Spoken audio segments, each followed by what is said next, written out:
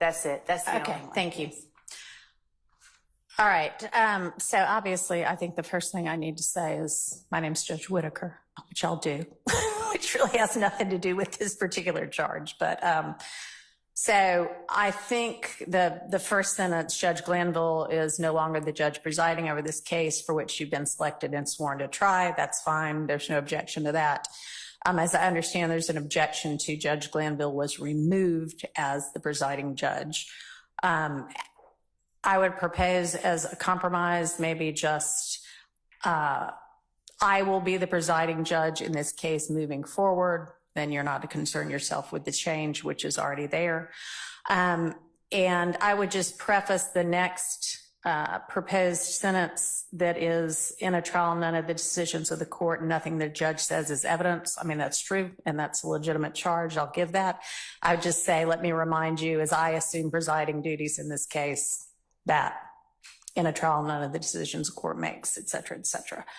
And then with regard to disregard any comments made by Judge Glanville that were disparaging of the defense lawyers, I would propose, because I am not supposed to be commenting on the evidence either, you are to disregard any comments made by Judge Glanville that may have been disparaging of any of the lawyers in this case. Your Honor, would the court consider not instructing the jury as to anything? If you want to think of some different language, I'll consider it, but that's what I'm thinking right now. I mean, he did make comments disparaging of lawyers. That's not evidence. It's nothing. There's nothing wrong with me saying disregard that. So that's where I am right now. If you want to propose something else, then propose it. Orally or in writing? Does the court mind orally? Sure. Go ahead. You are to disregard any commentary, any comments that you deem commentary on counsel for either side. So instead of disparaging? Yes, that's assuming that there were disparaging. Well, that's why I'm saying that may have been. So that may have been commentary? Well, I mean, right. He shouldn't, it's irrelevant whether he said, you are doing a fantastic job today either. So, all right, maybe craft it a little bit more. And I understand what you're saying. So if you want to come up with a word that kind of encapsulates disparaging or complimentary, let me know. Anything from the defense, or y'all just want to wait and see what she comes up with and then talk about that? I don't have an objection to the part that you said about what you said. All right. I do not see the need to add also complimentary. No, I don't think we should either. I wasn't suggesting that. I'm saying if we don't say disparaging, then let's come up with a word that would encapsulate any kind of commentary whatsoever, whether it's flattering or non-flattering. But it should be disparaging. That's my point. It might stay like that, but and I think that I heard what you said, but I would continue to ask if you think it's appropriate to reconsider about the Judge Glanville has been removed. Okay. Other than that, I don't have any other objections. All right. Okay, so we'll leave that for now. And if you, Ms. Love, want to propose another word or phrase, let me know. Otherwise, it'll read as I read it. Yes, Your Honor. All right, thank you. Okay. Excuse me. Yes. May I bring up a brief issue before Absolutely. You continue? You mentioned this morning about that the court had several rulings that you put out yesterday. Yeah. I have not received any of those rulings on Odyssey. I haven't received any of the submissions from Ms. Steele that came through Odyssey. I know I've talked to several other counsel, but I haven't polled everybody. Okay. So I don't know what the issue is, but I'm not reading The issue is Odyssey. Okay, yeah. So given I can't investigate that today. And I can't do anything about that. I mean, Odyssey. So anyone can email the rulings out. Sure. And usually at least the lawyers seem to get things fairly contemporaneously. I know the court doesn't always get things contemporaneously, but, and it sounds like some of the lawyers have received rulings. I know Mr. Steele received some because he filed a petition for a certificate of immediate review about 5 minutes after I filed one of the rulings as to one of his motions. So I don't know what the vagaries of Odyssey are and why sometimes it seems instant and sometimes it doesn't. But yeah, I don't have a problem with, as I file orders, emailing them out to everybody, just like I asked that y'all email me with your motions and responses. So sure, we can do that going forward. Thank you. Okay. I believe what's going on, Your Honor, and it's just my observation, is that the usually when you're on credit, you're just as That's, you're exactly right. In this case, for some reason, it's like they have these separate cases. Yeah. For everyone. Okay. So yeah, and I do not think that we have been filing our orders in everybody's case individually, every co-defendant's case individually. I think we've been filing them, like, for instance, if Mr. Kendrick files a motion and I'm ruling on that motion, I understand y'all have all adopted it unless, you say differently. But I think we've been filing it into Mr. Kendrick's case. And so that is exactly right, Mr. Short. That's what's been going on. Yeah, for some reason, previously, we were receiving. Okay. So I don't know what's altered, but. Well, maybe what's altered is that somebody on Judge Glanville's staff was individually filing it in every case, and I haven't been, and the clerk's office, I guess, hasn't known to spread it out into the other cases. So that's what's going on instead. Thank you. Okay. All right. Thanks for bringing that to my attention. All right. So are we ready with any portion of Mr. Kendrick's testimony? What did I say? Copeland. Yes. Kendrick. I said Kendrick. Yes. Are we ready with any portion of going back, either any kind of agreement as to what's already been testified to, and if y'all haven't been able to do that yet, then, hashing through the evidence that we're going to have to face again? So, Your Honor, there's several statements. I think what's really helpful is when we have, and we do have some of the transcripts now where we argued, so that can kind of prompt everyone's memory. And last time we had to go through all the contested segments. What we did is the state played them in court, and then we made our individual arguments. And now that we have the transcripts of regarding some of the statements, I think we're ready to do that. Great. And I'm just giving the court a heads up. It's going to be somewhat maybe disjointed at times, but we just got to plow through it. And myself and Ms. Hilton did the best we could to try to figure out where we were previously.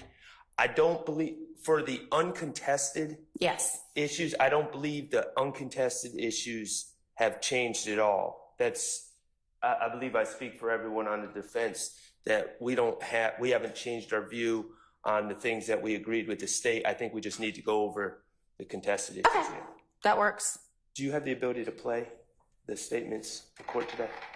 Yes. Okay, good. And and the other thing I was going to say, the January 11th is the first, January 10th going into the 11th is the first statement by Copeland, and logically maybe that would be the first one we review, but I don't believe that myself or Ms. Hilton saw a transcript of our prior argument of that one. Okay. So I would ask if we could start with the other ones first. Yeah, that's fine.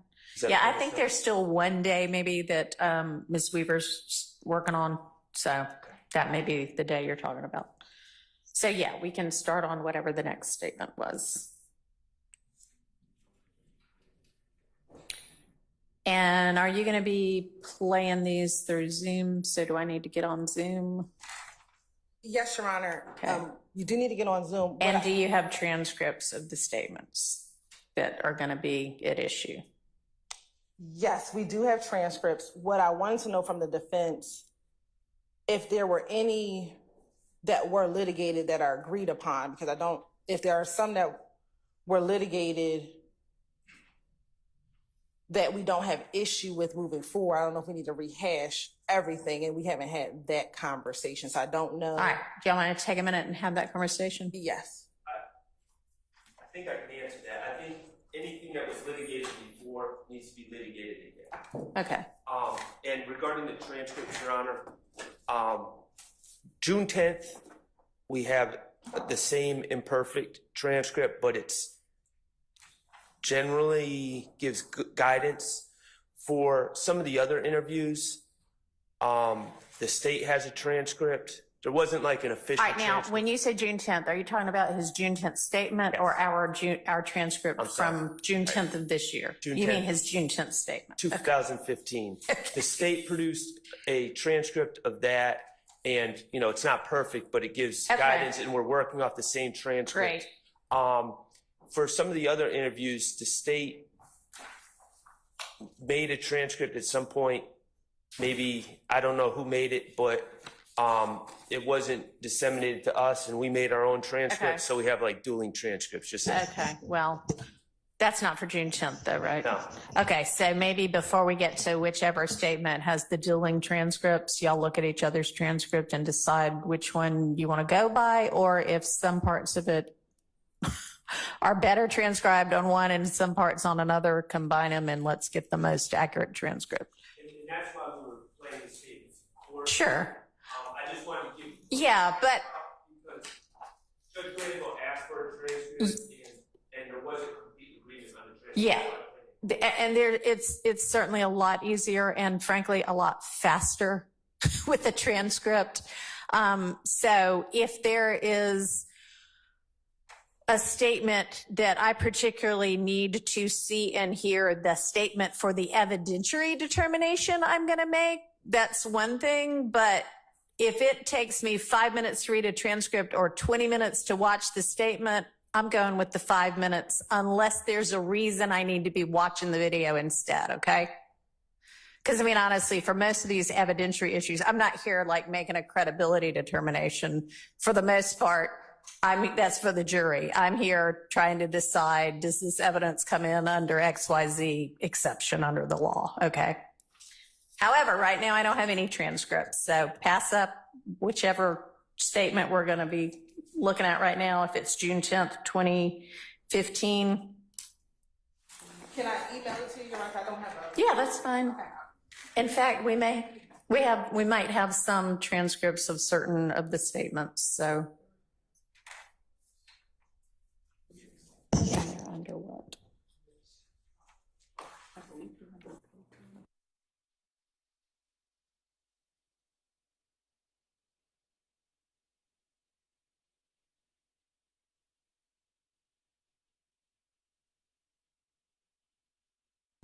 Ms. Weaver provided our chambers with several of the transcripts of the statements that y'all had given to them, I guess. So I've got the transcript of that June 10th. And I actually have videos of some of his interviews too. I think maybe all of them, but some of them play under evidence viewer that y'all gave to me and some of them don't.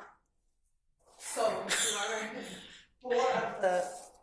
if you received 6 interviews, if you received 6, 5 of the 6 are all evidence reviewer. Okay. And then the only one that's not evidence reviewer is the October 2021 interview. All right. Okay. So I need to get on Zoom. Give me a second to do that. And can I have the link as well, Your Honor? Okay.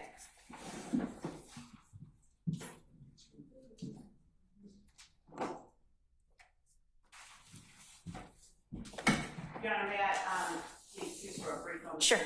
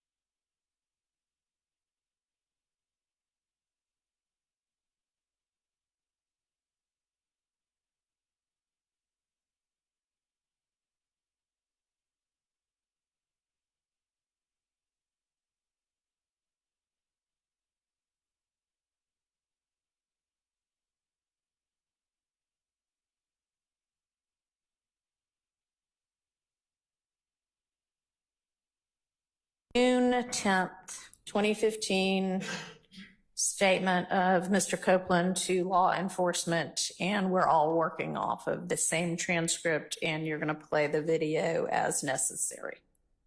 Yes, Ron. All right. Ready when you are.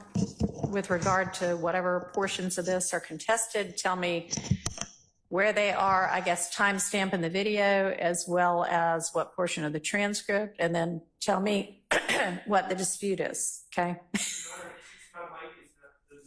Yeah, you can just come up here. Sure. And, Lauren, can you shoot email?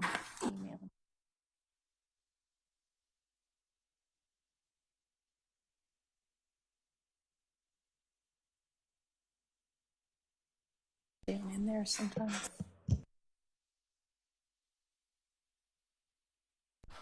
And if not, then we'll just get it.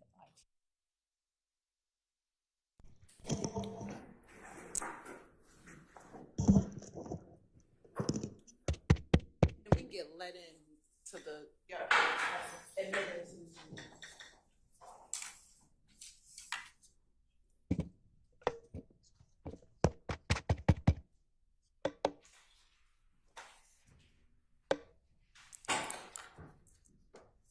All right, tell me. Yes, and Your Honor, just to orient the court. Sure. So the state had proposed several redactions of portions of the interview that we did not want played. And the defense, for certain portions, wanted that portion to be played through the state. Okay. It's the state's position that if we don't play it, and they choose to play it, they can, unless we believe it's inadmissible. Okay, so with regard to any of those portions that you just think they don't need to hear this, but the defense wants to play, I guess, have y'all talked about whether the defense intends to play it so that you can tell me whether you think it's inadmissible? Yes, and Okay. so I just wanted to order All right. the jury that's All right. where we are. So with respect to the June 10th interview, the first section, I'll just go in chronological order, that there was an objection. The defense wanted to redact timestamp 1019 to 1011. I mean, I guess I'll let defense counsel explain why they wanted that. 1019 to 1011. 101911 to 101941, which is page 61, line 22 of, beginning at page 61, line 22, through page 62, line 14.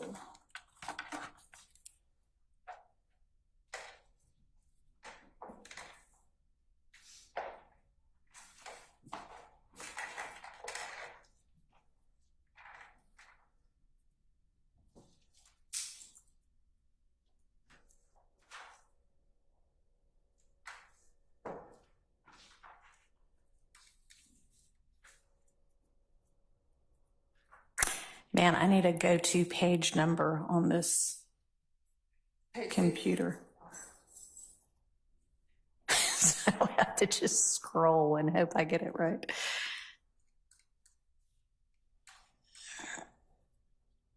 All right. Yes, sir. Can you repeat what you said about this segment? Who wanted what? This is a segment that defense counsel, you want it redacted, but we objected to it being redacted. Okay, so this is what you, because a minute ago you said stuff you're not gonna play, but the defense wants. So now you want this, the defense doesn't. Correct, Your Honor. So the way that we had organized it initially, I mean, if we're just going to walk through the whole transcript and then that's fine. That's fine. I just need to understand what it is. yes, so this was a portion that the You want, the defense doesn't. yes. Okay. And that is, I know it's 101941. No, 101911 to 101941. Yes, Your Honor. Okay. All right.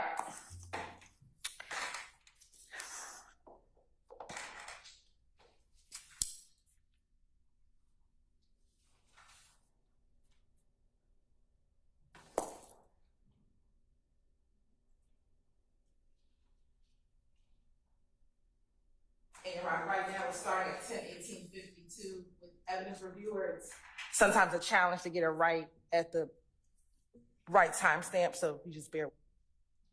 All right, let me ask. So I had just said, I don't know that we need to actually listen to the video of everything. And I mean, I can read the words on the screen, so on the transcript. So unless we also, for some reason, I need to be hearing it out of his mouth. And if I do, and there may be times I do, then we'll listen on the video. But if I don't, I can read it. Okay. So the state's position is we wouldn't hear from the defense, but I think it's inadmissible. So that's what we were waiting for. Okay. Okay, so just a little context, if we're just looking at the statement as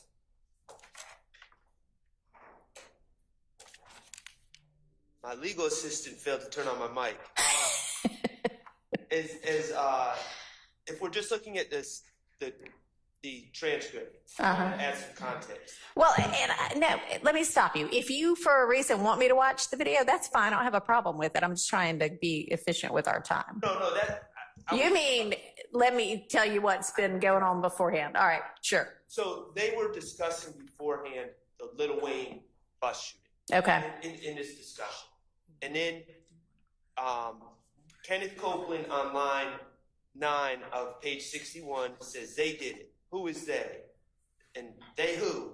And he says, Shannon and them. So the first part of our objection is Kenneth Copeland giving information about the Lil Wayne bus shooting. What Your Honor needs to know from me about the Lil Wayne bus shooting is Kenneth Copeland, it's not been alleged at all that he was at Club Compound on the night of the Lil Wayne bus shooting. It's not been alleged at all that he was present, that he was there, that he had anything to do with it. So, and it is not at all clear. So it's clearly hearsay. Now we need to search for an exception, and I don't know what the source of his information is.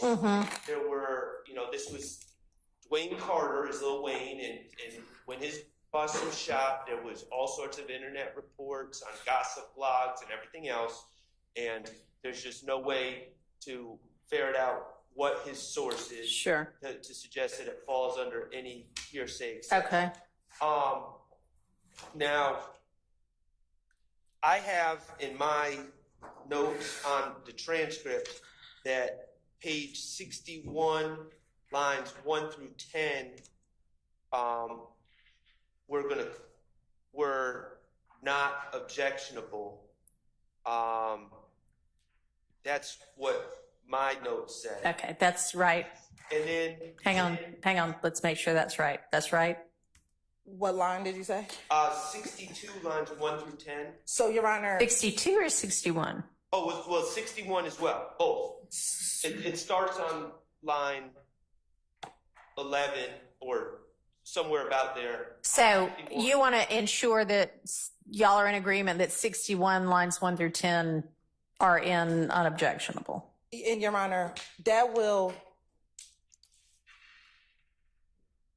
we need 2 rulings before we can answer that. Okay. So, initially, that was the case. However, Your Honor, based upon, we filed the notice of intrinsic acts that we would need to hear if this intrinsic act regarding the Lil Wayne bus shooting, specifically as it relates to Shannon Stillwell, if that is able to come in, then we would want to play the portions, page 61, starting at line 1. Also, Your Honor, depending on the court's ruling on co-conspirator hearsay, co-conspirator statements, we would. Well, I can't just give you a blanket rule on co-conspirator statements. I have to know what the statement is. Yes, Your Honor. So that would be my response to this question. What Mr. Shard just argued is that He's not arguing anything right now. He's trying to make sure we're all on the same page. So correct. And so what I'm getting ready to say is what Mr. Copeland is speaking with the detectives about, which is the Lil Wayne bus shooting. Right. This is information that the state believes he received from Demekion Garlington, a co-conspirator. Okay. And so we believe that this would fall under a co-conspirator statement as in furtherance of the gang. So because he's telling him about an act that occurred between these gang members. And to give the court a little more context, the Little Wayne bus shooting, what we call it, is one of the acts. We've already presented evidence about this act. It occurred in April of 2015 in the midst of what we believe to be an all-out gang war with YSL. Essentially, the state's allegations are that Mr. Williams was in conflict with Dwayne Carter, also known as Lil Wayne. On an evening in Atlanta, several members of YSL went to a venue in which Mr. Carter was performing, and they created some type of ruckus outside of the venue. Later on that evening, a number of YSL members followed Mr. Carter's tour bus to essentially to their hotel or en route to their hotel and shot at their tour bus. What Mr. Copeland tells police is that Demekion Garlington told him that the individuals that shot at the bus were DK, who's also known as Walter Murphy, a YSL member, and Shannon Stillwell, a YSL member. Jimmy Winfrey, another YSL member, actually ended up pleading to the case. Okay. And so we believe that this will be a co-conspirator statement. So that is kind of the context of that statement here, Your Honor. All right. So what Mr. Shart was trying to sort out is, do you have, sounds like you had previously, and by you now I mean the state, had no objection to lines 1 through 10 of page 61 coming in. Is that still your position?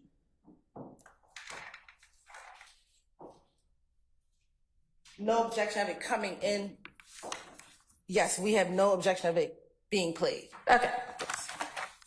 Right, that was never an issue. Okay. And it's still not. All right. So, and I don't think we need a ruling on the intrinsic, I mean, this doesn't really further my interest, but just to be honest with the court, I don't think this is an issue of whether it's an intrinsic act, because it's pled in the indictment as an overt act. Yeah. Part 1. So Okay. I don't think that's the issue. The issue is the state is just saying, well, we think he got this information from Demekion Garlington. There's 2 issues. A, we think he got this information from Demekion Garlington. I don't know where they're getting that from. That's 1, other than speculation. 2, then it also, if they were to be able to show that he was the source and that he's a conspirator, then we would also have to, it sounds a lot like spilling the beans. So there's 2 aspects to that where the state, the burden is on the state, and I just don't see them meeting it. So, DK, I'm sorry, y'all. It's going to take me a minute to get all the names. DK is who in real life? Walter.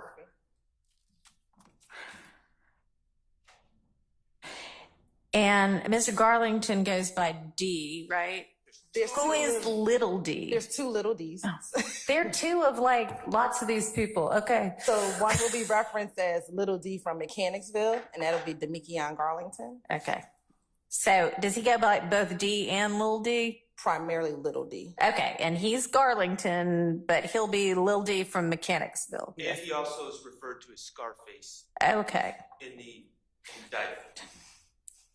All right. And then the other Little D will be Quindarius Zachary, Quindarius. And when they say Lil D, From Cleveland. Cleveland. All right. So we got. And they also call him Sick D. Sick D, Lil D, or Sick D. And he'll be from Cleveland. Okay. Thank you. And Your Honor, it's not speculation that Demekion told him this information. On page 61, line 22 through 24, Mr. Copeland says, Little D, that's how I get all my information, through Little D. Which Little D? D ain't, and they clarify, he says Mechanicsville, which is Demekion Garlington. Okay. I'm just not reading it that way. All right, let's see. So maybe we'll listen to it. See, this might be one of those times when we need to listen to it.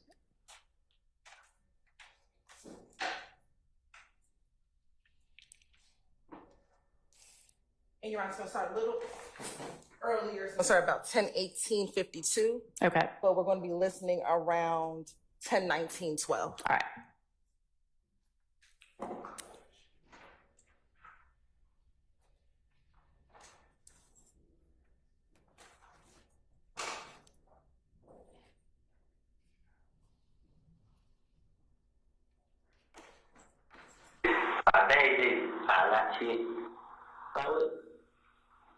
It was on, they say Shannon BK now. BK with BK right here for you. The last name, yeah. What about Libby? See, that's how I get all my information to Libby.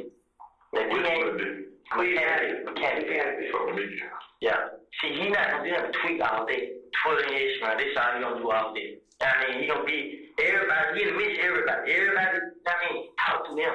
You know what I mean? So, I was just asking, like, I call you right now. If he ain't no police, he'll sit right and tell me what's going on. So, well, I'm made a deal about this, bro. If you knew you didn't even plan on killing me, bro, why you never told me? You know what I'm saying? Say you plan on killing Tick, too. Shannon gonna kill Tick? Nah, do it. Why don't you kill Tick? And I can replay it, Your Honor, if you need me to. So, Your Honor, this is my problem with this argument here. Typically, in every case I've ever dealt with a co-conspirator statement, every case I've ever read involving a co-conspirator statement, an appeal, declarant said to witness approximately 2 weeks after the murder, while at the Exxon gas station, that it was the defendant and his friend that committed the murder and that the person needs to be quiet about it, etc. There's a time, there's a place, there's what was said, it's who said it. Here, Mr. Copeland comes out with some hearsay, some vague hearsay information about the Lil Wayne shooting and who did it. They ask him, what about Lil D? And I'll concede it seems they're talking about Garlington. And Investigator Dennis is the one talking, and he's clearly asking about Demetrion Garlington, I think. I think that's fair. And he just says, well, Lil D, that's where I get all my information. He's on Twitter a lot. He gossips a lot, essentially is what he's saying. There's, I don't take a general statement of, oh, Lil D, he's a gossiper, that's where I get all my information, as sufficiently specific to this particular piece of information to say, Demetrion Garlington told me, and I know you don't need an exact date, but Demetrion Garlington told me, about a week after the Lil Wayne, if the state wanted to bring this in, I would expect to hear, yes, Demetrion Garland told me about a week after the shooting, we were hanging out at the Exxon gas station, and he told me Shannon and DK did this, but that's not what we have here. It's just a vague statement. Oh yeah, I get all my information from Lil D. So I don't think that's sufficient to particularly say that he's the source of that particular information. And then, of course, again, it's spilling the beans when it really comes down to it too, because there's no context that would would allow Your Honor or any of us to conclude that the state has proved by preponderance of evidence that somehow a statement that we don't even know was made, where it was made, the context of what it was made, was somehow in furtherance of any sort of conspiracy. So I just don't see how you are armed with making any sort of determination that it falls under 801 D2E, and of course the burden is on the state to arm you with that information.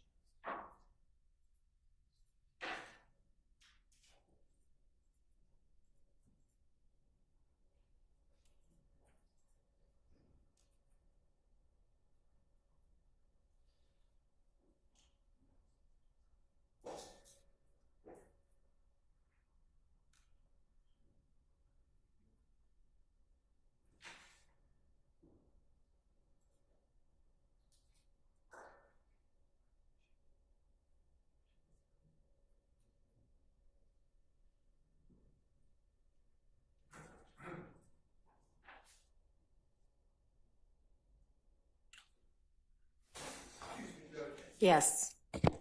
While you're reviewing this, with all due respect, I want to renew my motion for mistrial based upon the entirety of the record up to this point.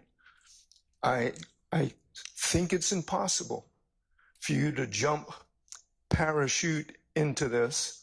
I think this morning demonstrates why it's very difficult for the court to do that without having the background of the last 6 months of testimony. We're now replowing people issues. All right, we're replowing because everybody agrees that, and I don't mean to interrupt you, but I, want to clarify that. Everybody agrees that everything that Mr. Copeland testified to in front of the jury after the motion to recuse was filed on June 12th has to be redone. So that's why we were replowing this. No. Go ahead. Okay, but that... But yes, I don't know everybody's nickname yet. That's true. But this is not in front of the jury, and evidentially, I'll either make the right ruling or I'll make the legally incorrect ruling, and that's something for potential appeal. That's true in every case. And I don't ever know the facts of a case before I start to take, it to trial. I find out in the course of the trial, or I find out as the motion is being presented. So, yes, it would certainly be easier if I had heard 6 months of testimony that came before this, but I don't think it is a basis for mistrial. I disagree entirely. You would know the basis and the people's names and the testimony had you been the trial judge up to this point. And I get your point. Before trial, you don't necessarily know the evidence. We are way deep into trial now. You would have heard this evidence. You would understand the context, and we wouldn't have to replow the contextual basis. So I'm just renewing my motion. All right, I appreciate it. You're not wrong about factually speaking, it is more difficult, but legally speaking, it is overruled. Your Honor, can I just Mr. ask, Spiel. could you mind, as you're making this analysis under OCGA section 24-8-801 D2E, I'd like the court to just denote that in a good case is, that I think it's a good case, is Stafford, STAFFORD versus State. That is 312 Georgia, 811. It's in Division 5A as in Elisa, 865 Southeast 2D 116, 2021 case. And the reason, I'm listening intently, I don't mean to interrupt, but the state's belief of the law over the past year is that any statement made by a supposed co-conspirator to another co-conspirator who speaks with the police furthers a conspiracy. And as Mr. Sharp said, that is just spilling the beans unless it really does something to promote the conspiracy. So even what the state just said, I get my information from Mr. Garlington. My point is that doesn't help the state, because if I'm in a conspiracy with Mr. Adams to steal a pencil, and I tell Mr. Adams, I stole the pencil, or Haley, who I'd like to introduce you to, stole the pencil as part of our conspiracy, Mr. Adams, then repeating that to law enforcement, doesn't do anything to assist us. Now, if he said, cover for Haley, give her an alibi, that is different. So the point I'm trying to make to you is, I'm not so sure that there is a conspiracy. Like, I'm just telling you, I know you're working hard, and it's all appreciated, but Mr. Nichols hasn't really been mentioned in this case. He was not mentioned in opening statement. he has one little section on I can't remember the year, 2014, but I don't know the year, small drug case. Otherwise, he's not mentioned. And I'm not trying to argue for the Honorable Ms. Westmore and Mr. Harvey, but that's why he's always asking for 105 instruction. But the point I'm trying to make to you is this exercise also has to inject, if you don't mind, why the state is saying it furthers a conspiracy. Just getting information does not further a conspiracy. That's my point. Thank you. Thank you. And, Jerome, if I can add some additional facts, because I don't want to. This is not the only time in this interview that Mr. Copeland talks about the Lil Wayne bus shooting. So this is the first time. He actually talks about the details of the shooting.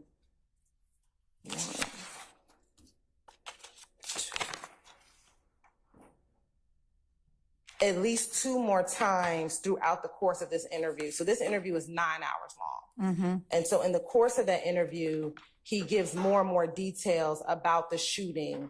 All right, maybe point me to the parts of that. So I don't know if you were able to pull up Stafford or if you have it, if you've looked at it previously, but what it says is the same thing that Mr. Sharp's been arguing for a while about co-conspirator statements, and that is essentially that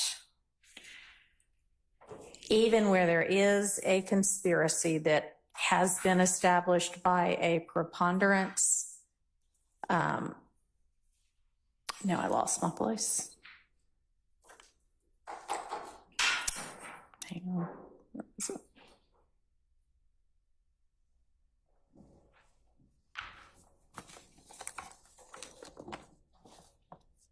Here it is.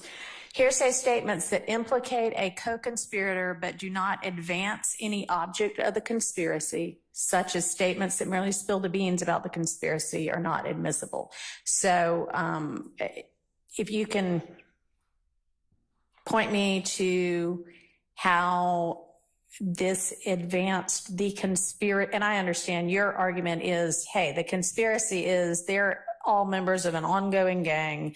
They need to know what's going on in the gang so they can react like appropriate gang members and be prepared if somebody's coming after them. And that's a reasonable position to take. So tell me how it is that this is advancing an object of the conspiracy and not theoretically where your evidence is going to show that. Yes, Your Honor. So during 2015, there were just a number of different events and actions that took place beginning in January of 2015 all the way through about October of 2015, Your Honor. This particular shooting of Lil Wayne's tour bus was a part of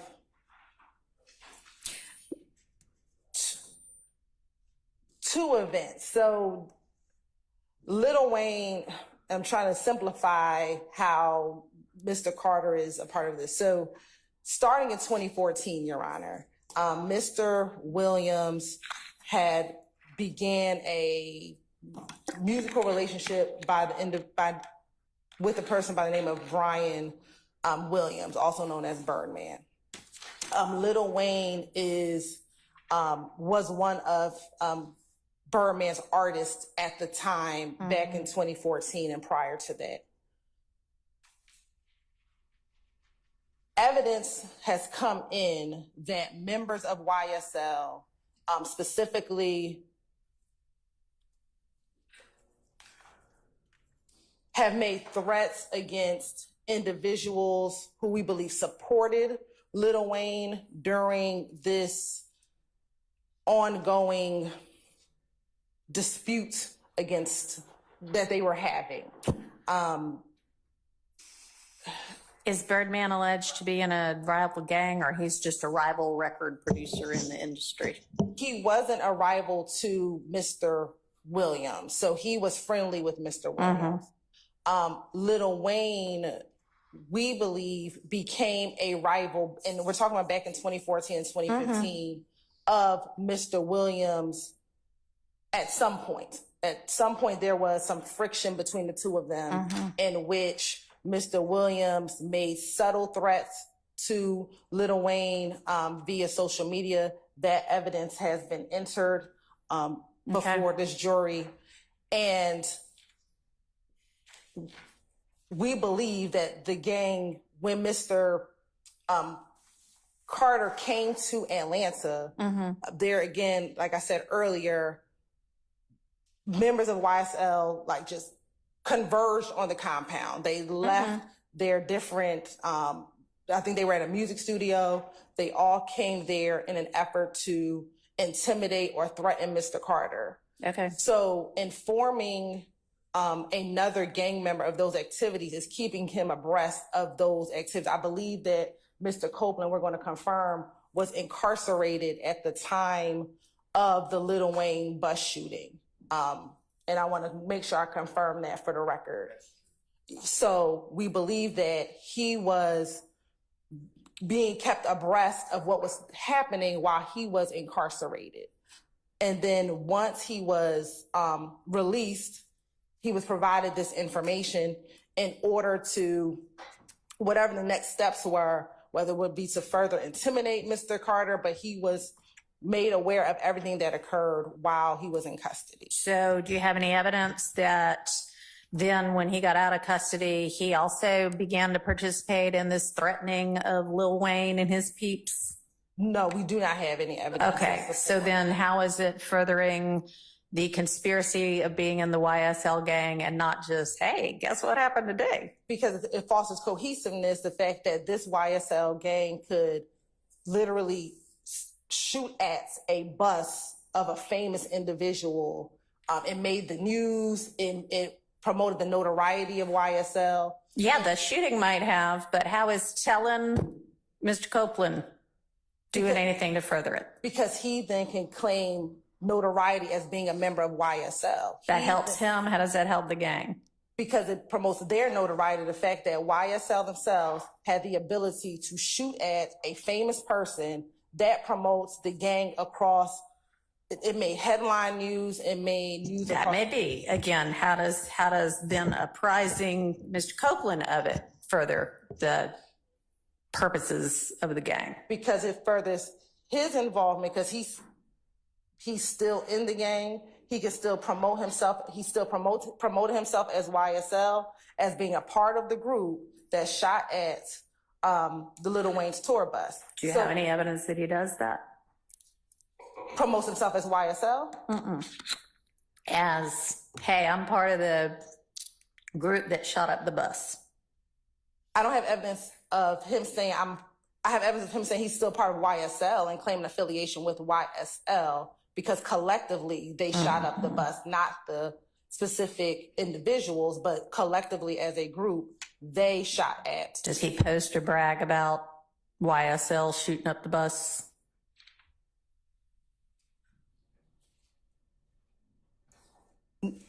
No, we do not have any evidence of him posting on social media YSL shooting up the bus. Okay.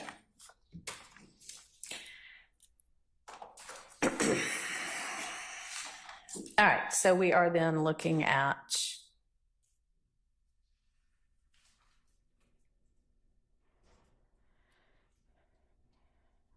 '61, line 22 through 62, line 14, where he says, I get all my information from Lil D. Because everybody's talking about it. He knows what's going on. And I don't think y'all have sufficiently satisfied the co-conspirator exception there. I'll keep that part out. Let's move on to the next one. So, Your Honor, then there's, and this is where I'm not sure what the state's 62, the beginning of, I'm sorry, the beginning of 62, they just talk about Lil D from Mechanicsville just being a gossip. Yeah, that's what I just excluded. Well, you excluded, in my understanding, you excluded the part where he talks about the Lil Wayne bus shooting. And then after that information he gave, there's a section, and I don't have a strong No, opinion. y'all all said nobody cared if that came in 1 through 10. Nobody cared. Yeah, 62, 1 through 10. I agree. I don't have a strong opinion. I was just trying to understand if the state had an opinion about that, if all of that was coming out or all of it was coming in. The 1 through 10 on page 62. I don't have an opinion. No objection to it? Yeah, no. 62, 1 through 10, the state is okay with coming in. Okay.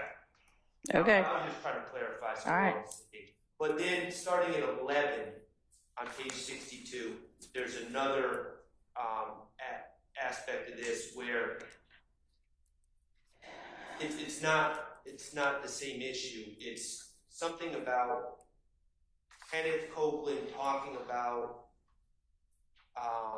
potentially Jeffrey was going to have Tick, and Tick is a gentleman named Trontavious Stevens, who is also known as Slug, who is he entered a plea in this case.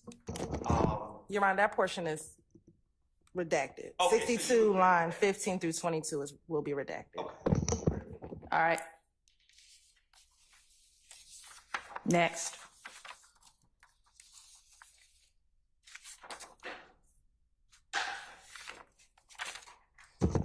I believe the defense wanted next page 62, line 23 through page 70, line 16 out.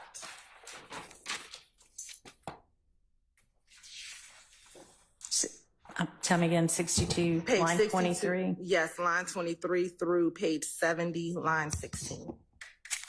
16, okay.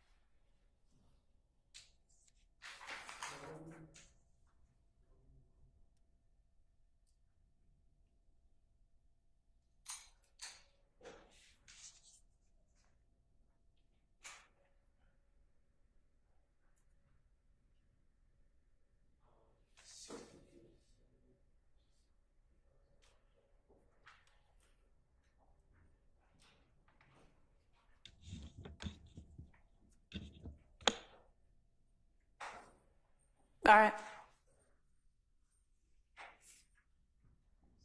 Your Honor, my recollection of this, and I'm not saying that the state's misrepresenting anything, but I don't recall having a blanket objection. Now, there's certain parts in this transcript as a whole, and they're coming up not to 72, but a little bit after 72 that go back to the Lil Wayne bus shooting. And our stance is all that is covered under your last ruling. I mean, all of it's the same general situation. But regarding these pages, 61 to 72, what I have is I objected to 70, page 70, lines 16 to 19, where it's just Investigator Dennis identifying, it's not Copeland talking, but Investigator Dennis says, If Shannon is a shooter. Shannon is meaning Jeffrey's shooter. Why would he put these? Yeah. I think that's inappropriate to have the investigator, just put that out there. And then after that,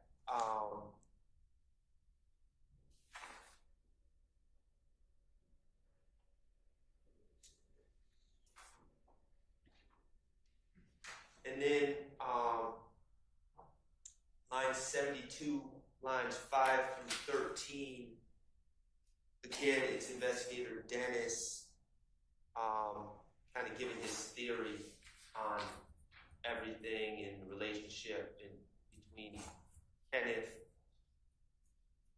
Jeffrey, and Shannon. And it's not needed to add context to anything. It's just kind of him giving his theory. All right. So, does anybody have an objection to pages 62, line 23 through, I thought you said 70, line 16? That's what I Anybody have an objection to that?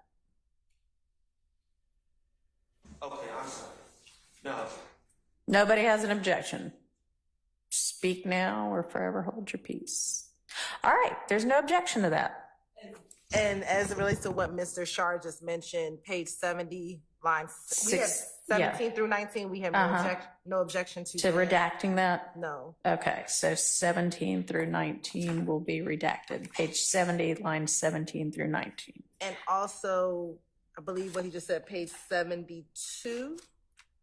Lines 5 through 13. No objection to that as well. All right. Oh, 72.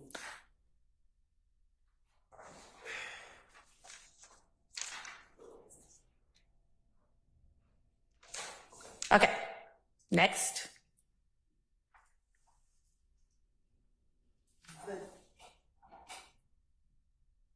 The next portion that I had initially was page 70. The defense wanted redacted was page 72, line 14 through page 73, line 21. All right, does the defense still have an objection to that?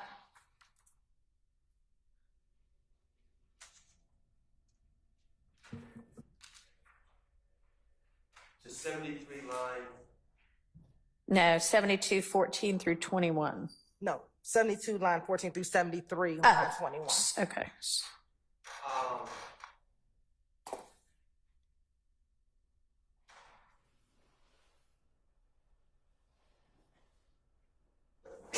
God bless you. No,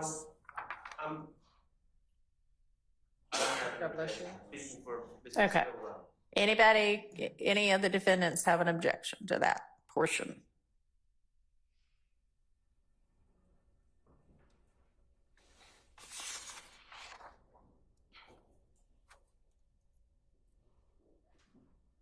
Sounds like a no.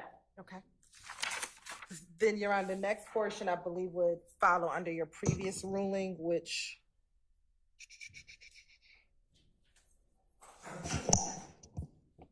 would be redacted, which would be page 73, line 22 through page 78, line 16. So Okay.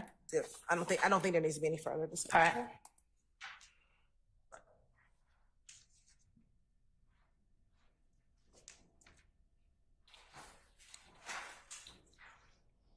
Look at us making progress. Your Honor, if- Yes. Can I briefly, having read Stafford, just address something briefly related to the case cited? Your Honor, in regards to Stafford, it's quite distinguishable by the mere fact that it appears from reading this that this was a co-defendant's statement to the police and that co-defendant did not testify. So what they were arguing was a co-conspirator in furtherance of the conspiracy was what this individual told the police. We have Kenneth Copeland here on the stand who can be cross-examined, so it's not what he said verbatim to Detective Dennis, it's obviously what he stated to other co-defendants. Right. And so I just think Stafford is quite distinguishable from the facts at hand, because there could be a situation where a co-conspirator is trying to throw off the police, tells them a lot of lies, which furthers the conspiracy, but that's not the situation we have with Mr. Copeland, who's live and can be cross-examined. Okay. I appreciate that. And when I made that reference to Stafford, I wasn't actually dealing with the facts of Stafford are influencing me to make this ruling. I was actually reading a quote from an entirely other case that's cited in Stafford just for the legal proposition. So, but thank you. All right. Your Honor, respectfully, that wouldn't be correct anyway. That would be a confrontation clause violation, what the Right. attorney is talking about. But that wasn't what I was using it for anyway. So, It's hearsay. yeah. Thank you. All right. So what's our next portion of this statement? The next portion that we have, Your Honor, that the defense wants out is page 140, line 11 through page 143, line 16. Ms. Hilton, Yes. I have 89, page 89, 3 to 25. Did you guys agree to that? You said page 89. Lines 3 to 25.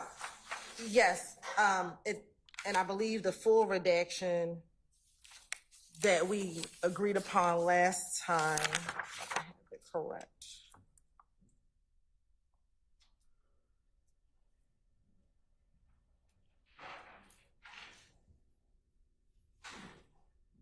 Is page 88, line 23 through page 92, line 20. So y'all agreed that that's out. Yes. All right. Yes. There's a small portion that we can play, which was page 91, lines 20 through 21. 91. Lines 20 and 21.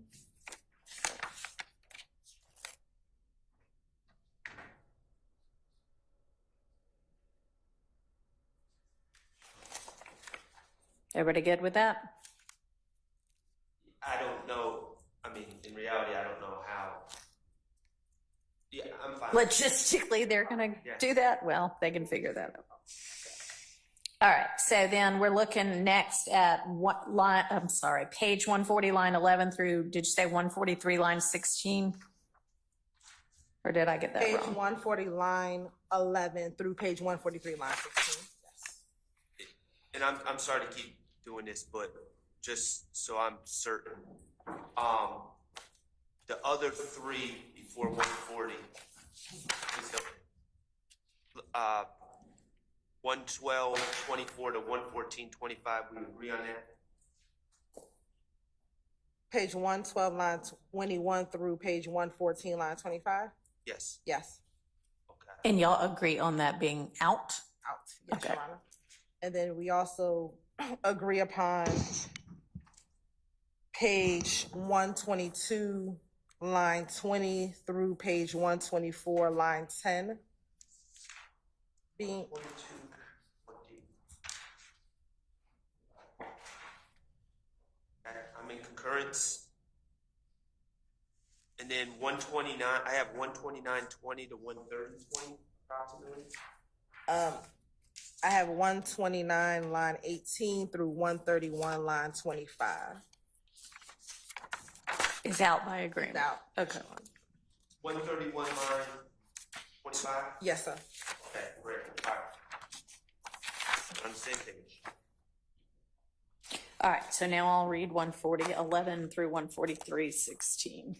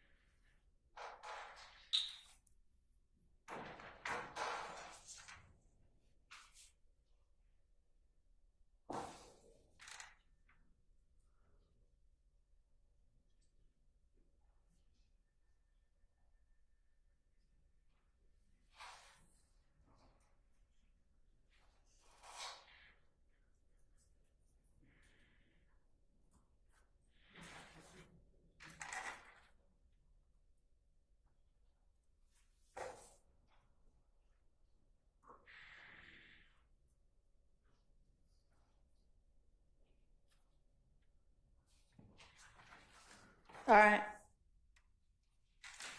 So you're right. For this portion, I want to give a little bit of a brief context. All right. So after the January 10th murder of Donovan Thomas, there were a number of retaliatory shootings. Right. One of those retaliatory shootings was on February 19, 2015, in which Mr. Copeland is coming out of his home with his daughter and his child's mother. At that time, some members of the opposition gang drive by his house, shoot at him. He shoots back at them, and he's able to find safety. He goes to the police that evening, and when he goes to the police, they ask him for the gun that he uses. Initially, in February, he tells them he'll get the gun. He'll give them the gun. He'll give them the gun. Of course, he never turns in the gun. Now in June, he is explaining to them why he did not turn in the gun. And so I wanted to give the court that context before we go into argument. Okay, and so what's our issue with this portion of the transcript? Defense counsel, the state believes it should be played. We believe that this is intrinsic to that act from February 19, that it completes that particular story in which this is now the answer as to why that gun was never turned in. And so that's the state's position, that it is, if it does places we don't think it's character, the fact that Shannon Stillwell had this gun. I believe that was the previous argument, that the fact that Shannon is a convicted felon and has a gun is bad character. We don't believe it's bad character, and if it is character, it's incidental character. But this explanation of where the gun is intrinsic to completing the story of what happened on February 19, 2021. Couple things.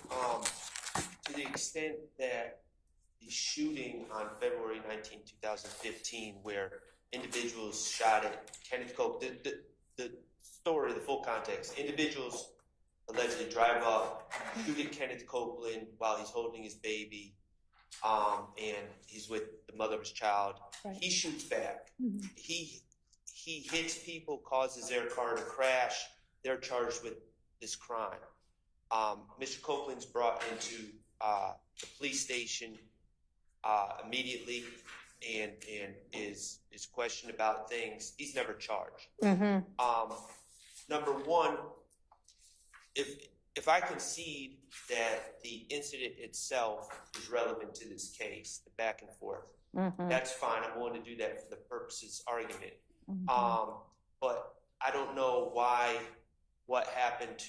it's unclear to me what happened to Kenneth Copeland's gun or the gun that Kenneth Copeland fired. That is not relevant. It has no probative value to this case. My client, the fact that he is to be in possession of a gun, he's not charged for that. It's not listed as an overt act. It does place his character at issue. It's very similar to cases that he's charged with in this indictment. I believe he's charged with 2 different counts of possession of firearm by a convicted felon. So the fact that he's charged with that exact same offense that would be implicated here increases the prejudicial value of this information. But in addition to the 401 and 403 issues involved, Your Honor, it's also based on hearsay. He's not claiming to have been there when he's saying Shannon came and got the gun. My understanding of the sequence of events, and I'm not revealing anything my client has told me, I'm just going by what the discovery says. Shannon wasn't present. Mr. Copeland's goes to the police station. He's just been in a shootout. I don't know that he's basing any of this on firsthand knowledge. I think he's just heard this, and it's hearsay at this point. I don't think he's ever saying that I saw Shannon come in and take the gun. That's not the way I understand what he's saying. So I think there's a hearsay issue as well. I hear from the state, so we've got relevance and hearsay. And 403. And 403. So for relevance, Your Honor, I think it is relevant. Well, let me start with the hearsay first. I don't believe it's hearsay. I believe I'm going back through the transcript that Mr. Copeland explains that when the police came to the house, Mr. Shannon Stillwell was inside of the home, that he left before Mr. Copeland leaves. So I don't think that's my reading of the transcript too. I mean, whether that's true or not, who knows? But what he seems to be saying is that when the police came by to get the gun, Shannon actually was there. And when Kenneth said, all right, let me go get the gun, by that time, Shannon had actually gone and gotten the gun himself and left the house. And so he was like, I can't get you the gun right now. Give me another day or two. So that's my understanding of it. So that would not be hearsay. So the hearsay ruling, the hearsay objection is overruled. How about relevance? So as far as relevance, we believe that the simple fact that he gets the gun from Shannon, or it's Shannon's gun, that he has to shoot back at the opposition gang, shows one, that YSL members, they interchange guns, Your Honor. You're going to see that more evidence is going to come out that we have certain YSL members who may purchase the guns for other YSL members. So this, again, is a part of what the gang does as a part of their enterprise or conspiracy. They pass guns around, so we believe that it's relevant for that purpose. And then as it relates to 403, Your Honor, Mr. Stillwell is charged with 2 murders in this indictment, both murders by handguns. So the fact that it comes in that Mr. Copeland got this gun from Shannon is not going to, the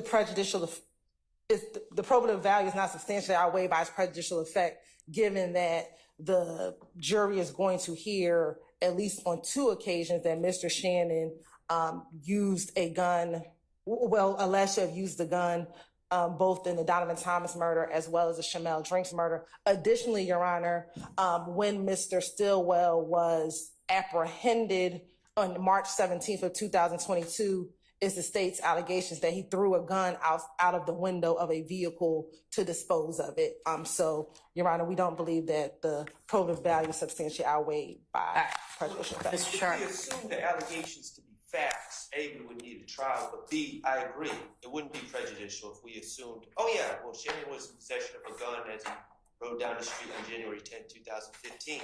But that's not what we do. That's the issue before the jury. So that's exactly what makes this excessively prejudicial, is because that's the issue that they need to determine. And this story, which really adds nothing to the state's case, the idea, it's evidence of passing guns around. I mean, they're going to have direct evidence of Quindarius Zachary saying he's a straw purchaser of guns at Arrowhead Pawn. So they don't need that. And gives it to, and has distributed them to people in this courtroom or in this case.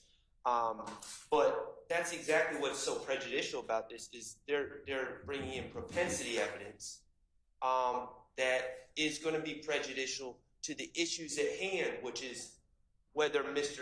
Stillwell was in possession of a gun and shooting at Donovan Thomas, whether Mr. Stillwell was in possession of a gun and shooting at Shmal Drinks. I submit to you, Your Honor, if Mr. Stillwell was charged with stabbing individuals, this would be less prejudicial. All right, so you're now making a 404B objection also?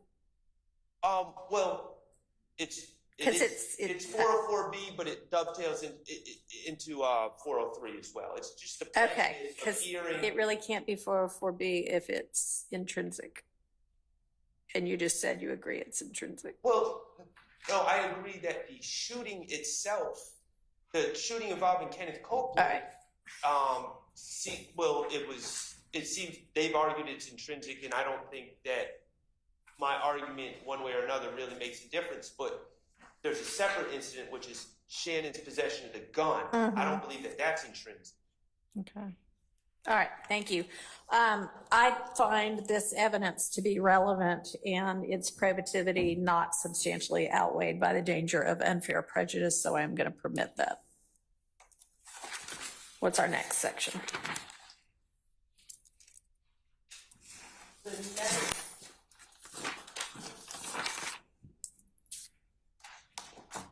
section that I have. The fence wanted out was page 188, line 9 through page 189, line 9.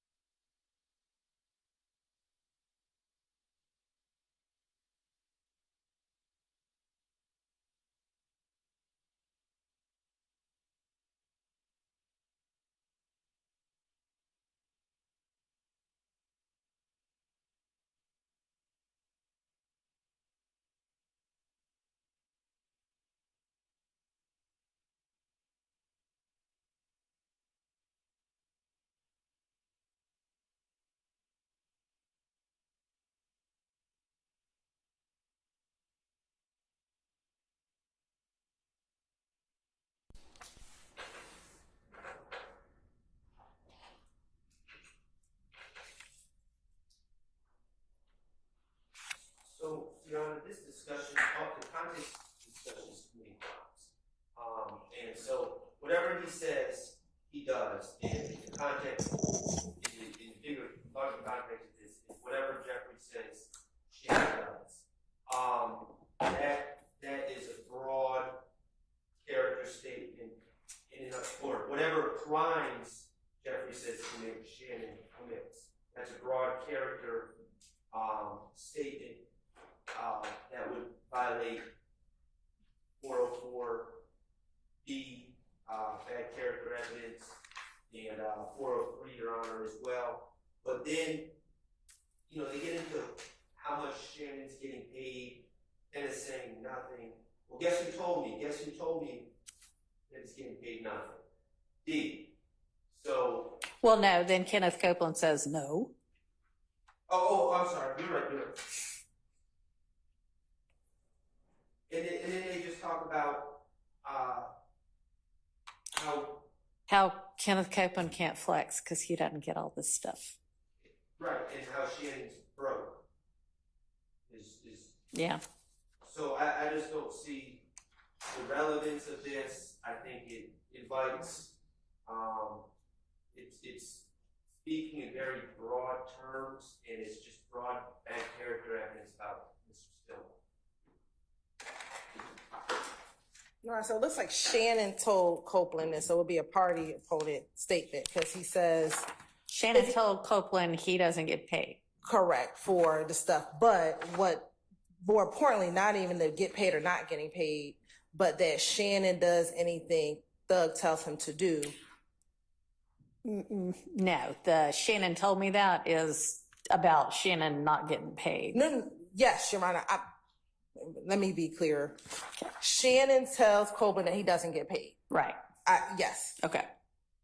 We're focused on the other portion Yeah. of what he says in here, which is he does everything that Shannon tells him to do. That Thug tells him to do. That Thug tells him to do. We have charged Mr. Williams with a leadership charge, which is count 56 of the indictments.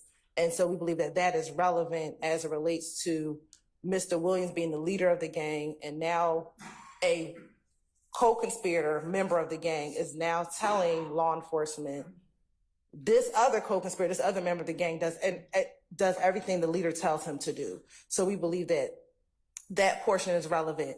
What is surprising to Kenneth Copeland is that he doesn't get paid to do it, that he does it for whatever reason that he does it.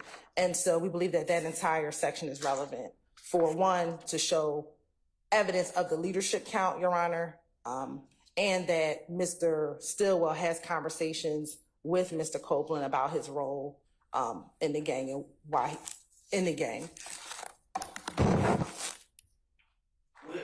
I'm sorry, I'm not tracking, and I think I might be missing. Where are we getting that Shannon is the source of this? Because if you watch the video, and maybe this is one of the ones where you might have to watch the video, he kind of whispers to him, and on page 189, detective says, he said Shannon. Shannon's telling him. But you have to see the video to see it in context, so we can play that portion. Yeah, but again, that part was about the getting paid. Yes. And so what Mr. Shart is asking is, where's your information that Shannon is the source of Mr. Copeland's knowledge that Shannon does whatever Thug tells him? So Shannon, so a few things. Mr. Copeland, Mr. Stillwell, and Mr. Garlington have all very close relationships. Mm-hmm. They have known each other. Yeah, that's established in the evidence. Established in the evidence. And so we believe that is his personal observation of what he notices between the interactions of Mr. Stillwell and Mr. Williams. All right. So that's what we believe that's his source of knowledge. That's his lay opinion about what he's observing. Right. Anything else, Mr. Shart, on this? No, no. All right. I am going to permit this over the 401 and 403 objections. And I don't believe, it's not improper character evidence. It's Mr. Copeland's firsthand knowledge, and it may be damaging to your client, but sometimes the state's evidence is damaging to the defense. All right, what's our next one?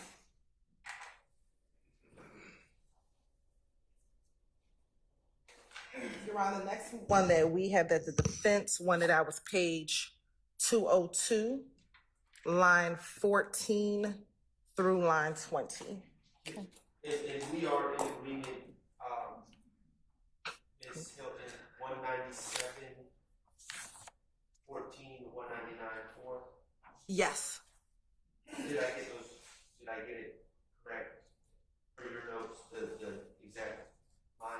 page 197, line 14 through page 199, line 4. And that will be redacted, Your Honor.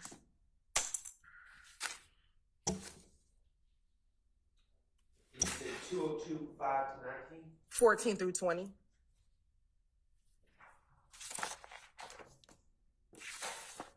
Okay, let me ask a question that is entirely irrelevant to what we're doing right now, except for the fact that we're all sitting in this courtroom.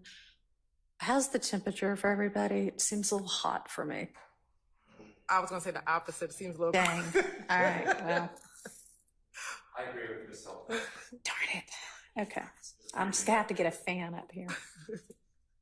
What is worth is very cold back here. Ah, well, it's not up here. Okay, And Your Honor, heat does rise, so it may be hotter up on the bench. okay.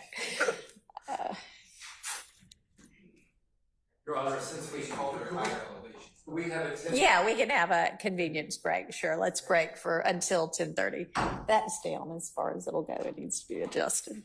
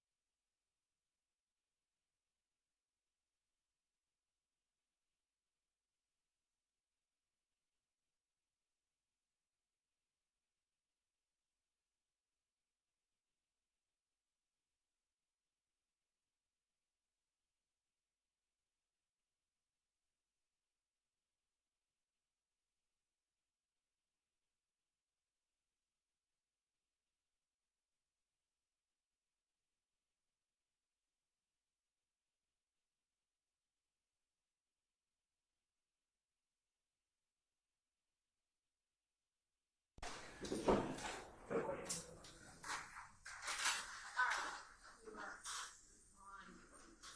204, lines 14. 202. That's right, that's right now, I just read it wrong. 202.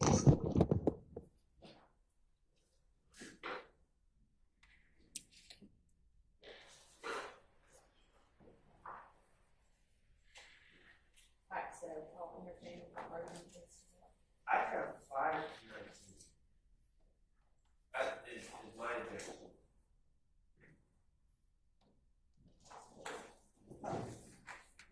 If you're amending what you did before, that's fine, but before I have, for you, page 202, 14 through 20, what you're saying is, I have 202, 5 and 19 in my notes, but either way. Okay. 202, 5.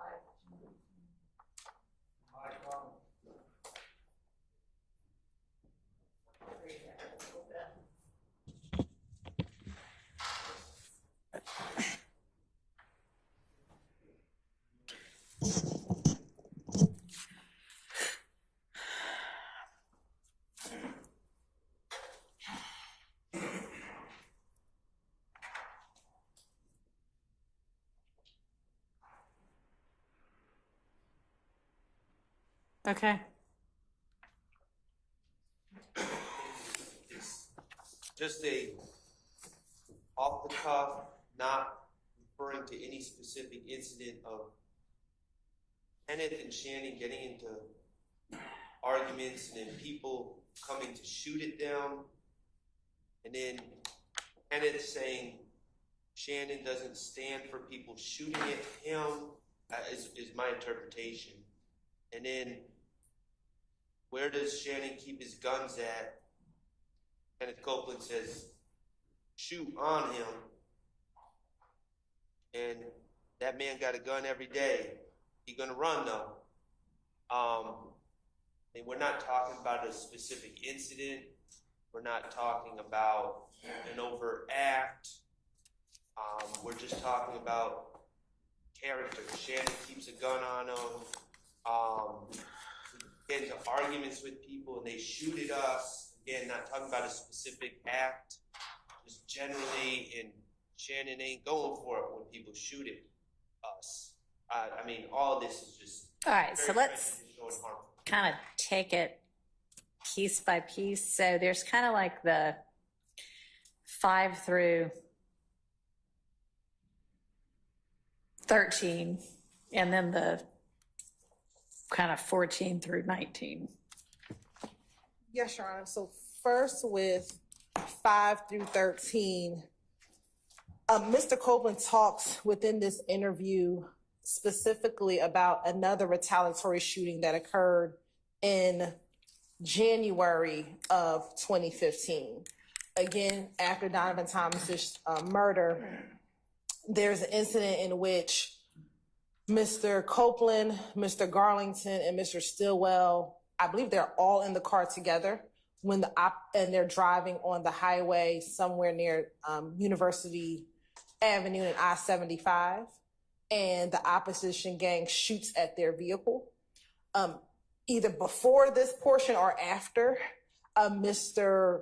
Copeland tells the detectives that Shannon was upset with him because he didn't want to shoot back at the other car. So I think when you think about that part of the transcript in context with this, what he's saying in lines 5 through 8, but what I'm saying, me and Shannon get in an argument plenty of times because these N-words done came, shot at us, or did something. And what I believe you hear him say, I never did shoot back at him. And so he's talking about that particular And incident. Shannon didn't like that. Yeah, I saw that in other interviews. Okay. Yes. And so we believe that that's relevant, that furthers what he just said earlier in this interview about Shannon not liking the fact that he was not retaliating back against the individuals shooting at them. Now, when you go down to 14 through 19, Your Honor, we do not believe that this is bad character, incidental character, Your Honor. We have a case that I would like to cite for the court, which is Lyons v. State, 309, Georgia, 15. which is a 2020 case, Your Honor. And this case specifically talks about the defendant in this case thought that the trial court abused its discretion in admitting a photograph showing the defendant in possession of a gun because it improperly placed his character in issue and was highly prejudicial. And the Supreme Court disagreed, and I'll just go to what they cited. 309 Georgia 15. Yeah, I mean, is it basically just for the proposition that owning guns and having guns isn't character evidence? Correct, Your Honor. True. And what we've also, and it won't, owning or frequently carrying a pistol does not impute to him generally bad character, Your Honor. Okay. And so the fact that his friend knows that he keeps the gun on him would be relevant, especially in this overall conspiracy and gang indictment that we have before the court, Your Honor. Anything else, Mr. Sharp? I'm trying to look at Lyons Sure. real quick because I have a suspicion. If you have a Lyons a convicted felon? Your Honor, I don't know if Lyons was a convicted felon, and I have not found a case in which the court distinguishes if a individual is a convicted felon, that imputes more bad character than not. And I don't know if that's the argument that Mr. Shard is about to present to the court. Well, okay. So I'm reading Lyons very quickly, but it seems that in Lyons there was an argument that the gun in the picture could have been the weapon used in the crime. I mean, that's not what we're dealing with here. Okay, but is it standing for whether it stands for it or not, there is a general proposition in the law in Georgia that owning and frequently carrying guns isn't bad character evidence. Unless you're a convicted felon. Do you have evidence? I mean, not evidence. Do you have case law on that?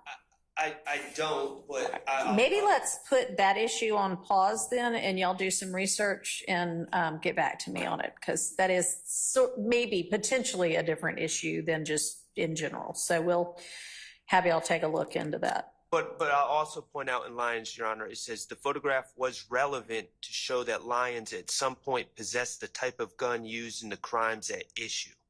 The probative value of this evidence was not substantially outweighed by its prejudice. So we don't have the same probative value here either. All right, well, how about we come back to the 14 through 19 portion of this page with the gun. And I never argued about the first part of 5 to 13. I don't believe I did. Go ahead. But it's, again, we got an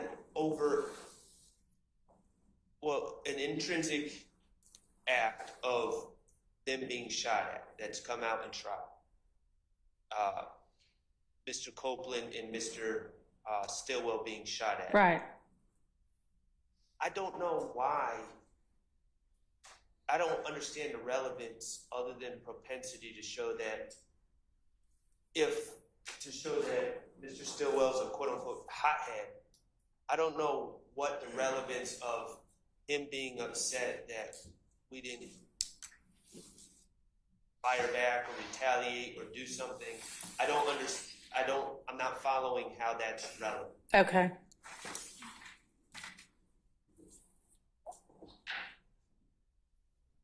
Your Honor, it's not relevant to show he's a hothead. It's irrelevant to show that he wants to retaliate against the opposing gang in the middle of a gang war between these two rival gangs. And so that evidence that while one YSL member didn't want to retaliate, this one wanted to retaliate in this ongoing war between YSL and YFN. And he's also charged in another retaliatory shooting later on in 2022 as still part of this ongoing war between these two rival gangs. So from 2015 to 2022, this war is going on, and Shannon is one of the members who wants to retaliate. And I think this is evidence of that.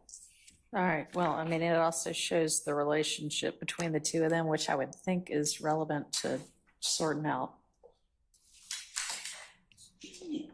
his basis for Okay. I am going to permit the 5 through 13 portion in over the objections and don't find it substantially more prejudicial than probative under 403. And y'all can get back to me with any law you can find on 14 through 19. So we'll remember to revisit that. You want a case, Your Honor? Yeah, if you've got one now, that'd be great. So, Hall, Hall versus State. It's old. It's 180 Georgia Appeal 210. I'm sorry, say the first three. 280? No. What did you say? 180. 180, an oldie. We're going back. 180 Georgia. Appeal Oh, app. Okay. 210. Okay. And it's 348 Southeast 2D 736. It's 1986. Okay. And Your Honor, what it says is the defendant stated on direct that he knew what was in the bag. At worst, he admitted only one of the elements of the crime of possession of a firearm by a convicted felon. The simple rule announced by the Phillips Court clearly states that character is not an issue until a defendant admits any prior criminal conduct. However, no criminal conduct could be shown until after is italicized, the prior conviction was admitted into evidence over the objection of defense counsel, because possession of a gun is presumptively lawful. Allowing the prior conviction into evidence in order to place the defendant's character in issue demands circular logic and defies even the broader parameters of the simple rule in Phillips. Here, I'm telling the court that there's an exhibit, I don't know the number, that Mr. Stillwell is a convicted felon. And additionally, he's charged with possession of a firearm by a convicted felon several times in this indictment. So that increases the prejudicial value because it goes right to a substantive charge. And I to say that he runs around with, I'm sorry, did I interrupt? Go ahead. To say that he runs around, he being Mr. Stillwell, runs around with a gun at all times, his conviction is back. It's in this case. Somebody, please help me, but I'm going to tell you it is before the supposed conspiracy even started. The conviction's back to like 2012, I think, but I'm not sure on that. I don't want to make that representation. The trial, Judge Glanville allowed the state over my objection to actually admit, I think, 5 prior convictions of Mr. Stillwell to establish he was a convicted felon. Okay. All right. I'll take a look at it over the lunch break and give the state a chance to come up with their own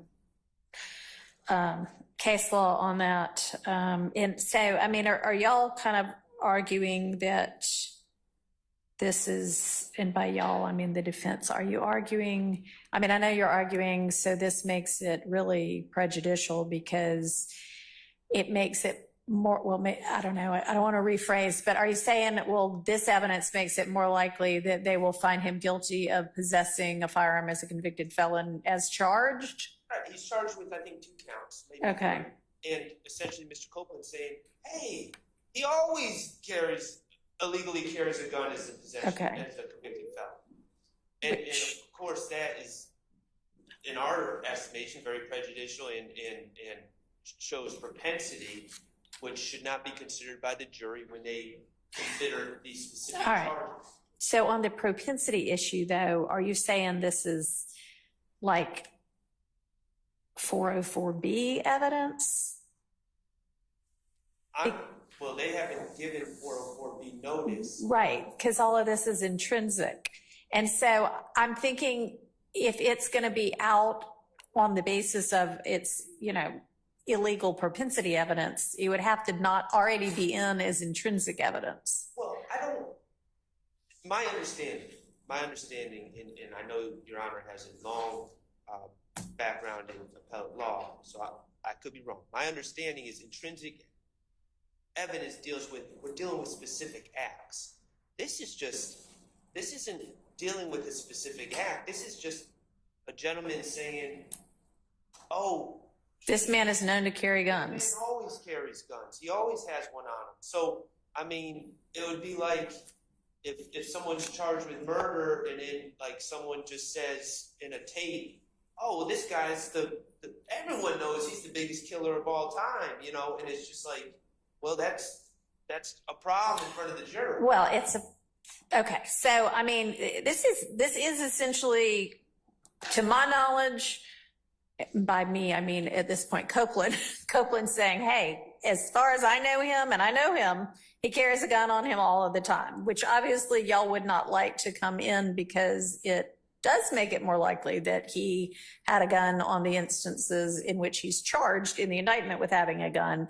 But why does that get excluded? So y'all find some law and then we'll take it up after you've presented whatever you have and after lunch. Because I'm not sure that being able to say, I know, you know, from my own personal knowledge of him, that he typically carries a gun is excludable simply because it makes it more likely that some of the charges against him might be true. That makes it relevant. So I don't know, y'all come up with something, hand it to me later. Let's move on to the next thing. We'll circle back on that one. The next one.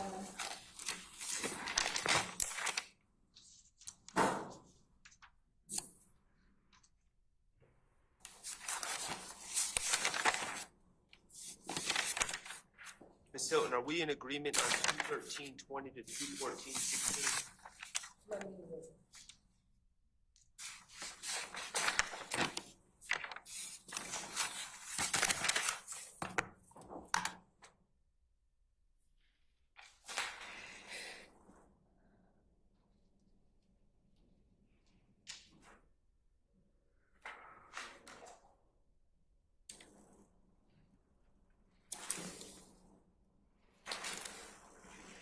Yes.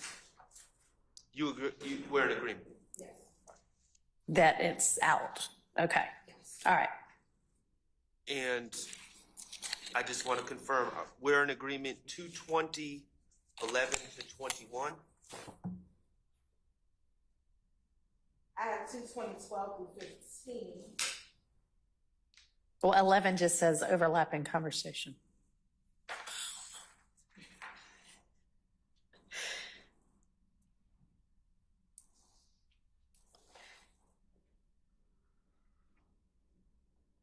You said to 15? Yeah, 12 to the half of 15, so we stop after.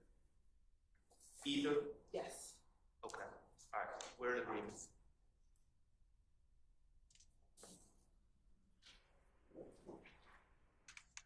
And then 222.17 to 223.6, is that what you have as next? Yes, 222. Yes, 222 last time, 223 last.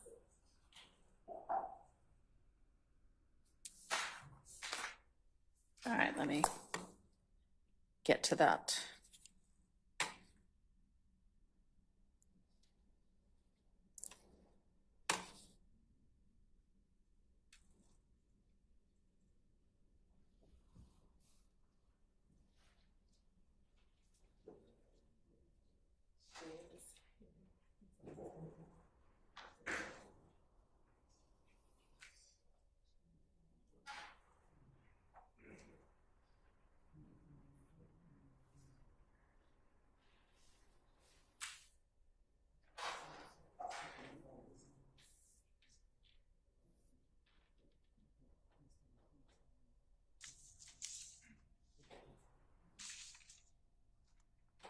Sorry, I was reading the wrong page.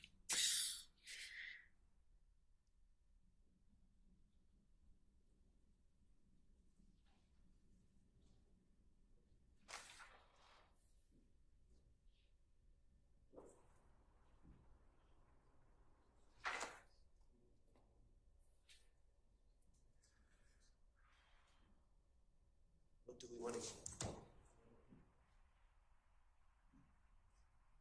All right. Your Honor, I'm just going by the transcript I have and the number of amount of writing I have on it. I don't know if the transcript, this might be one that we need to hear the Okay. audio.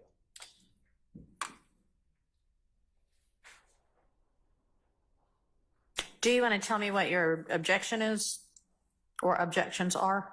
Well, from my notes, I believe that Mr. Copeland is claiming that the game was, something involved in the game was shot up, Mm-hmm. and that Jeffrey supposedly told Shannon to do it. Now, this doesn't go to admissibility. I don't know of anything involving the game being shot up, first of all, so I think this is just a big lie. But that being said, the game had nothing. I mean, this is an overt act. The game is a gentleman named, I think his name is Jason Taylor. He is not, to my knowledge, we've heard no evidence that he's affiliated with Lil Wayne or anything else. This is just like a completely separate incident that's uncharged in count 1 and uncharged in any other count as well. So, Your Honor, as I mentioned earlier, during the period of time when there was the conflict between Mr. Williams and Mr. Dwayne Carter, a number of other artists took sides, and we believe that the game took the side of Mr. Carter. And during that portion of time, we actually have entered into a video in which Shannon Stillwell and Quindarius Zachary are in a video threatening the game. That, if he comes here, he gonna have to come see me, and he's threatening him. All right. Now, what they're discussing in this portion, my understanding, but we'll play it, is Detective Dennis asks, well, how is the beef with Game and them? Mm-hmm. And Kenneth says the Game was fixing to get his ass shot, shot up, and Thug would have, if Thug would, and Thug would have and told Shannon to do it. Shannon told me out of his... It probably says if Thug would have told Shannon to do it, because then it says Thug told him no. Right, and he says Shannon told me out of his mouth he was up. Where does it say Shannon told me? When you hear it, so when you hear where it says indiscernible. So I think the last time we heard this portion, there was a lot of dispute in the courtroom as to what it said. So we need to play it. All right. And I also believe that's the context that's right. Okay, but so this is essentially somebody not doing something. Maybe y'all want this in. Well, you wouldn't, but Right. Mr. Williams might. But so why is it relevant? Because so it shows that Shannon's ready to do anything on behalf of YSL is right. why we believe it's right. all right. and that's exactly why it's problematic. Okay, it's problematic. Why is it evidentially inadmissible? Well, because it's showing what type of, I'm not asserting this, but the state's asserting is showing what type of person Shannon is. Not that he did this or did that. It's just, as far as the charged acts, it's just showing, he's a hothead that's ready for action. Okay. Why is that evidentially inadmissible? Because it's propensity. To say this is somebody who stands ready to act. Well, yes. Well, not only stands ready to act, but wanted to act. On it's just like. All right. It's bad character, and it's. He's not charged with these events, and they're just essentially Mr. Copeland saying he's the type of guy that would do these events. And I just don't think that he's the type of guy argument. I think that just gets to bad character, and I think that's the essence of bad character and propensity. I respect it. Okay, well, maybe you want to come up with some law that shows me that it's inadmissible evidentially, character evidence, to establish in a gang RICO case or something similar that somebody who's essentially charged with doing tasks for the alleged leader is ready to do such tasks or anything that the alleged leader sets. And Your Honor, also, I'm going to defer to the tape when we hear it, and I've been notorious for mishearing some things on tapes, but I'm hearing was shot up, and if that's what's being said, I would ask that the state provide us with some reports about something happening to the game at some point. Your Honor. Because I don't know anything about that. John, can I add Yeah. flavor when you get a chance? I'm listening. Okay, thank you. I also think it's important for the court to be aware that the state did not call Mr. Carter, Mr. Dwayne Carter. He's on their witness list. They said that they were going to call him. They did not call Mr. Brian Williams. He's on their witness list. They stated at one point they were going to call him because we have a short list. And evidence came out that, and I don't know how familiar the court is, but when people are in the entertainment business, they advertise themselves, promote themselves, drum up interest by doing things that are, I'm promoting an event for young children, or come to my concert, I'm going to kill somebody. It floods the internet, and it's a marketing tool. Mm-hmm. So you're being told like it's proven. It's not proven that there was this feud and Mr. Stillwell is going to do this. There's zero evidence. I've interviewed these people that the game, it's a band. It's a musical band. Game is GAME. That they were shot at, that they were bothered, that there was any issue. This is all the theory of the state. It's also, their real theory is that there's this gang war. I'm just repeating a term, between a alleged gang of YSL and alleged gang of IF. These other people have nothing to do with that. I heard you ask earlier, so this was involved in the. There's nothing.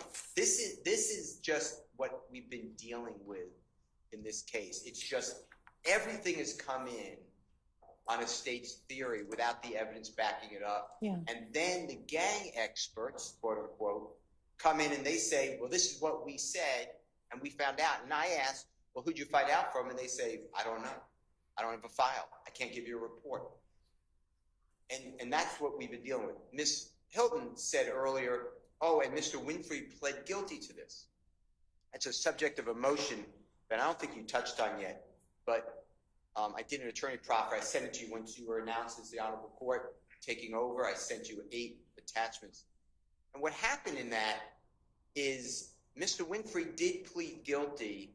He was charged in another county, Cobb County, before the Honorable Judge Staley.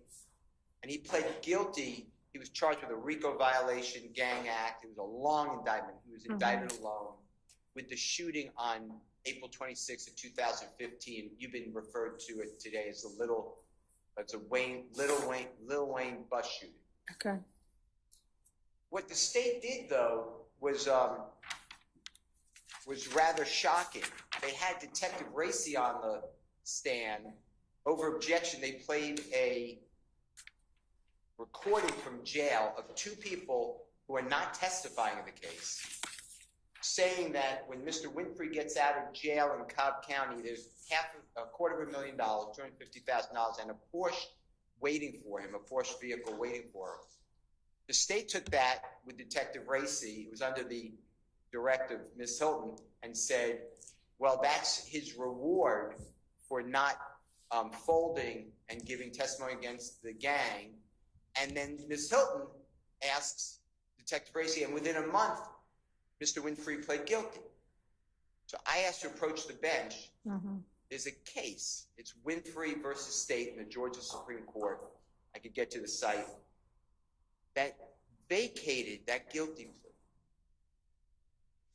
That guilty plea was found to be coerced by the Honorable Judge Staley, and it's void and cannot be used. I raised that with Judge Glanville to say, well, how did that happen just now? Judge Glanville would not let me ask Detective Racy about the fact that Judge Staley coerced the plea. It was not a plea. The state comes back after that conference say, and then within the next year, was there just, for whatever reason, another guilty plea entered by Mr. Winfrey? That wasn't true. It was 5 years later.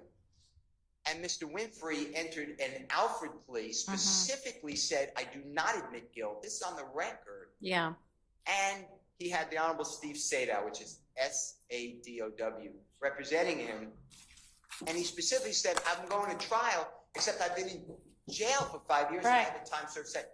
The point I'm trying to make to you, and thank you for allowing me to speak long time. I didn't expect to go into all this, but it is, you know, you need the lawyers to tell you what went on because you're catching up and accurately. And just to say that this is intrinsic, this is extrinsic evidence. This is not dealing with the gang war. This is dealing with an issue that arguably it's up to the jury. I understand that. Arguably is all advertising or puffing. And to act like this is reality without giving you the other side is just wrong. So that's what I want. All right, thank you. I understand that a lot of this, portions of this case, the state's theory is, hey, they may be saying this in the context of promoting or of singing even, but they're talking about real life and we can use it as evidence. I know that the defense position is, and I assume you're going to argue to the jury if we get to that, is, y'all, this is a music industry kind of, this is how the business works. And that's all it is. And that's not up to me to decide. That's up to the jury to decide whether, you know, which theory they think is the convincing one and whether the state has proven its case beyond a reasonable doubt or not. So I appreciate the background and I understand that. With regard to the guilty plea that at the time, I mean, he did enter a guilty plea. My understanding is, and I read what you had filed, I didn't know that there was anything still pending in terms of anything for me to decide because that's already happened in this case. And even if his later plea was an Alford, we all know that an Alford plea is this, I mean, he may not be admitting guilt, but it can be used. He's saying, I'm pleading guilty because I think it's in my best interest. Man, I've already basically done the time. I might as well plead guilty and have this done and in my past, but it still can be used as evidence against him. So, you know, I may have, I don't know what I would have done with regard to whether I let you probe that issue or not with this witness. But that already happened. So is there anything still pending that I need to rule on with regard to that? Yes, and this has happened a lot. So Mr. Winfrey, to my belief, is not going to testify either. He's charged in this case. Okay. He's in the Fulton County Jail. As I'm going to say has counsel, but now I'm not 100% sure. I believe he has counsel, but I'm not sure. But there's a case, so he's not here. We can't cross-examine him. The tendering of an Alford plea or a guilty plea or a NOLO plea. NOLO plea can't be used, so well, ignore that. Right. A guilty plea or an Alford plea. The person, Mr. Williams, has the right, that's a confrontation clause. That's a statement made in court for purpose of prosecution. That triggers a confrontation clause. Mm-hmm. And that's under Overstreet, Overstreet versus State. It's 312 Georgia, 565. Your Honor, it's in footnote 8, 864 Southeast 2D 14, 2021. And in that footnote, it argued a case called State versus Jefferson, like the third president. And what it says is a co-defendant, co-indictee's guilty plea, when they're not testifying, is a confrontation clause violation to be used against, in this case, Mr. Williams. All right. So Let me ask you something. So what he is indicted for in this case, this, RICO. right, this, this instant case, that's not what he pled guilty to before Judge Staley and then entered a Galford plea to later, is it? He did, because it's also an overt act. All right, he pled guilty to something that's alleged as an overt act as part of RICO. That's true. Okay. He being, I'm not. He Winfrey. Yes, that's exactly Okay. right. But, when saying, yeah, but he pled guilty and it came in, none of it, in my opinion, this is my argument, should have come in because you need the person, in this case, Mr. Winfrey, so he can be asked, why did you plead guilty? The jurors have no clue. And the state did not put in his guilty plea. So it's all oral over objection. So I want you to understand this. When the state is telling you, and I went backwards, I guess, but the man already took responsibility, pled guilty, we proved all that. They really didn't prove it. They got hearsay evidence, which I objected to, and therefore it's an objection. Judge Glanville disagreed, but it shouldn't have come in. Judge Glanville let it in for a statement against a co-conspirator, a statement against his interests. He's not here. That doesn't apply either. That man's not on trial. Okay, so I'm asking what's pending before me to decide. What's for you is going to repeat. The state constantly is putting on guilty pleas of people who are not here, who are not going to testify, and then they use it as a weapon against Mr. Williams. So that's one thing. And then the second thing that why I stood up, I just want you to understand, it is not like this has been proven. The game and that they were shot at, it's just a theory. And I understand you're saying, yes, then they have to prove it and it's up to a jury. I agree with that. But I don't want you to just buy into this is so important because it's already in evidence and the state needs to, Okay. Evidence is prejudicial. All right, thank you.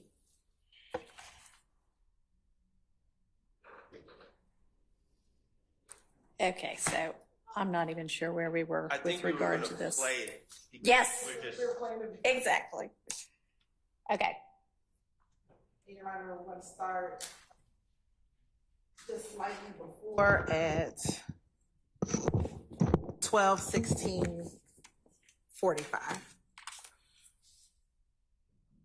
And this will probably be somewhere around page 222, maybe around line 1.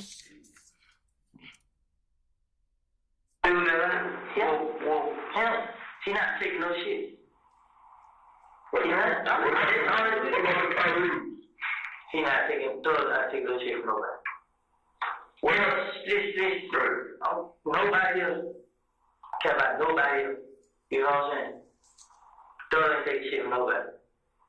Well, how does the beef with game in here? The game lead is shout out to Doug with told Shan do it. Shan told me his mouth he was up there winning. Just give me the word. Yep. And Doug told him no. Say something on the GD, I can't Nipsey Hussey, something like that. He ended the beef. You know what I'm saying? He stopped. I mean, I ain't here to play. You know what I mean? I just don't want to go to jail. I mean.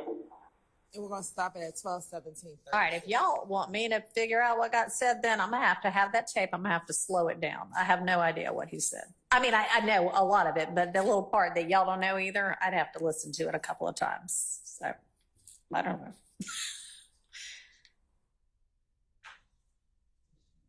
You want to play it back? Yeah. Something else? Yeah.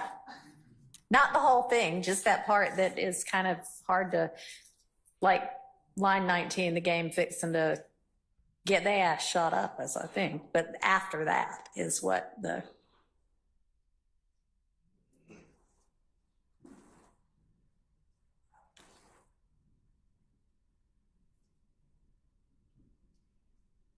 Before you hit play, is the sound coming out of that little white speaker? Is there any way I could get any kind of a speaker closer to me?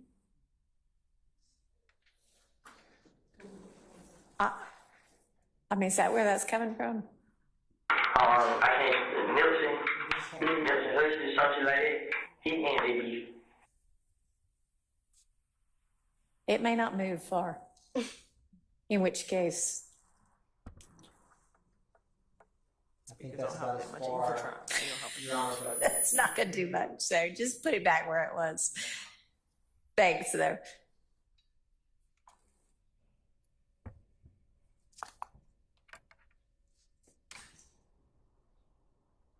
Your Honor, I don't know if we can play it slower in evidence review, but I can Well, play it just- multiple times as evidence reviewer. Who's trying to do that? Well, she not taking no shit. She not. She not taking, Doug not taking no shit from nobody. Well,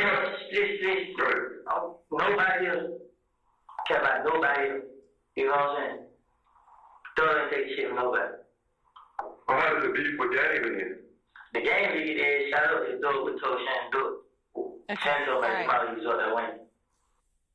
What I hear them saying is the gang fixing to get his ass shot up if Thug had told Shannon to do it. And I think it's the next. Okay. That's the most discernible. Just give me the word. Yep. And Doug told him no. Say turn on Shannon do it. The game lead is shut up and Doug would tell Shannon do it. Shannon told me it's probably result that win. Just give me the word. Yep. Shannon, nobody's something The like game lead is shut up and Doug would. if Thug would have told Shannon to do it. Well, how does the beef with Game then? The game lead is shut up and Doug would tell Shannon do it. Shannon told me it's probably result that win. Just give me the word. Yep. I hear A theory? They told me out of his mouth. Okay, well, I assume that matters. So I will listen to that in my chambers where I can actually hear it a little better. So we'll have to revisit that as well, but go ahead. I'm not trying to beat a dead horse here. I think that when it comes down to it, my objection is that, first of all, anything involving the gang is not charged, is not in the indictment at all. So it is extrinsic in my estimation. I don't know how this fits into the story or is needed to complete the story. In addition, it is bad character evidence about my client. It's a prior, if it's extrinsic, it's a prior bad act as alleged. And also, I'm not hearing the told me out my own mouth, so there's speculation involved as well, or, I don't know what the source of his knowledge is, but he's not saying that he was with Shannon waiting on the game.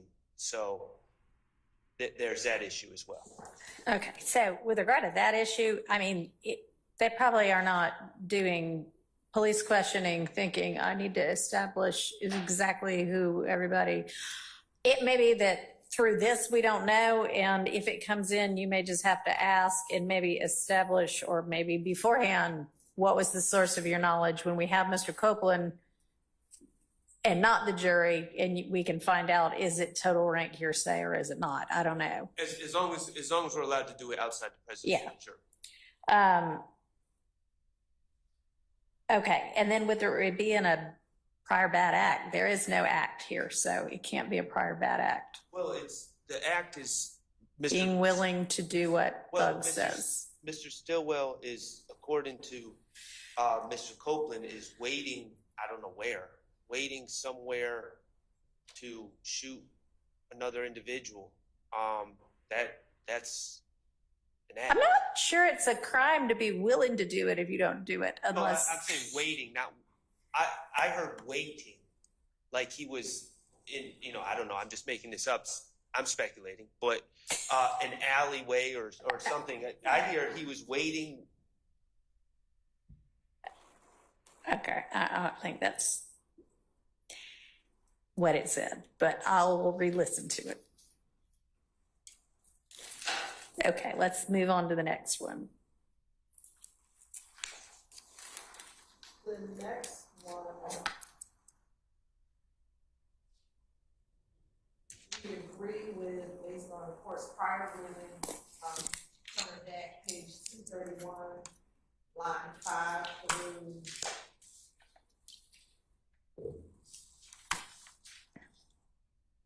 233, line 24. I think it should start at 230, line 20.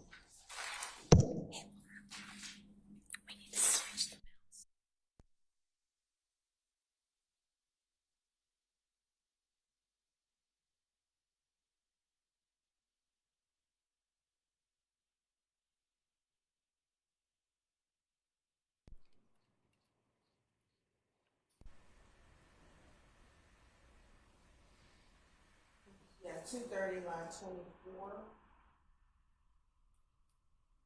Well, 230, line 20 says, this is Mr. Copeland speaking, that car that they're saying shot the tour bus.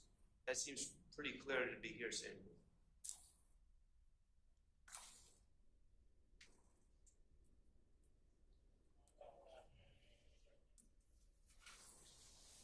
That's fine, Your Honor. Page 230, line 20. And where did you say it ended?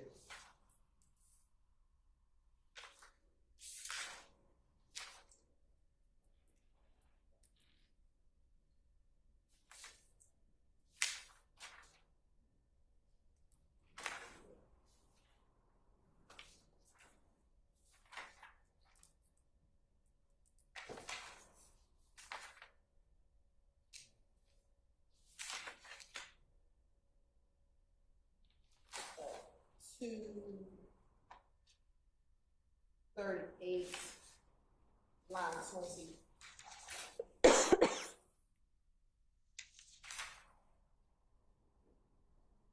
Really, 239, line 2.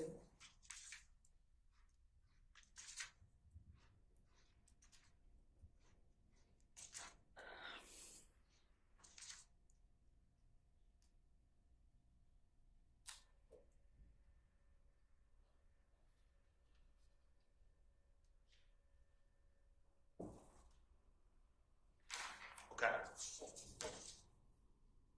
All right, We're in agreement with that. all right.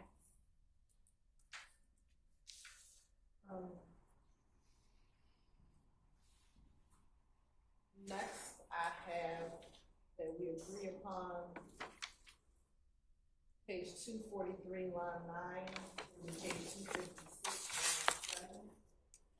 I have 241, line 3. Where we get there, to 242, line 21.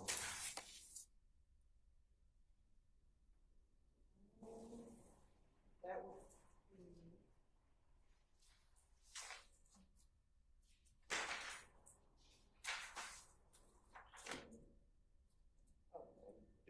It's talk about one of Pee Wee Longway's people shooting up a club named La Cura, which is on Metropolitan, and Kenneth Copeland was initially blamed for it, but it's just talk about that shooting, and then there's talk about Tick, who's Trontavious Stevens, robbing Bentley, who's known as OG Bentley, who is Kelvin Treadwell. It's just a bunch of, I presume, rumors, because I don't think Mr. Copeland was there, about completely unrelated things that he's heard. Okay, so 241, line 1 through 242, line 14.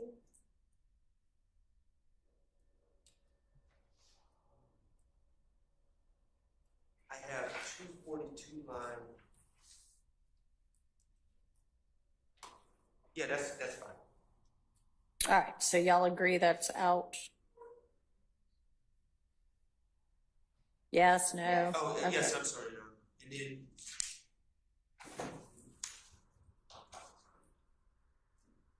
Ms. Hill, the next one I have is 243 line, I'm going to say 1 because I don't have a line. 243 all the way to 248, line 11.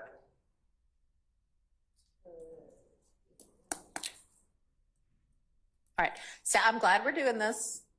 What I want y'all to do is get together beforehand, and everything that is agreed to, y'all agree that it's agreed to, so that we spend the court time talking about the stuff that's not agreed to, okay?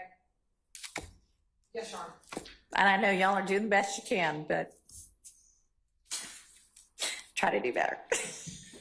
So the next one that's not agreed to, that I can move on to, that I think is page 321, line 21 through 23. All right, let me get there.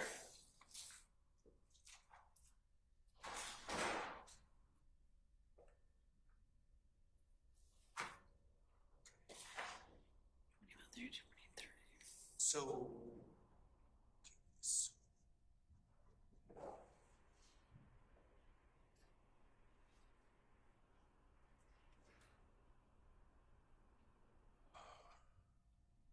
Okay.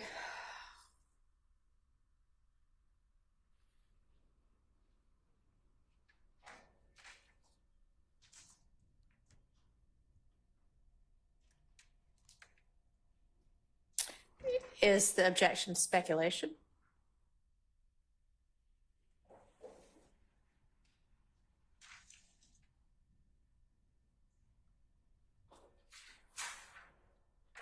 Yes. So, Like personal knowledge. so here, Your Honor, he's repeating, this is a part of that co-conspirator, this is the night of the shooting. Mm-hmm. Murder Donovan Thomas. Okay. And he's repeating what Demekion told him regarding what happened with the murder. And specifically that line where he says, I guess that's where Thug went. Mm-hmm. When you listen to Kenneth Copeland,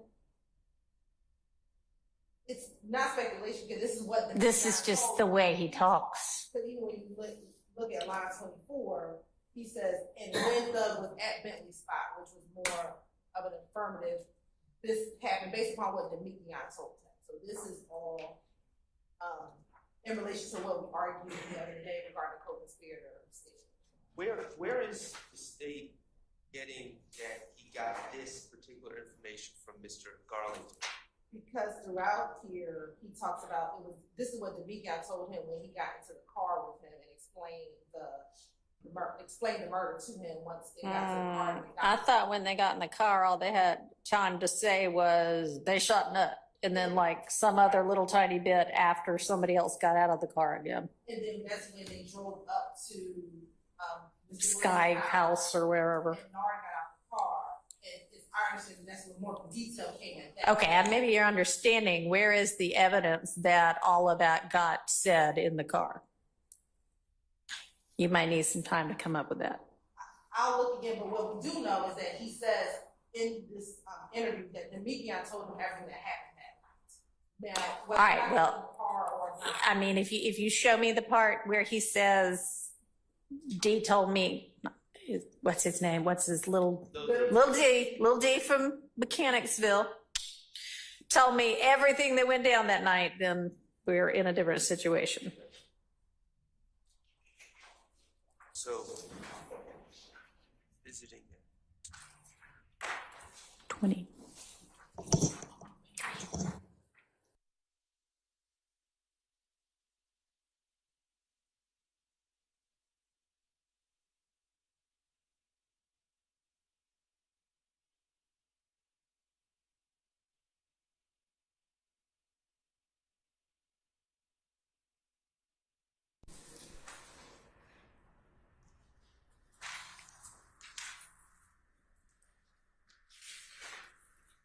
All right, so I see if we go up a page on 320 around line 9 through 13, or really 17, 18, that he's at least saying D told me this is all the people that were involved, and he personally knew it because he was with them. If we go to page 318, Your Honor. Okay. Line 10.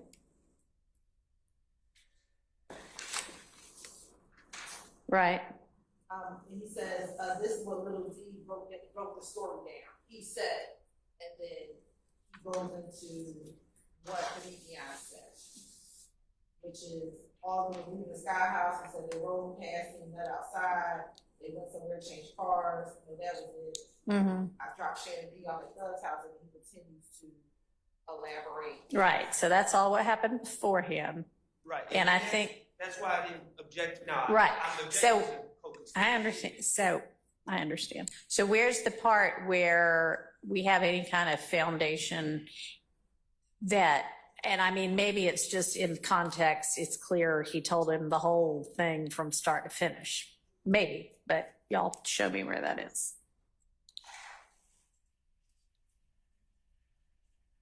I mean, I guess Lil D broke the story down, maybe. So, our understanding from this interview is that the breaking down happened in the car. What doesn't matter where it happened, as long as it did happen, as long as you have some evidence that shows he told him all of it. This, yes, from Okay. everything he says to the detective in this interview, everything about that murder that night is what. This is, okay, this is him saying, here's what he told me. Okay. All right, I'll take a look at it more in context over the lunch break. But that seems to be a pretty good basis for arguing that. And he says it earlier, so this is the second time he's telling the story. So for the purpose of this interview, Your Honor, Okay. he tells the story initially early on in the morning to Detective Gaither, Detective Dennis, Yep. and detectives. And then later they bring in Detective Thorpe, who was the homicide, the lead detective on the Thomas case, and he reiterates the story again with a little bit more detail in front of Detective Okay. Thorpe. So he's telling them all. All right, and he's already said, I got it all from Lil D. Okay, all right, I mean, I think that is satisfactory, as, yeah, he had a source for this.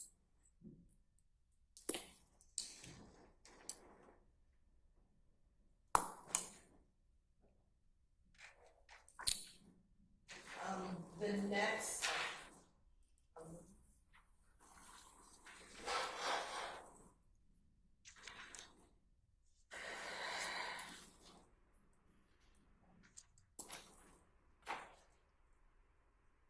I have 341 to 341, I think 19 to 350, 17. is that the whole BB? Correct. Yeah, that's not an issue. Okay. So that is out by agreement? Okay. And then 356, 9 to 19 was the same issue, I think. Yes, I think it's, I have the full redactions, 341 line 19 through 350 line 13. What about 356?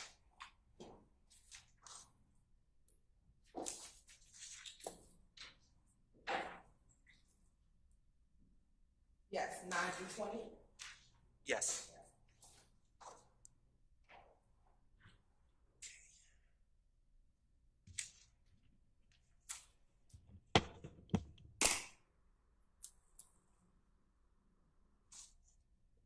And Ms. Hilton, the next one I have is 361,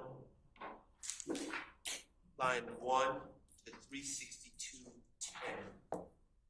I don't know if we had agreed to that or not.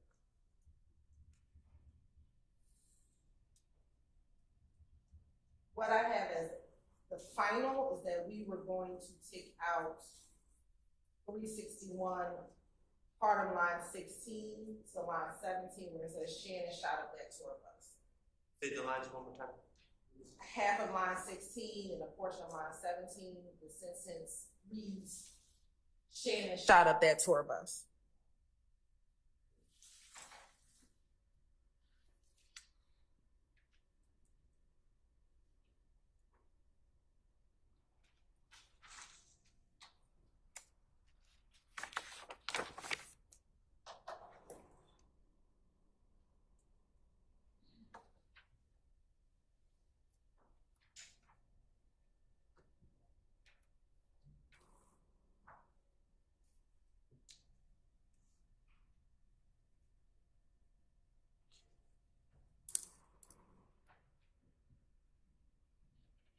All right, so that's out by agreement. There may be another part we need to take up, right? Right, well, part of that, Detective Thorpe says, listen, this is 362 lines 7 to 10, which was included in my objection. I'm sorry. I guess the state doesn't agree with that. Detective Thorpe, Oh. listen, but you said a key piece of stuff we've been asking you. You said without a hesitation, without a doubt, Shannon the one who shot the gun. And then Kenneth says, y'all keep thinking I'm doing stuff. And I'm not 100% certain on the context as I sit here now, but it's right after discussing the Lil Wayne. Well, what I believe is happening in this portion, Your Honor, if you go back to 361, Kenneth is elaborating that he's not the problem, it's Shannon. And so he goes on and he's saying Shannon is doing everything. Specifically, he says Shannon killed Nut. Shannon shot that tour bus. Based upon prior ruling, we know that should come out. Then he continues to go on, and he's saying, I ain't retaliate one time, now I'm on 362. And then Detective Thorpe, I guess, is trying to clarify, said, because you just said a key piece of stuff we've asking you, you said without a hesitation, without a doubt, Shannon the one who shot the gun. Because, and this will be speculation on my part, but I think because he's the investigator of the Donovan Thomas murder, that is what he is focused on. And then Kenneth Copeland doesn't even respond. He just says, y'all keep thinking I'm doing shit. I'm not doing nothing. I'm telling you, I'm fixing to go back to jail. I'm not trying to hurt anybody. So he doesn't even respond to Detective Thorpe. So maybe we could just take that part out then? It seems right. The Detective Thorpe part? Well, without a hesitation. Yeah, okay. So why don't we just take out 7 through 11? So 362, 7 through 11. Or 10 or whatever. 10, I guess. Okay. Yes. All right, next one that we have dispute about. The next one we have this. Yes, because y'all can spend your lunch break talking about the ones you agree on, and then you can come back and put it all on the record.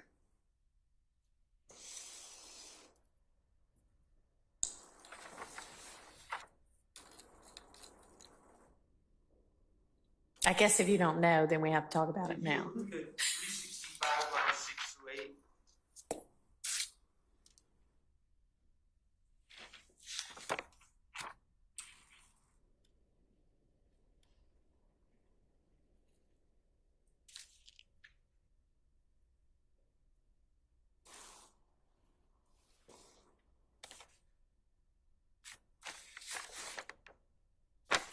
$365.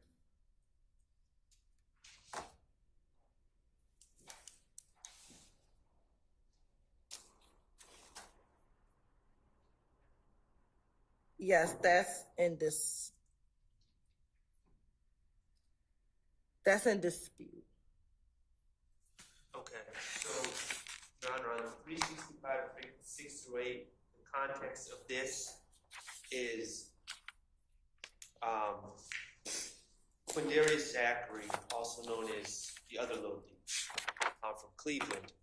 He allegedly would buy, he's not a convicted felon, he'd allegedly buy guns. At some point, he bought a gun for Kenneth Copeland. Kenneth Copeland, allegedly, Copeland ends up getting arrested. Then he wants to get the gun back, but then wants to get rid of the gun. And it's a gun that's later, my understanding is later, Kenneth is arrested for because he's carrying it to the Dunbar Rec Center and leaves it in the bleachers. Kenneth is saying that Jeffrey told Quindarius to buy the gun back from Kenneth. However, Kenneth was incarcerated throughout that period, is my understanding. So I don't believe he's speaking on firsthand knowledge. He's just speculating or passing on hearsay that Jeffrey instructed Quindarius to buy the gun back from Ken. I don't believe he has any firsthand knowledge. So I have a different analysis. I believe that they are talking about initially buying the gun from the pawn shop. So if we go, but they're talking about the fact that Quindarius buys the gun, specifically most of the guns from Arrowhead Pawn Shop. And for the reason that Mr. Shard stated, the state believes because he was not a convicted felon, he would purchase a number of the guns on behalf of YSL members. And what the detectives are saying to Copeland is, you told him to buy the gun. Right. And he said, no, Thug told him to buy the gun initially. And then later on, there is some conversation about Mr. Copeland was arrested and he was going to try to sell the gun, which when he got out, and that's how he ended up. Yeah, this looks like the buying it to begin with, not the buying it back afterwards. Well, either way, Your Honor, I don't see any indication that it's anything but hearsay. And here's the other thing. Quindarius Zachary is apparently going to be called. So Quindarius Zachary would certainly have firsthand knowledge of who told him to buy a gun. And right now we have Kenneth Copeland on an out-of-court statement, possibly speculating or passing on hearsay. And it seems to me that we would have a live person on the stand that could answer that question pretty clearly. My position would be is, one, if this statement comes in, it'll be contingent upon us asking some foundational questions on the stand first. And then depending on what his response is, this would probably be a prior inconsistent statement, depending on what his answer is. I don't know what it will be, but we can lay more foundation as to when, how did this come about? How does he know Doug told him to buy the gun or not? All right. I would just ask that the foundation is laid Outside the presence of the jury. Yeah, absolutely. Outside jury. I just wrote that down. Okay, so we'll need some foundational questions on that. Assuming you can lay the right foundation that he actually knows it, then he ought to be able to say it. But we don't know that yet. All right. Hang on just a second. Miss Winfrey.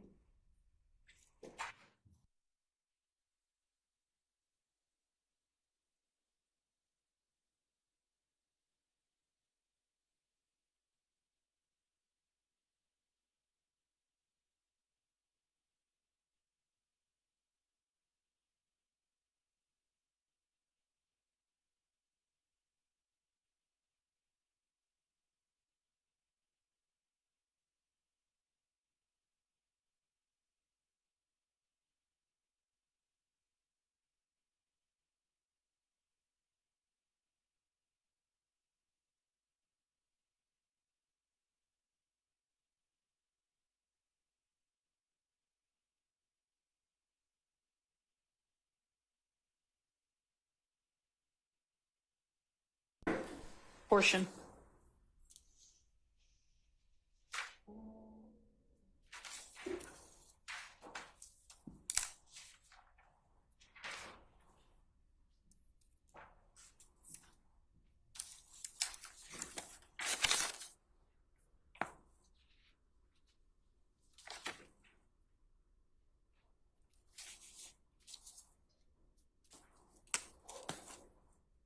I believe there was a portion of, from page 375, line 17 to page 376, line 9. The state only had an objection to page 375, line 17 through 19. Defense counsel wanted that line out. That Mr. Copeland says Doug is connected to a lot of people. We wanted that portion in, but that was. I don't have a problem with that. And and then 375. All right, so hang on. So all of 375.17 through 376.9, there's no objection to, is that right? Is that right? Coming out. Okay. Wait, coming out or staying in? Y'all seem to be saying, We're agreeing that it comes out. Wait, hold on. 375 lines 1 through, you said 1 through 9, Your Honor? no, I'm saying what you said. Oh, I'm sorry, yeah. I thought I You heard said 375 line 17 through 376 line 9. Are you agreeing that all of that is in or all of that is out? I think everything from 375.20 to 37, everything from 375.20 to 376.9 is out. Out, okay. And I agree. All right. All right, what's next?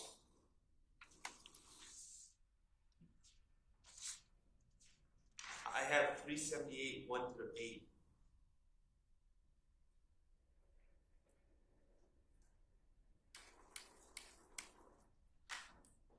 You said 378, 1 through 8? Right.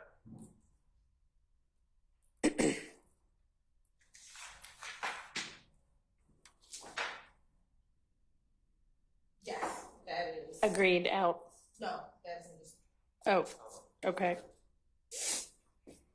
All right, tell me why that's in.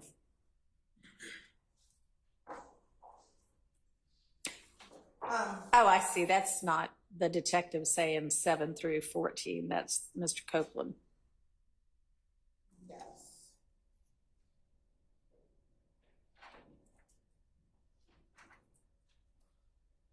So then, Mr. Sharp, tell me why that's out. Well, two reasons. First of all, it's speculation about what other people will say. And also it's a comment on individuals' right to remain silent. I mean, they're asking, if we call people in here, who's going to tell, who's going to give it up, and then he just speculates. And I don't think that's relevant. I don't think that's appropriate. So I don't know why it would be admitted.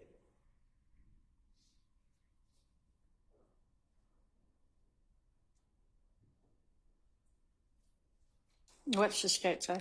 Your Honor, so this is a portion, if you look at right before, on page 377, the detectives are asking Copeland, specifically talking about the murder, who do you think we can call in, who will speak to us about the murder? And what Ken Copeland's response, beginning on page 378, line 1, put it this way, Thug and them already knew those four right there, they're not going to tell. Mm-hmm. He's talking about Yak, Nard, Shannon,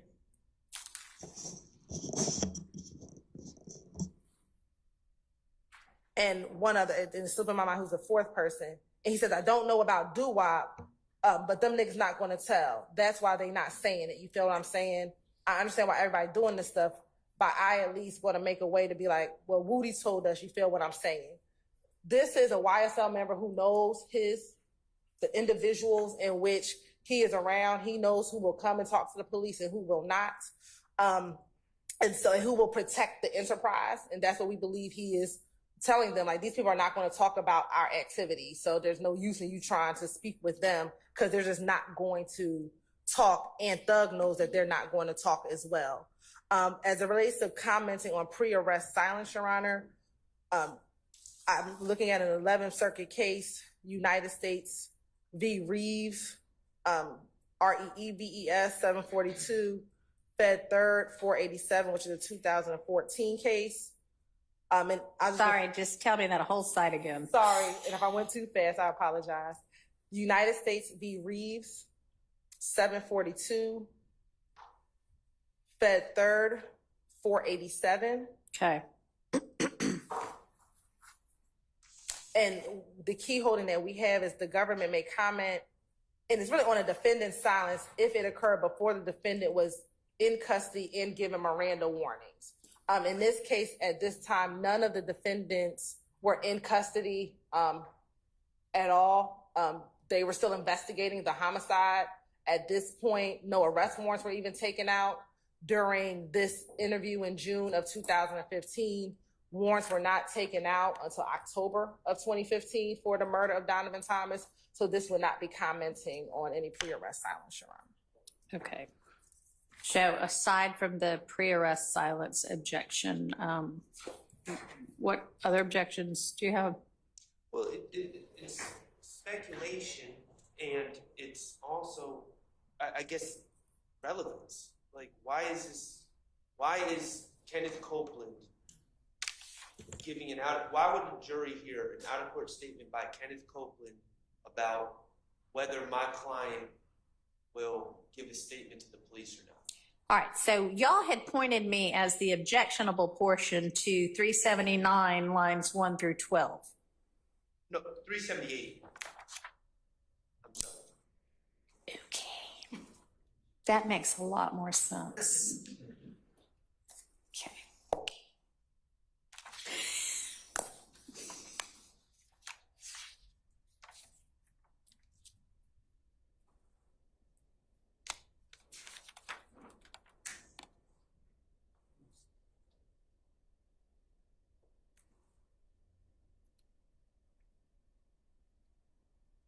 All right, I don't find it to be any kind of a pre-arrest silence kind of potential violation. And this is his opinion as to how strong they're going to be with backing up and keeping silent about what the gang is or is not doing.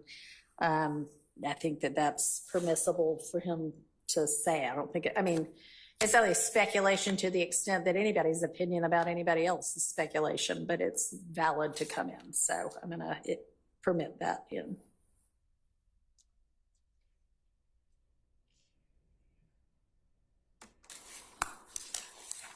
What's next?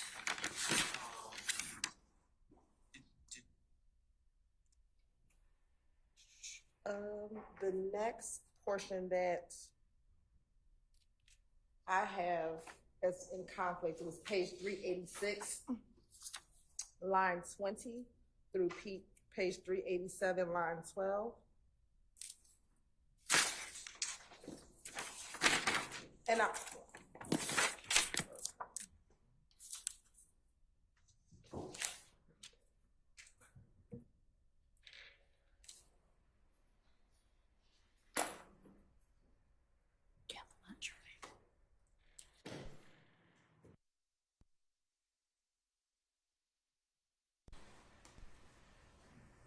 Is that in dispute? yes, Your Honor. Okay. I don't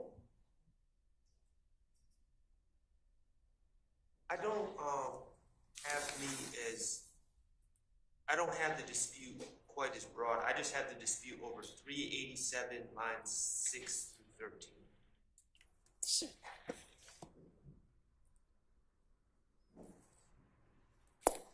And it's just simply hearsay.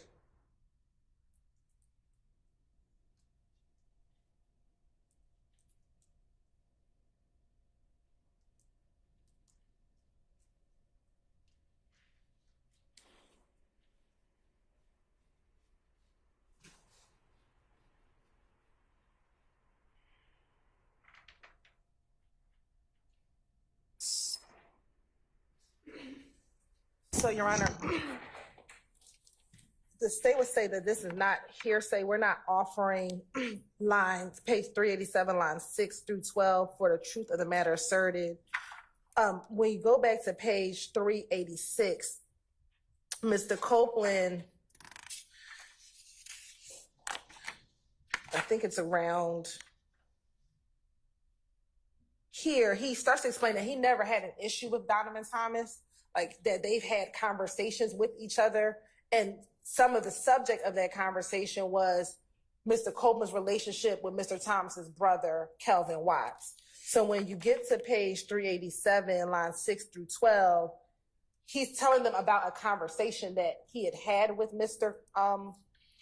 Thomas prior to his death. Now, whether or not Mr. Thomas said, I'm going to go holler at them, or whether or not Mr. Thomas did go holler at Kelvin is not what we're offering it for. It's solely being offered for the fact that they engaged in conversation that was amicable prior to his death.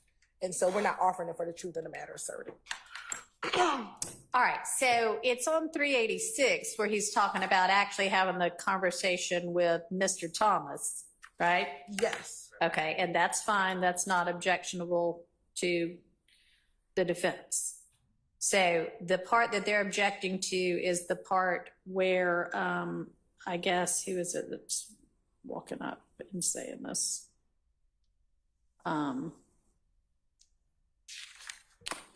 Shannon, right? No, so when we go to 6 through 8, Yeah. he's saying that Shannon was right there in the presence when the conversation was happening. And it's Shannon who says, if I'm understanding it right, man, what's up with you and Kel, right? No, it's Donovan Thomas. Oh, and he was like, And he's referring to is Donovan Thomas. So And I agree with her. okay, all right.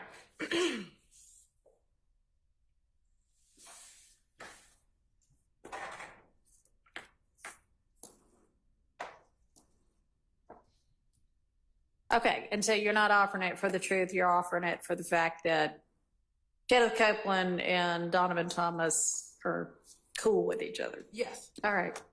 Well, I mean, that already comes out in 386 that they had a conversation.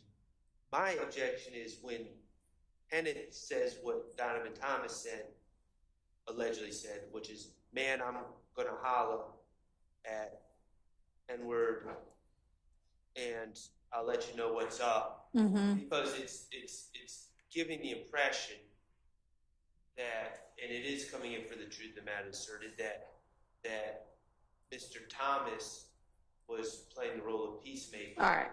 And So I'm sorry, I don't mean to interrupt, just for purposes of keeping the record clean. So now what we're really talking about is just lines 10 through 12 of 387, right? Okay. So in that, they're saying, hey, man, you got to be offering that for the truth.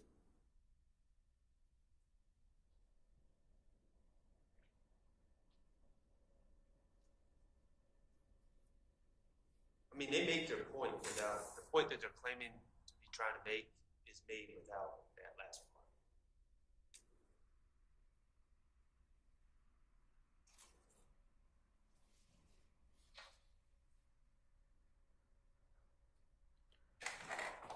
But I think that gives context when you continue to go further down that page. And when he says, that's what Nut said. And then Kenneth says, yeah. So when me and Kel seen each other, I believe he says, when me and Kel seen each other at the skating ring, Kel was like, well, he wanted to see what Thug got to say. So I called Kel on FaceTime. Okay. But give us some more history.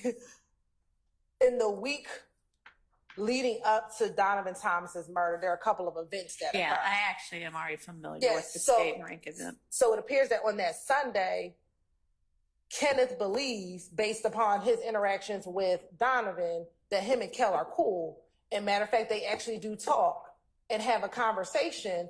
And then the next day is when Kenneth Copeland gets beat up at the skating rink. So all this is in context of what is happening or developing those days leading up to Donovan Thomas's death. So I think it puts the second part of this page in context. But the only way it provides context Is if it's being offered for the truth. Right. I was about to say, so now you're conceding it is being offered for the truth.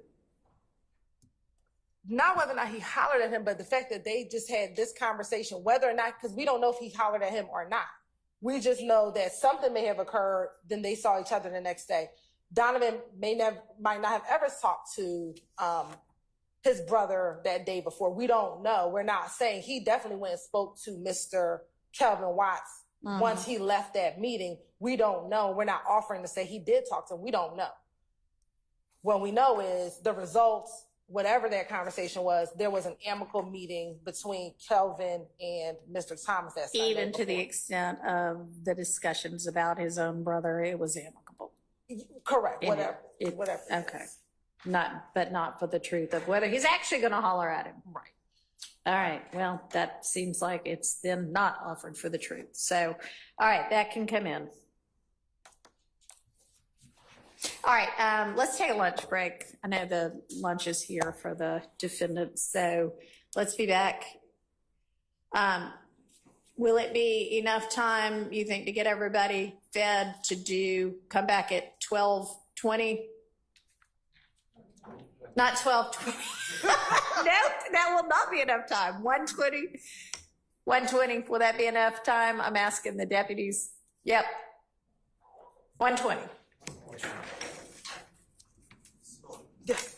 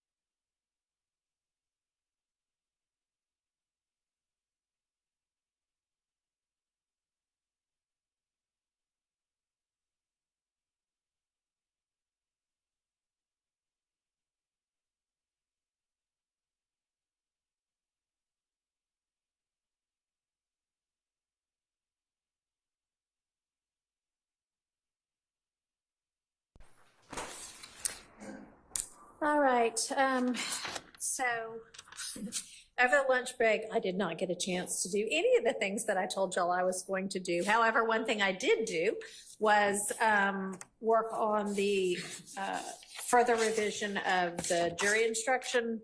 I saw that the state had sent over a couple of different proposals, and I thought a part of those were good. And I'm just going to tell y'all, I'm just going to read out what I've come up with, which is a little bit from here and a little bit from there. Ladies and gentlemen, my name is Judge Whitaker. Judge Glanville is no longer the judge presiding over this case for which you have been selected and sworn to try. I will be the presiding judge in this case moving forward. You are not to concern yourself with this change. And I propose to say, and to calm any concerns, Judge Glanville is fine. Because if I don't say something like that, they're going to be like, oh my God, did he have a heart attack? Or, you know, so that way nobody's searching on the internet. Okay, then let me remind you, as I assume presiding duties in this case, that none of my decisions and nothing I say during the trial is evidence, just like none of Judge Glanville's decisions and nothing Judge Glanville said during the trial is evidence. The decisions and remarks of a judge do not mean that the judge favors or leans to one side or another in the case.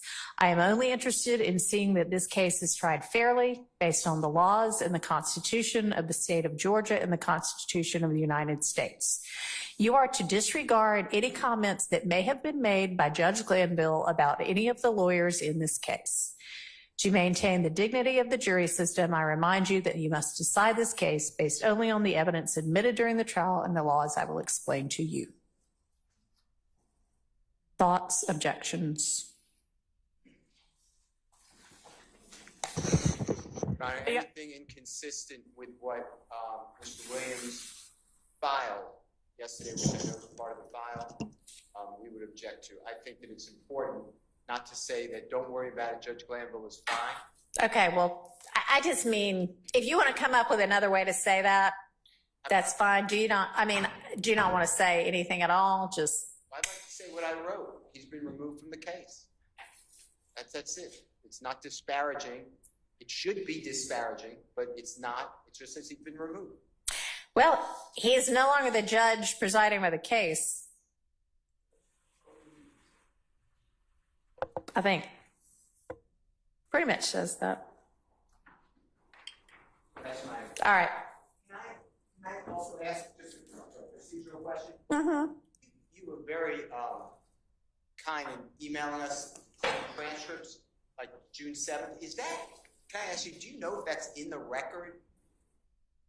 It is not yet because it was the rough. Are you talking about of the ex parte? Yes. No, when Ms. Weaver sent it to me on request, she said at the time, this is still rough. So as soon as it's ready in final form, I can ask her to file it, but it's not yet. Okay, thank you. It's just that we've been referring to it. Sure. In an appellate court thing. Now, it will get in the record. Thank you, Your Honor. All right. Your Honor, with respect to the instruction that you are to disregard comments that were made regarding any of the lawyers, the only concern I have is that, of course, the judge ruled on objections, and in the ruling, I don't know if anyone could perceive any of that as comments. I know it's kind of silly, but it's plausible. And I would ask that the court, with respect to the pattern or the altered pattern instruction, instead read the decisions and remarks of a judge do not mean that the judge favors or leans to one side or another in the case. Mm-hmm. The court is only interested in seeing that this case is tried fairly based on the laws and the Constitution of the state of Georgia and the Constitution of the United States, rather than. I am.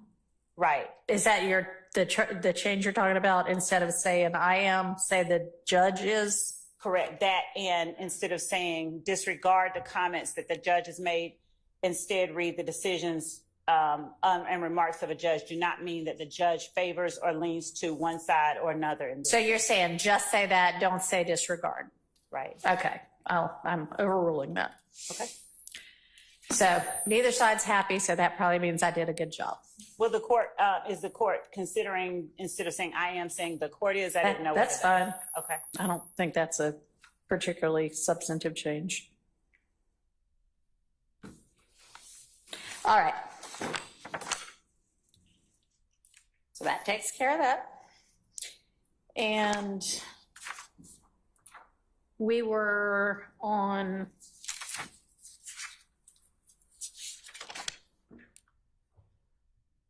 I think we had finished the 387 lines 10 through 12, and we hadn't moved on to the next thing yet. So let me know what the next portion is. Yes, Your Honor. We will actually have to go back a little. Okay. Mr. Shard and I had the ability to meet during the lunch break, and we did discuss those redactions that we agreed with, and there were a few early on that we realized we still disagree with. So the first, Your Honor, is page 266, lines 14 through 24.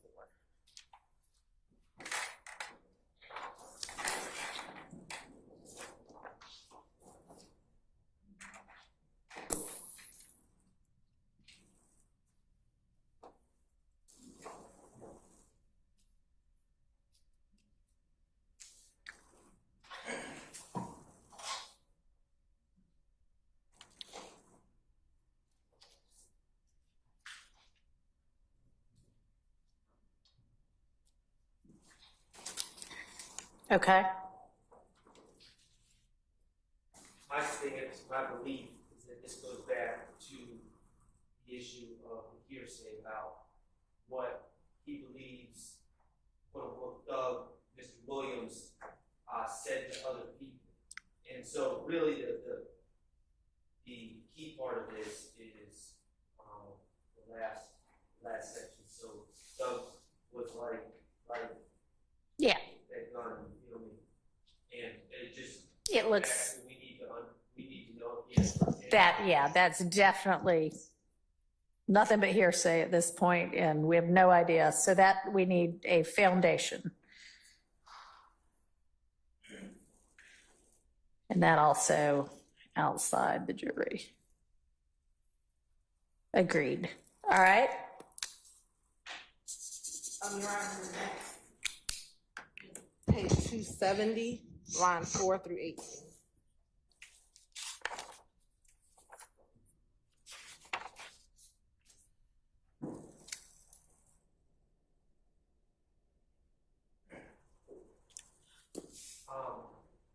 You know, I stand by my objection to this, but in candid to the court, I actually can't say the page number, but he previously stated that Mr. Copeland's statements that Shannon was in possession of the gun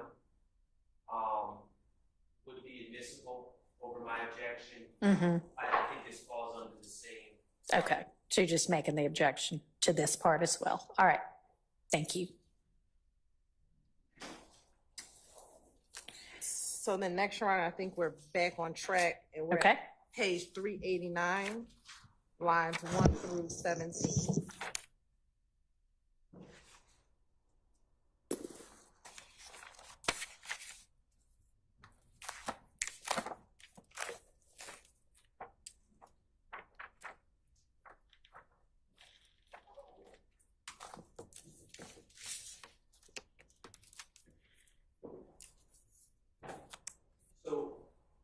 Let me read it. Give me just a second.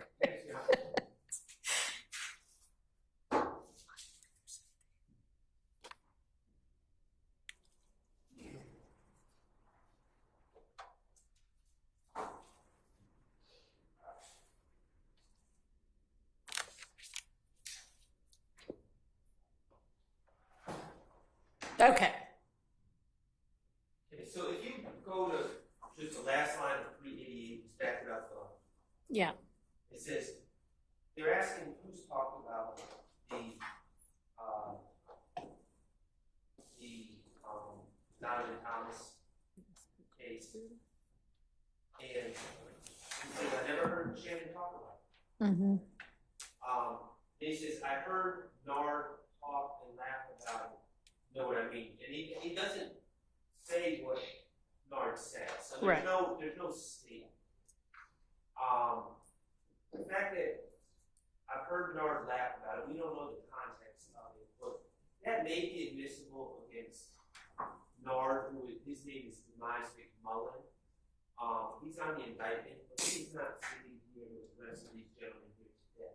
Mm-hmm. So we think it's inappropriate to talk about how Nard has reacted or Demise McMullen has reacted to this. Can I ask, so it's either in evidence or going to be in evidence, all of the people that the state alleges committed this particular alleged crime, right? I mean, the jury's going to know they think Nard did it, that they, the state, think Nard did it? I would say the state thinks Nard did it. The state in their opening statement has stated as much. I'm standing by my objections about Kenneth Copeland's testifying about what Mr. Darlington said. But that's their stance, that Nard was there and involved in the car. But, so yes, I would agree that that's their theory. I don't know what the evidence is going to show or how strong the evidence is going to be, but again, his reaction to this and laughing about it is prejudicial to our clients and irrelevant because he's not sitting here with us. All right, I'll hear from the state.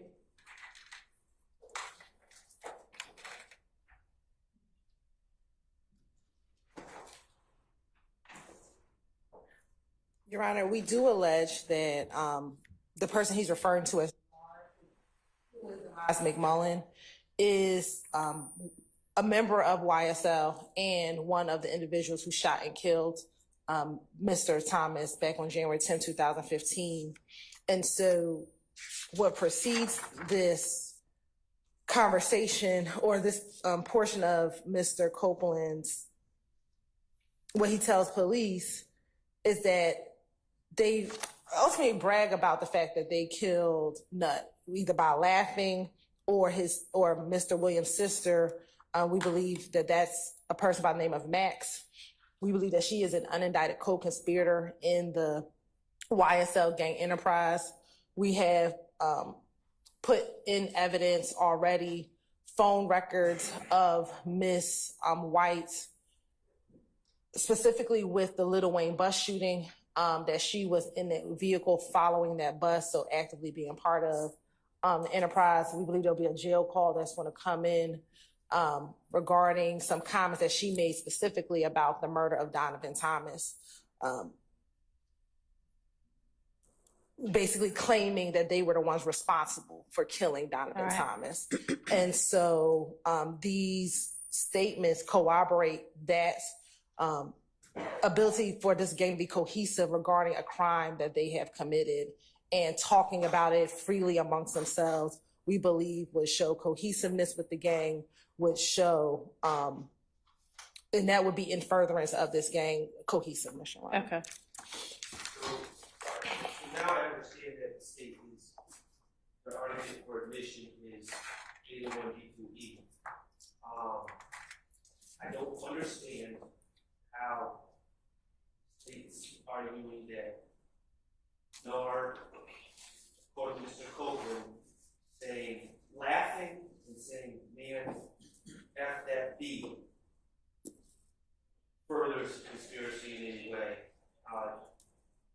We don't know any of the circumstances around when he supposedly said this, who was around, or how that would be speaking for anyone other than Mr. McMullen himself. And then when we get to Max, who she allegedly said something about, and I guess this was afterwards, according to Mr. Copeland, I don't know.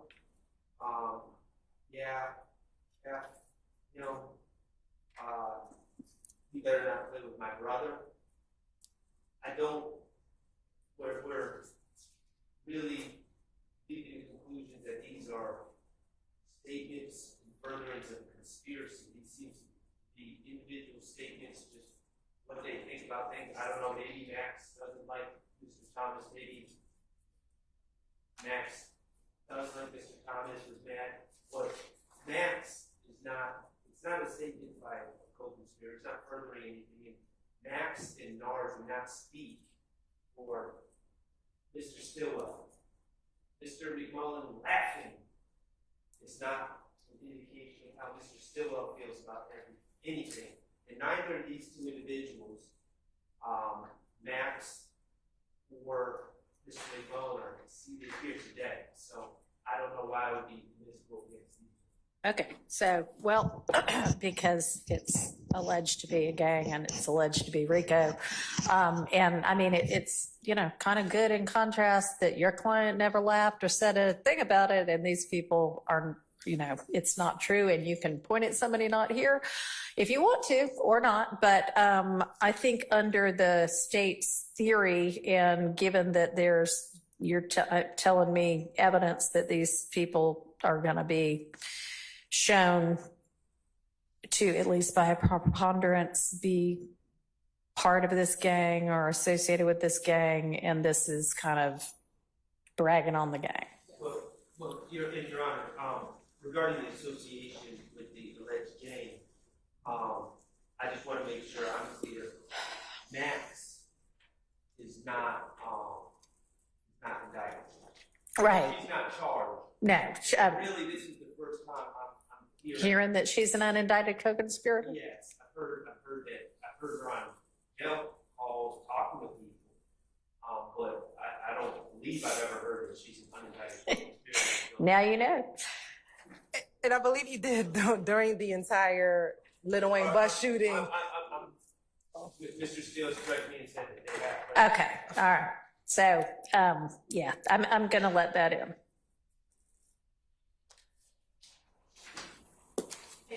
For Part A, we're complete. I know Part B is probably going to be handled by Mr. Adams, I think. So we have Part A and Part B. I don't know where you are now. So Mr. Shar handled some of these redactions previously, and then Mr. Adams handled the rest of those redactions. All right, take it away, Mr. Adams. So give us the next portion we're going to be contemplating. Question and go from page 413 Okay. to the end of the transcript. Ooh, that's a lot. That is good news. And I believe that I'm really just going to be reciting for you what we've already argued, discussed, and agreed to. All right. I don't, and Ms. Hilton will correct me if I'm wrong, I don't believe there's going to be any disagreement about what I'm about to go over. But if I can have about 30 seconds just to check one. Sure. All right, so you're just going to put on the record the stuff that's agreed to? Yes. Okay. Sounds good.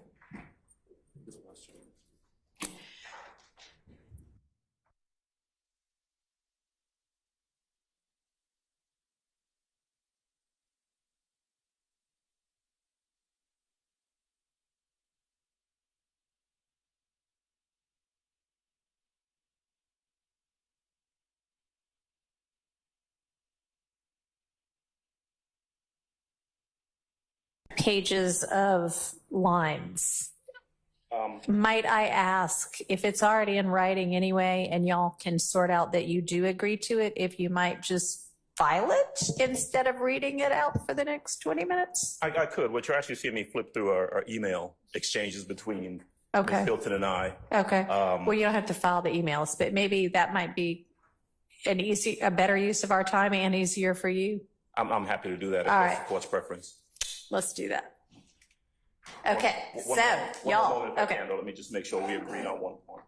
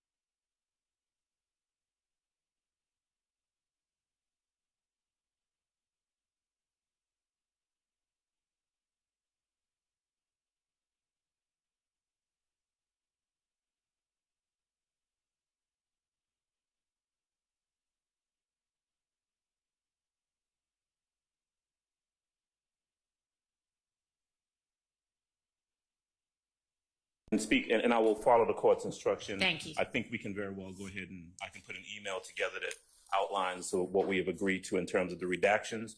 There is one portion that we may or may not have agreed on. Okay. And between checking the transcript of that and also just talking, we can go ahead and resolve that. We don't have to do that right now. That sounds good. All right. So, and you can just file, I mean, it doesn't have to be in email form. You can just print out here's what we've agreed to and file that. I'll do that. All right. So what's our next statement we're moving to?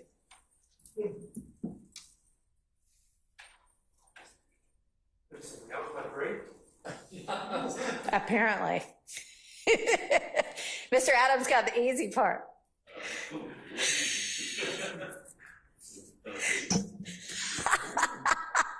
Wow. I heard that. So we have the statement on the 21st, January 21st? February 21st, 2015. Okay, right. We've got January 11th, January 28th, February 20th, February 21st, and June 10th, right?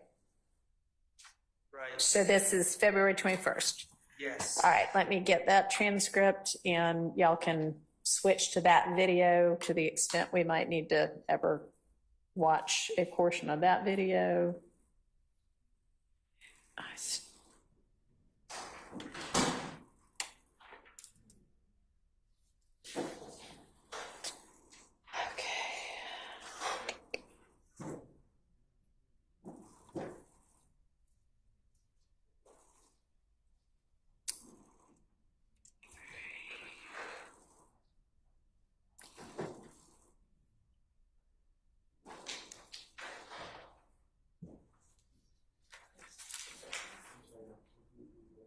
February 21st. My best.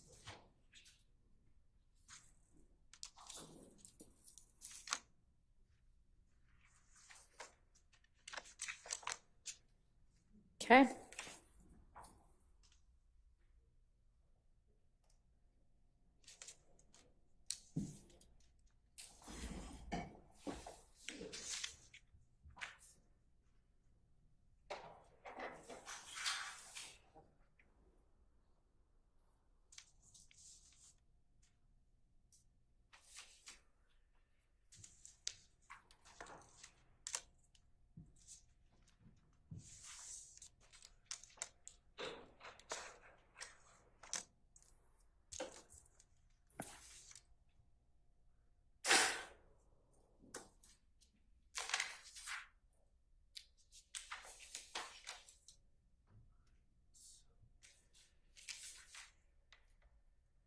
Your Honor, and I apologize.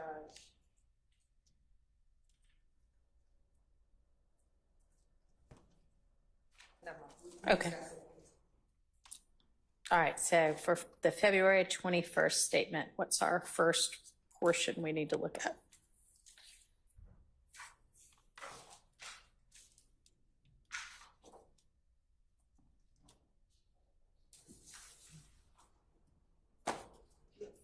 For February 21st,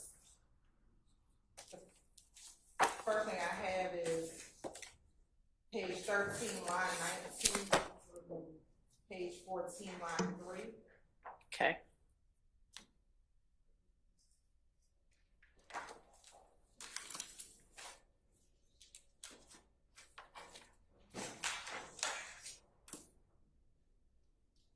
Do you have timestamps for when you said page numbers? So this has 3:59:50 to 4:20, 4 o'clock and 20 seconds. Okay.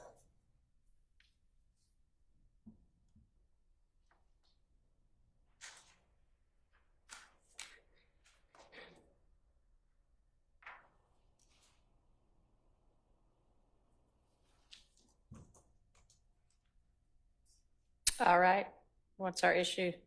Ms. Hilton, I'm sorry, Ms. Hilton, could you say now that I have the time, I wanted to make sure we were talking about the same thing. page 13, line. Line 19 through page 14, line 3.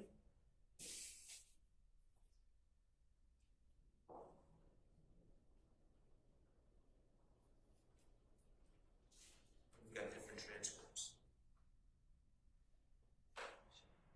So is this with Detective Gaither starting? You have it in your mind? We can't do nothing about it? Yes. Is that a different transcript? I can email you what I got. I got whatever I got from Miss Weaver. Okay, Laura, can you do that? Yeah, no, that'll be crazy if we're not working off the same transcript.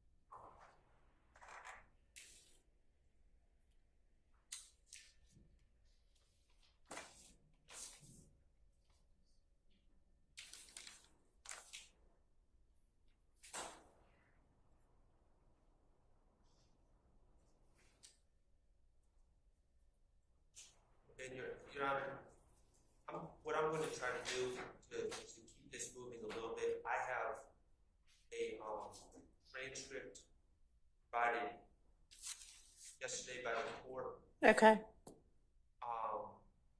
Regarding my prior arguments about some of these issues, and I'm just going to try to keep up with the transcript and reiterate what I've argued in the past. So it should be the same. Okay. And you have the transcript? I do. So let me pull that up. Can you tell me what date?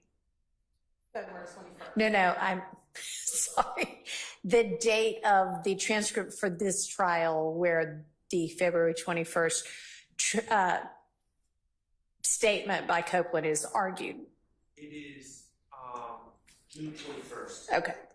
2024.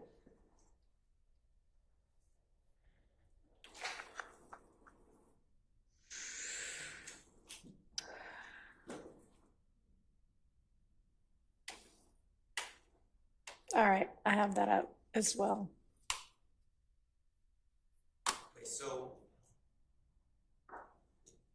if I seem to be arguing something that's not consistent with the transcript, please just let me know, and it's not intentional. It's just I got too many transcripts going on. But my understanding of what we're talking about here is Investigator Gaither is prodding Mr. Copeland for information about who shot at him. And in this context, it is the February, I believe it's February 19th or 20th shooting that they're prodding information about and asking Mr. Copeland to tell them who shot at him and his child and Right. his mother of his child. And Investigator Gaither goes through an extended, I'm not going to say monologue because it is broken up, but she is attempting to extract information from Mr. Copeland, and she's talking about the need to protect the community, to keep babies safe, and just essentially makes an argument in that interview that would draw an objection, at least for me, if the state were to make the argument in closing arguments. So I don't believe, I think, the focus, if we're admitting these statements in part, if they are admitted, they would be because they're inconsistent statements by Mr. Copeland. And I don't know how that somehow opens the door to Investigator Gaither to give basically her, thesis on why her job is important and gangs are bad and the community needs to be kept safe by her and her coworkers. So that's our objection, 403, 401. And it doesn't fall under prior inconsistent statements.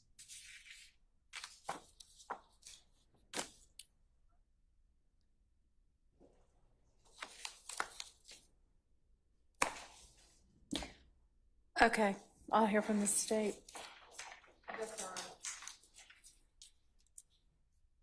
So previously, Your Honor, when Mr. Copeland was here in court, his testimony in court was essentially, and I'm going to paraphrase,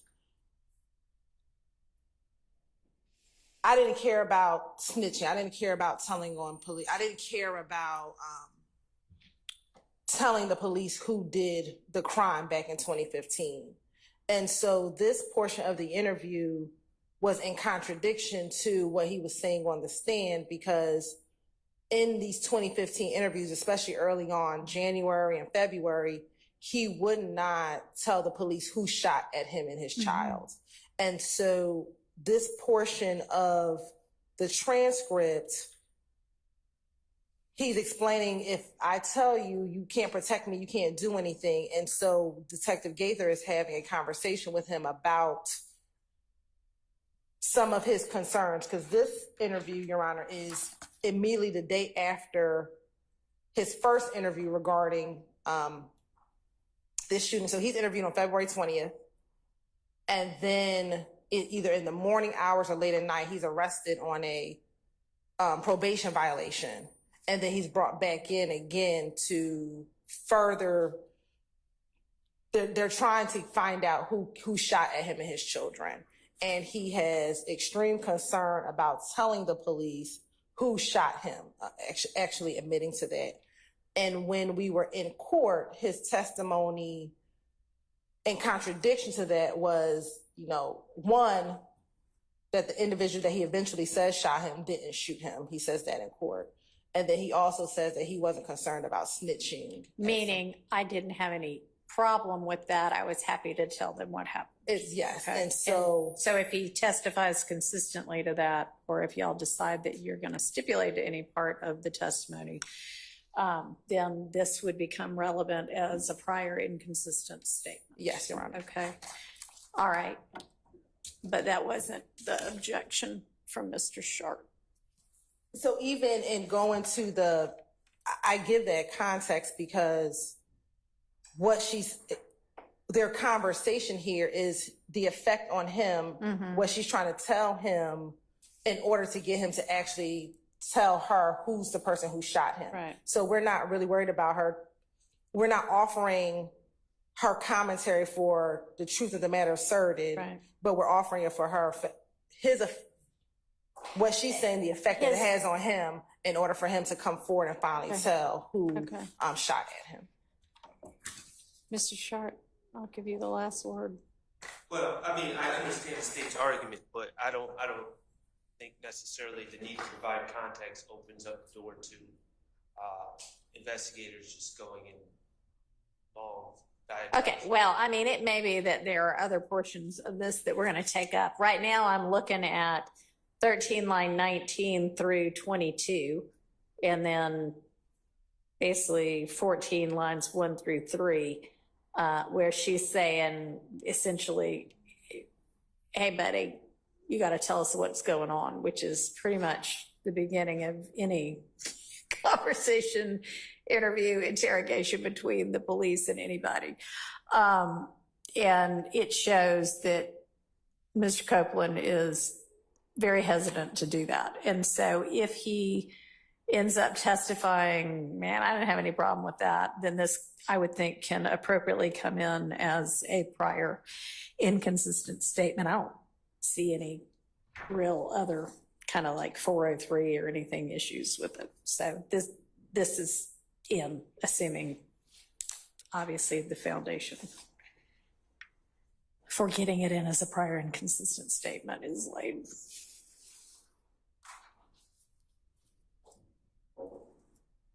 So the next portion, Your Honor, is page 25, line 15 through page 26, line 3. Okay. Timestamp 40840 to 40940. And Your Honor, last time we discussed these, this one, the one we just discussed, the one we're just about to discuss now, and the next one, we discussed all together because they're the same issue. Okay, well, I'll look. And you, I think you'll see, I hope you'll see that that Gaither says more and more, especially Okay. Gaither says more and more. They're all the same issue. Oh, all right.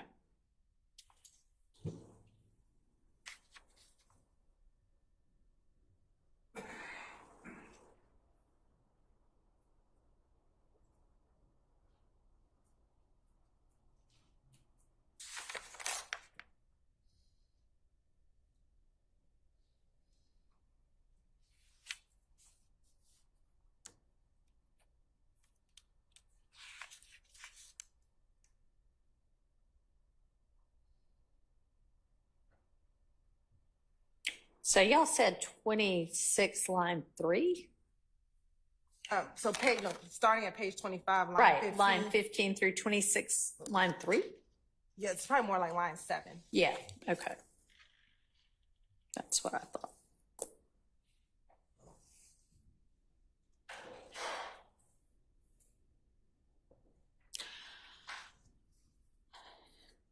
This one looks okay also to me. I am going to let this in.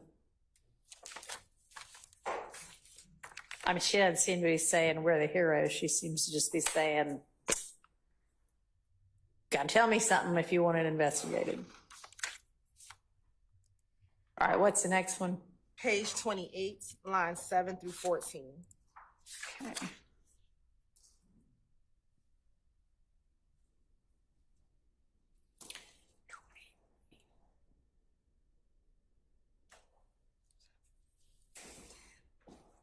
I'm sorry, the time is 4:10:55 to 4:11:05.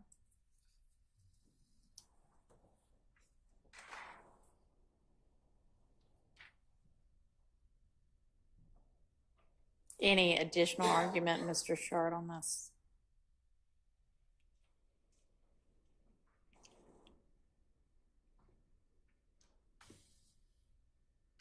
I mean, it's the same thing. It's just we care about, you know, the life of children and those sort of things, and we're trying to put an end to all this. We find that prejudicial. All right. Any response from the state? Yeah, I think it's the same thing. She's just trying to get him to tell her who is the person who shot at you. And All right. Now, if she ends up standing up in closing and starts saying, look at how great the police are, they love this guy's baby, then we'll have a different issue. But just as a part of the interrogation technique going through a statement, I'm going to overrule that objection.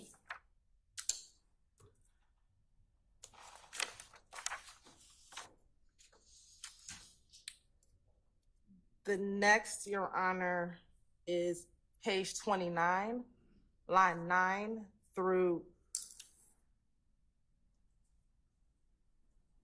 I think I might have I have page 48, line 11, but I think that's for court's indulgence. Because I didn't do this. So.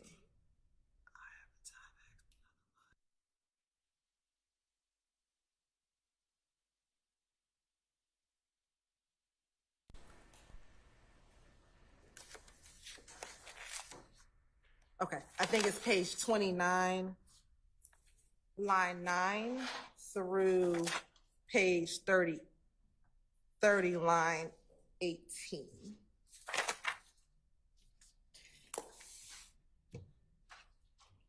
All right, and what's our issue with this? Is this the same concept, or is this moving on to some other evidentiary issue?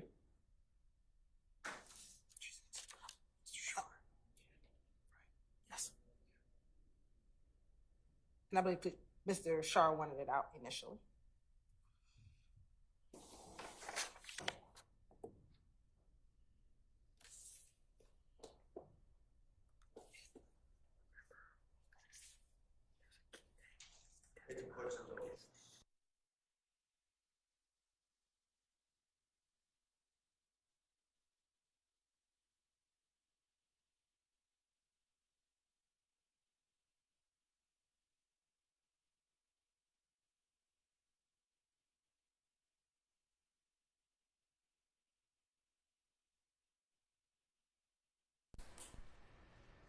This is more side conversation that is, at this point, I don't believe, well, I know our stance is that just because if the state successfully lays the foundation for specific prior inconsistent statements, our stance, my stance, I believe I stand for everyone, speak for everyone here, is that if prior inconsistent statements are included on a tape, that does not necessarily mean that the state just gets to play the tape. What they play still has to be linked to prior inconsistent statements. Okay. And here we're just kind of going and talking about things that are not subject to these prior inconsistent statements. Of course, I don't know what a prior inconsistent statement is right now. Right. But I think that there's a lot of fluff in between. Right. Okay. And is the state proposing to, I've got a prior inconsistent statement somewhere in this 30-minute interview, I'm gonna play the whole interview, or are y'all happy? So the state's position, again, depending on what we do with Mr. Copeland's testimony, he denies, and I think that's what we talked about yesterday. What he says is, I spoke to the police, everything I said, but it was all a lie. I finessed it all. So we're at a position that I don't know if we have to go line by line, because his general statement here in court is, I may have said everything that you said, I said, but I was only saying everything that I said because I was trying to get out of going to jail, because I was trying to get out of getting in trouble. I was trying to get out of trouble. And so a part of it is we believe that we don't have to now go line by line, looking at the Scudder case going, I think it's Scudder, I'm citing the wrong case, going line by line. But specifically as it relates to this portion, we asked him about being a snitch, and this is her trying to explain to him, you need to tell us. It doesn't matter if you're a snitch or not. You need to come forward. When in court, he says something opposite. He says something inconsistent with what he said in his interview. Okay, so if he ends up saying, I don't know what I said before, but everything I said was a lie, then you can't necessarily just play everything he said. But if he saes, everything I said was a lie and I just said it to get out of jail, and then you say, aha, this shows right here you were willing to go to jail and keep quiet, then that's a prior inconsistent statement to what, if we assume he says that on the stand. But no, you do not. I mean, it still has to be, and it may not be, it has to be like every line, but you can't play an hour-long video unless at least most of that video in some way is inconsistent to what he's saying on the stand. So I don't know if I can, I mean, this is pretty theoretical right now, but. I think we just need to see what he says, while we're, well, there's a lot of, we believe two things, not that it's just a prior inconsistent statement, but he's also, contradicting what he says. So he'll testify, at least previously, that he'll testify, they were trying to force me to only talk about thug. They were trying to force me to do these things, and that's incomplete. That would be, so this would show that's not true. Okay, so yes, potentially then, I mean, obviously for all of this, we have to, but I guess what I'm asking is, Mr. Sharp wants to make sure that y'all don't operate under a theory that something in this, and I'm just making it up, I don't know how long the video is, but 30-minute video is an inconsistent statement. We can get the whole video in. Y'all know that, I mean, is that your position? I think it depends on when he testifies. Okay, so, yeah. Okay, so then assuming that, I guess we don't have an answer to that right now, but I would not think the entirety of something can come in just because one sentence in it is inconsistent. So for y'all's edification, that would probably be my position. However, assuming that all of this is going to get used as prior inconsistent statement because of whatever he says, we have to assume it for now, like that's why we're going through this, then what other evidentiary objection do you have to it? Well, I mean, I just keep going back to the same question, which is if the purpose, my problem is all the talking that's, Mr. Copeland isn't really saying anything. It's all investigator gate, and I just don't really understand how we're just giving investigator, and I know Copeland says something, so I'm not trying to mislead the court about the transcript. You have the transcript.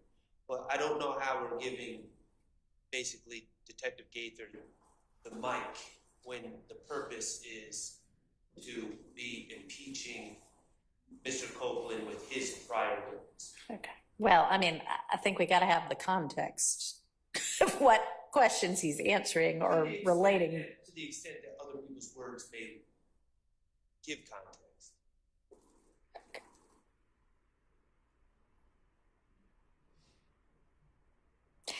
So, I mean, I would think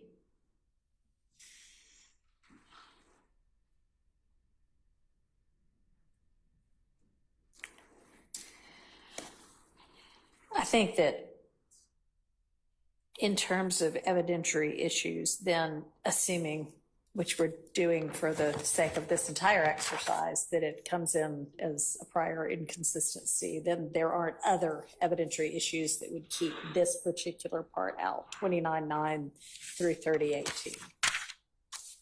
All right.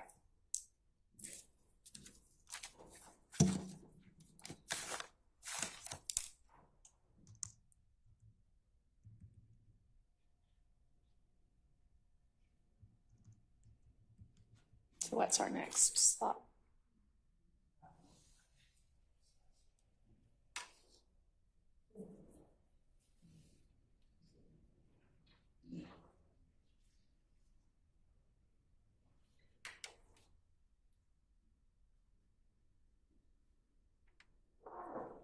Oh, I'm sorry.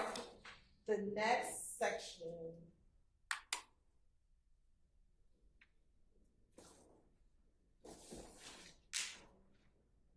is page 47, line 9 through page 48.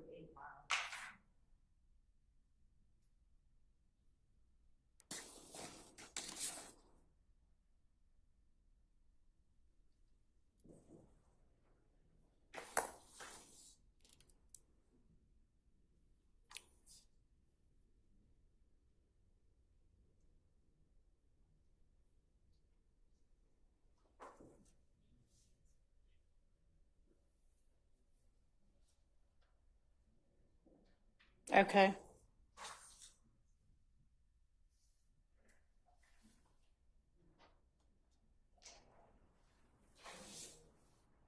what's our issue?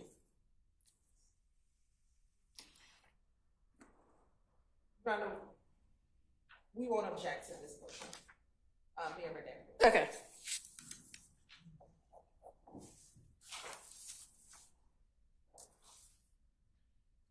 I think it, She just said she's fine with it being out. right, I'm not sure. You said it begins at 47:9 on your transcript. So I'm taking a note that I believe I got from He on his Twitter arguing with Shannon. Okay, you're right, 47:9. Okay, I got you. Okay. Next.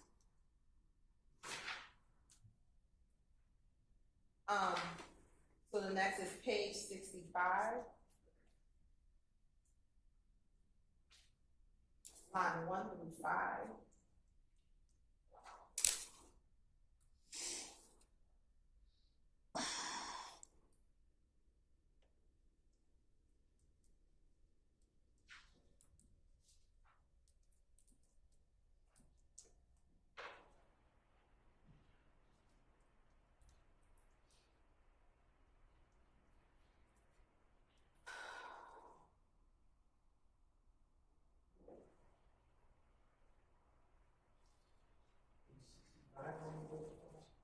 That's what I have.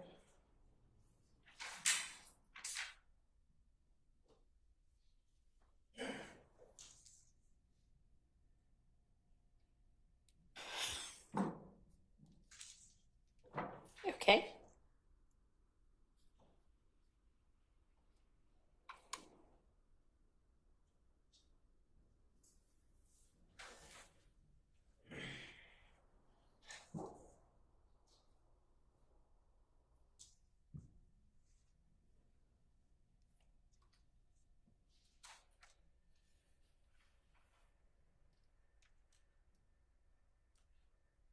Any memory about why this was objectionable? I think it may have been the programs that were used that was confusing. I'm looking at the transcript.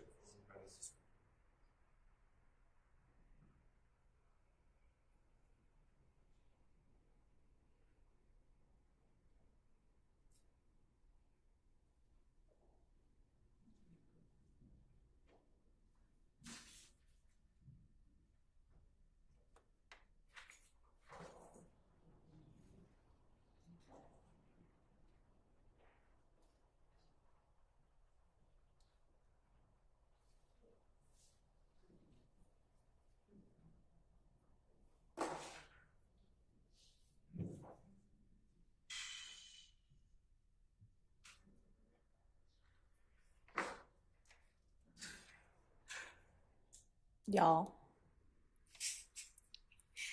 Anybody know?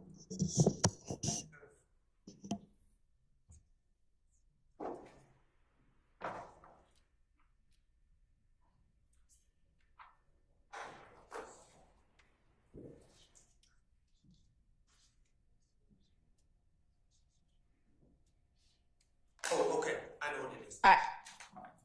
This was my objection, because it was, okay. It was, I think it's likely to confuse the jurors. This is a very poor transcript, but essentially, and you can't really tell from reading the transcript, my understanding is, Investigator Gaither is asking, when's the last time that Shannon and Demekion were hanging out together? And when it comes down to it, the answer is, his answer, it comes down on page 65, line 5. It says, since they shot at the call, they called. And when I hear that, in that context, it seems that he's referring to They as in Shannon and Shannon as shooting in a car. I believe what Mr. Copeland meant by that is it was an incident where they were all shot at. But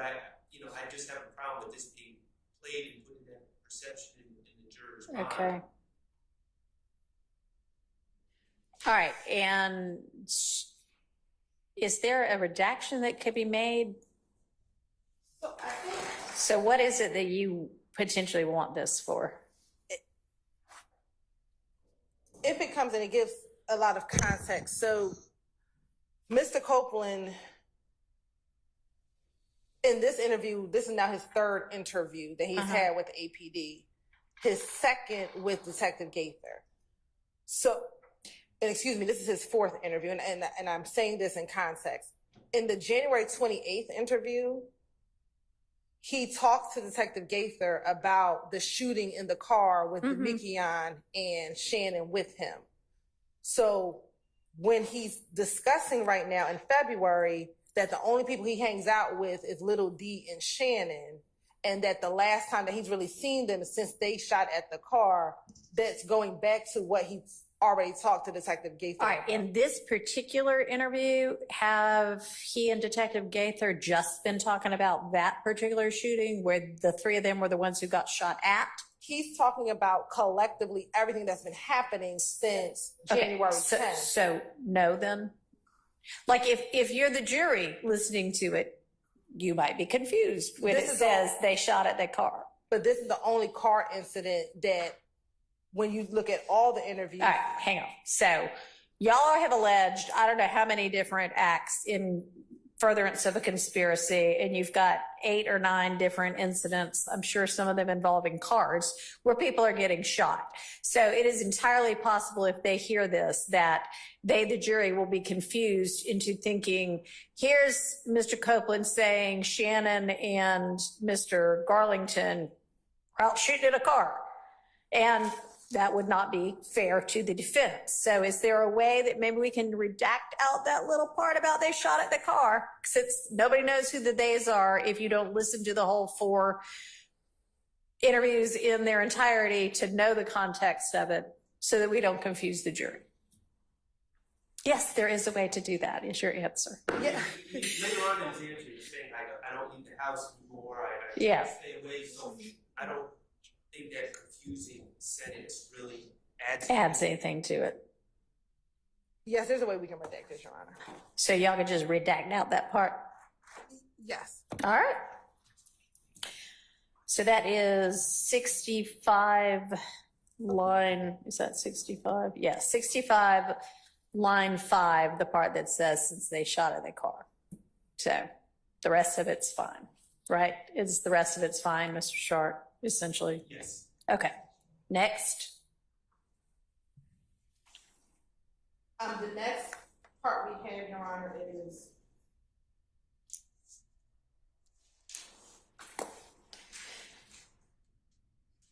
page 155, line 1 through page 156, line 20. Okay.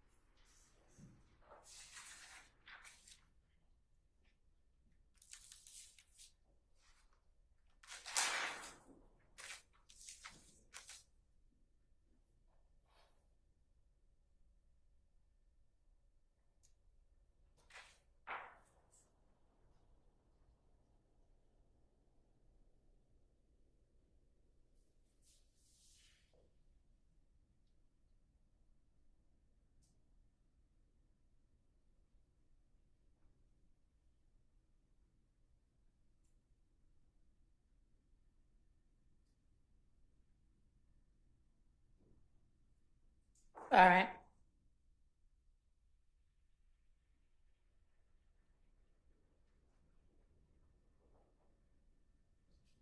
I'm ready for argument.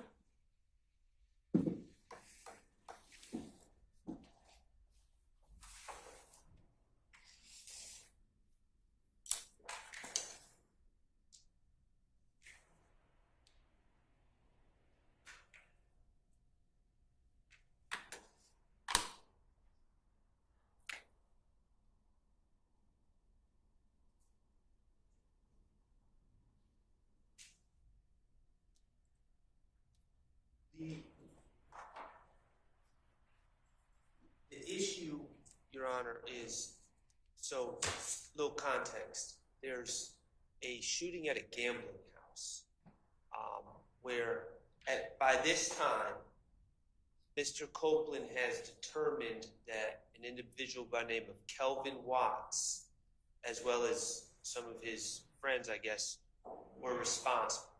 And I think Mr. Copeland was allegedly shot out. I think Mr. Williams was allegedly shot at or present in the gambling house. Maybe some other individuals as well. Mr. Copeland tells a story, and it's tough to really grasp from the transcript, but no one knew who did, according to Mr. Copeland, no one knew who did this shooting. It was supposedly, and everyone thought it was another group called NBC who had jumped Demekion Garlington on that same day at a club somewhere. So the thought was NBC was responsible for shooting the gambling house. Now, by this time on the interview, Mr. Copeland has determined it was Kelvin Watts. How did he determine it was Kelvin Watts? What's his basis? Okay. Well, Kelvin Watts was apparently dating a lady named Trivia, who Mr. Sledge also dated. So the flow of information, as I understand it, is Kelvin Watts, according to Mr. Copeland, Kelvin Watts tells Trivia that he was responsible for shooting up the gambling house. Then Trivia tells Mr. Sledge, and then Mr. Sledge tells Mr. Copeland. So these are not observations based on Mr. Copeland's firsthand knowledge.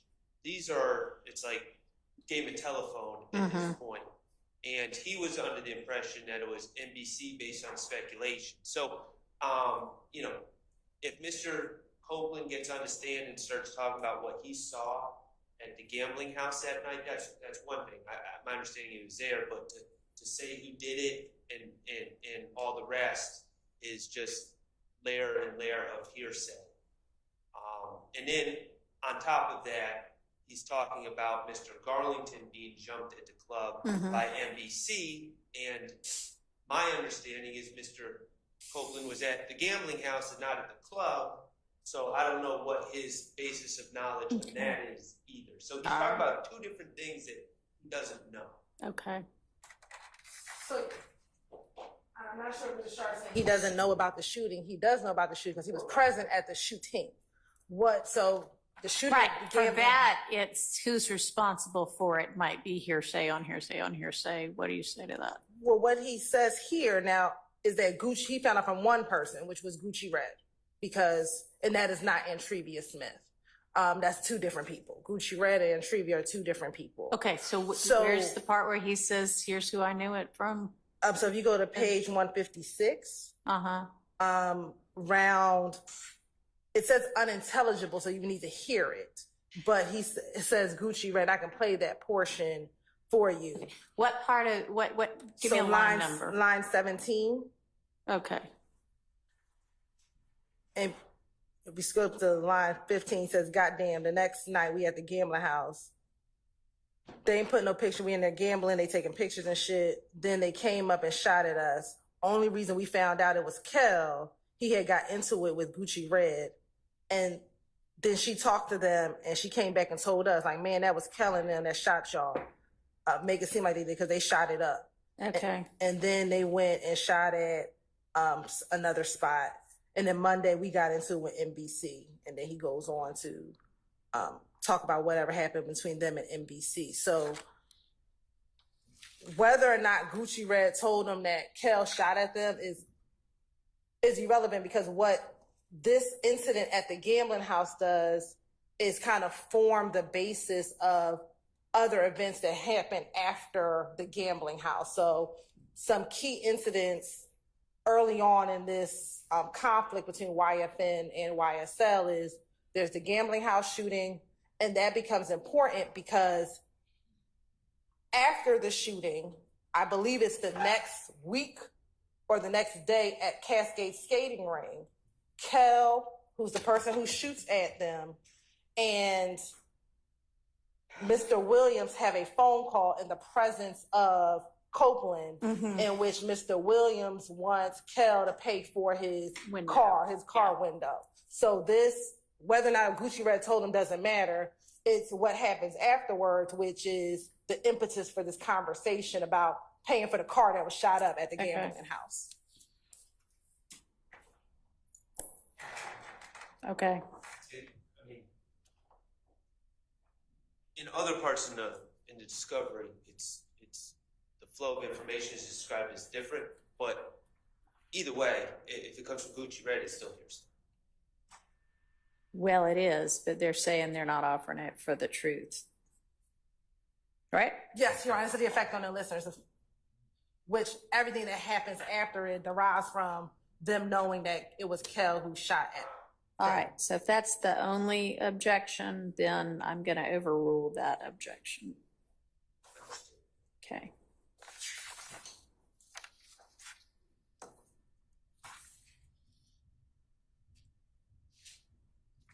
Next, Your Honor, is page 173, line 7 through page 174, line 2.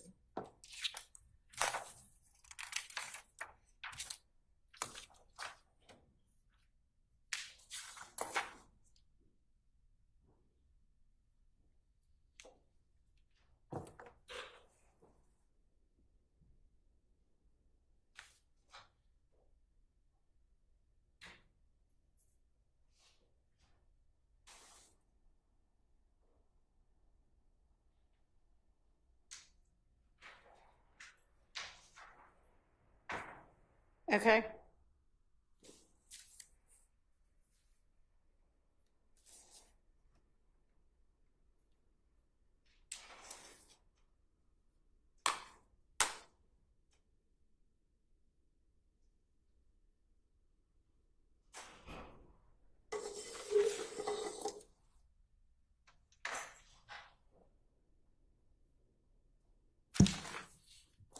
All right, Mr. Sharp, you want to articulate your argument?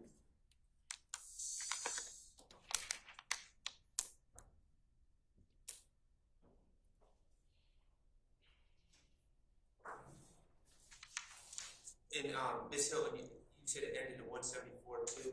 Yes, sir. I'm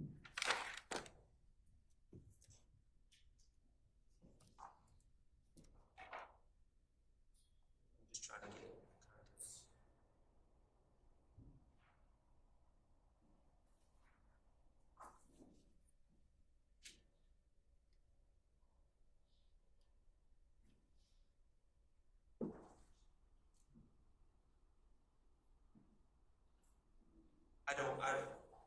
We'll withdraw that. All right.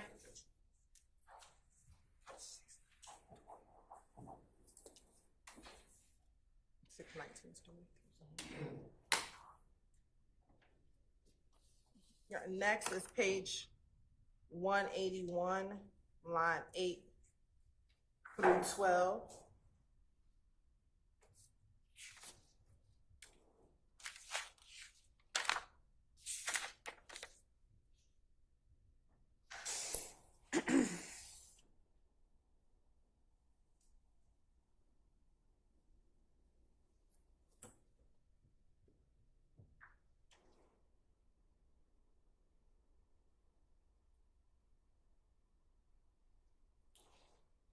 All right.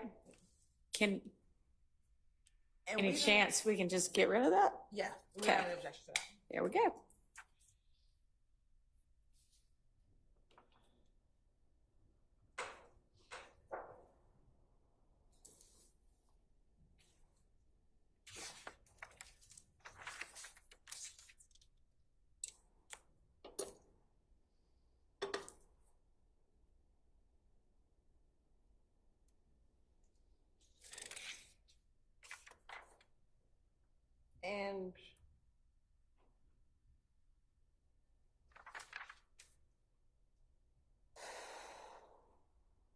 The last one we have is page 185, line 17 through page 186, line 19.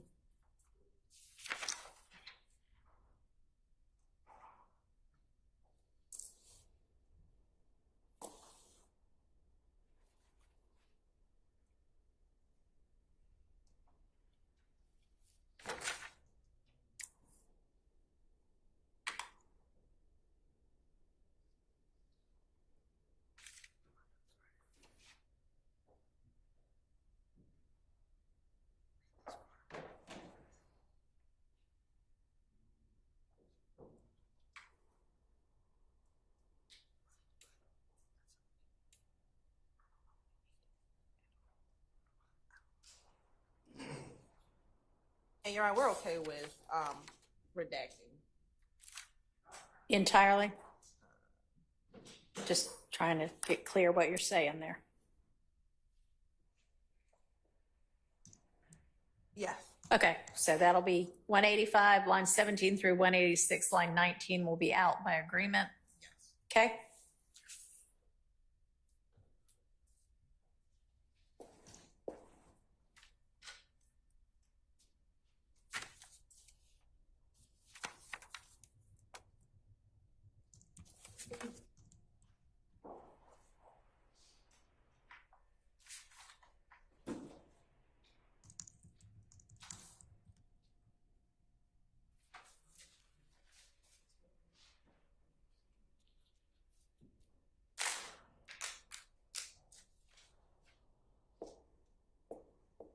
What's our next portion of this transcript?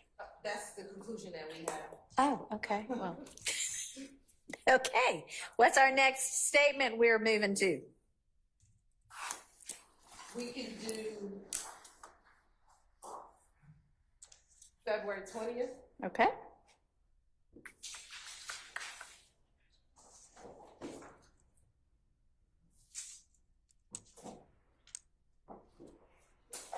Someone send me the same transcript that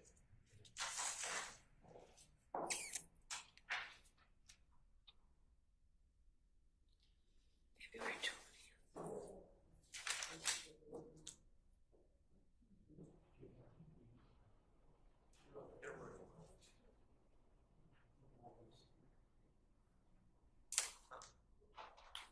And is there an associated trial transcript where y'all are arguing this that might be beneficial to look at?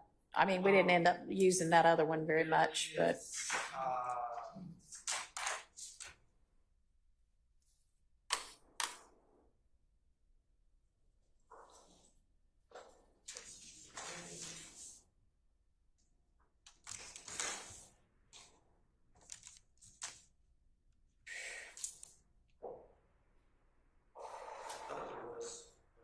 I mean, if you're not going to be using it, then that's fine. well, I'm trying to remember. I haven't seen this transcript. That was Okay. sent. And February 20th may have been earlier before the break. Oh, well, hey, then we don't need to rehash that one. And that's what I'm trying to figure out, but for January 11th and February 20th, I'm trying to figure out when we had those arguments, because we actually played those videos on the. Okay. Right. We haven't received the transcript when we discussed January 11th or February 20th, so I don't have an independent recollection of what day we argued then. And those who had the minimal, we agreed on most of that. Okay. The actions that came out, we agreed on. And they've already been played. Y'all just aren't sure whether it was pre or post recusal motion. Is that what you're saying? Yes, those two videos were played. Let me back up so the record's clear. The video for January 11th and the video for February 20th were both played in front of the jury. So At least on the 14th and I believe on the 17th of June. Okay, but I assume that the argument may have happened. okay. I don't know if the argument happened post the 12th. Right. I can't recall, or if it happened pre the 12th. That's what So I have some notes. Okay. That were taken by Ms. Taylor, who, I have that the June 11th interview, excuse me, thank you, January 11th interview was played on the 17th. And the February 20th interview was played on the 17th. So those were played after the motion. I just want to make sure I'm reading this right. What does this mean?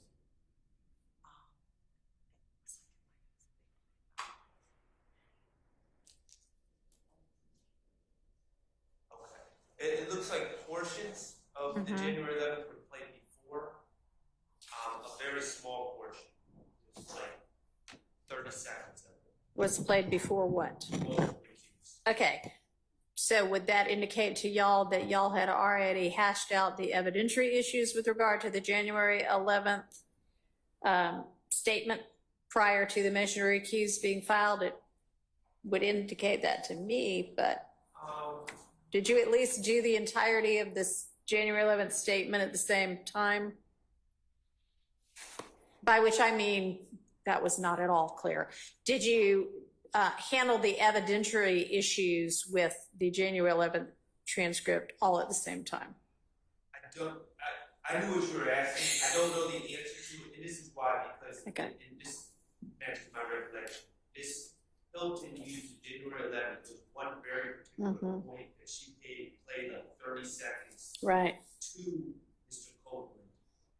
So I don't know if we had reviewed the whole, and she also played a 10-second clip of the January 28th interview before the motion to recuse. All right. And a 12-second clip of the February 20th. But I'm trying to see if there's any note about when we discussed redactions. So I know that after the jury leaves and hasn't yet come back, y'all discussed the January 21st and the February 21st one. So y'all had not done those pre-interview.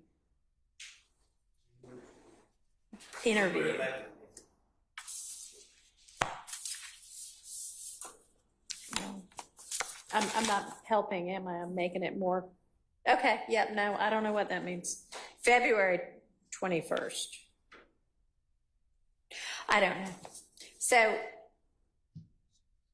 if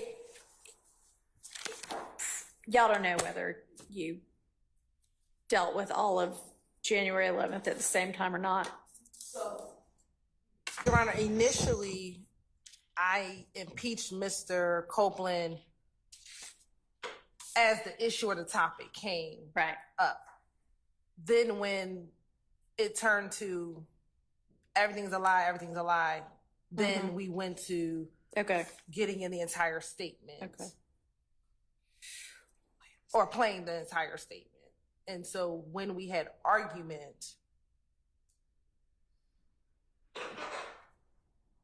All right, so you spent a lot of time after the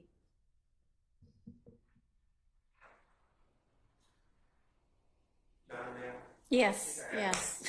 I'm looking at notes for 6/17/24.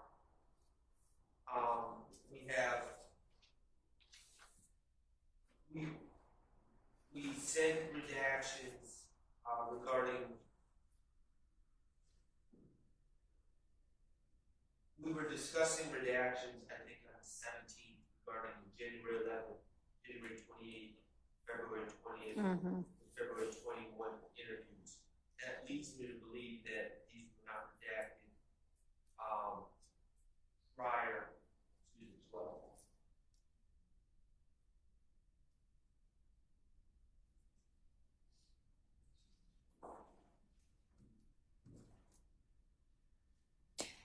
Okay. Well, y'all said y'all are close on those anyway, so why don't we just So I think if it's me revisiting and ruling differently, then maybe lucky state, maybe lucky defense. Who knows? I don't know. So I think the next video we can actually go to is January 28th, because that is where we had some more redactions. So are y'all just then, as to January 11th and February 20th, y'all said, I think, that there isn't much y'all disagreed with about that anyway? That's my recollection. All right, so maybe y'all can get to huddle up together on those two, and maybe y'all can come to agreement. If not, you can either figure out, was the ruling made before the motion to recuse, or if there are two or three things and we don't know when the ruling was made, just bring them to me. Yes, Your Honor. Okay. Okay, so then we'll move on to February 28th. Is that what you said? January 28th. January 28th.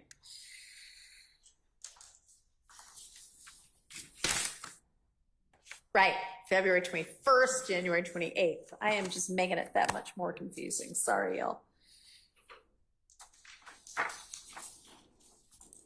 Mr. Harvey's going to use that later when I say that. Even the judge admitted it. I'm teasing you, Mr. Harvey, although I bet you will. Okay, January 28th. Yes. So, And that has either not been discussed or it was discussed post-recusal motion. Discussed post-recusal. Okay, and so do we need to look at a transcript, or Mr. Shart, you're just gonna? If the state has a transcript of this motion, this interview. February, January 28th. All right, we can, I assume we have the one that, ours came, I don't know where ours came from, if they came from Ms. Weaver or from the state, but Ms. Percival will forward you what we have.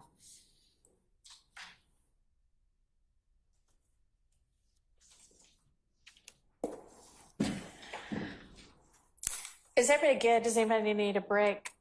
Quick break, 10-minute break. Let's come back at 3.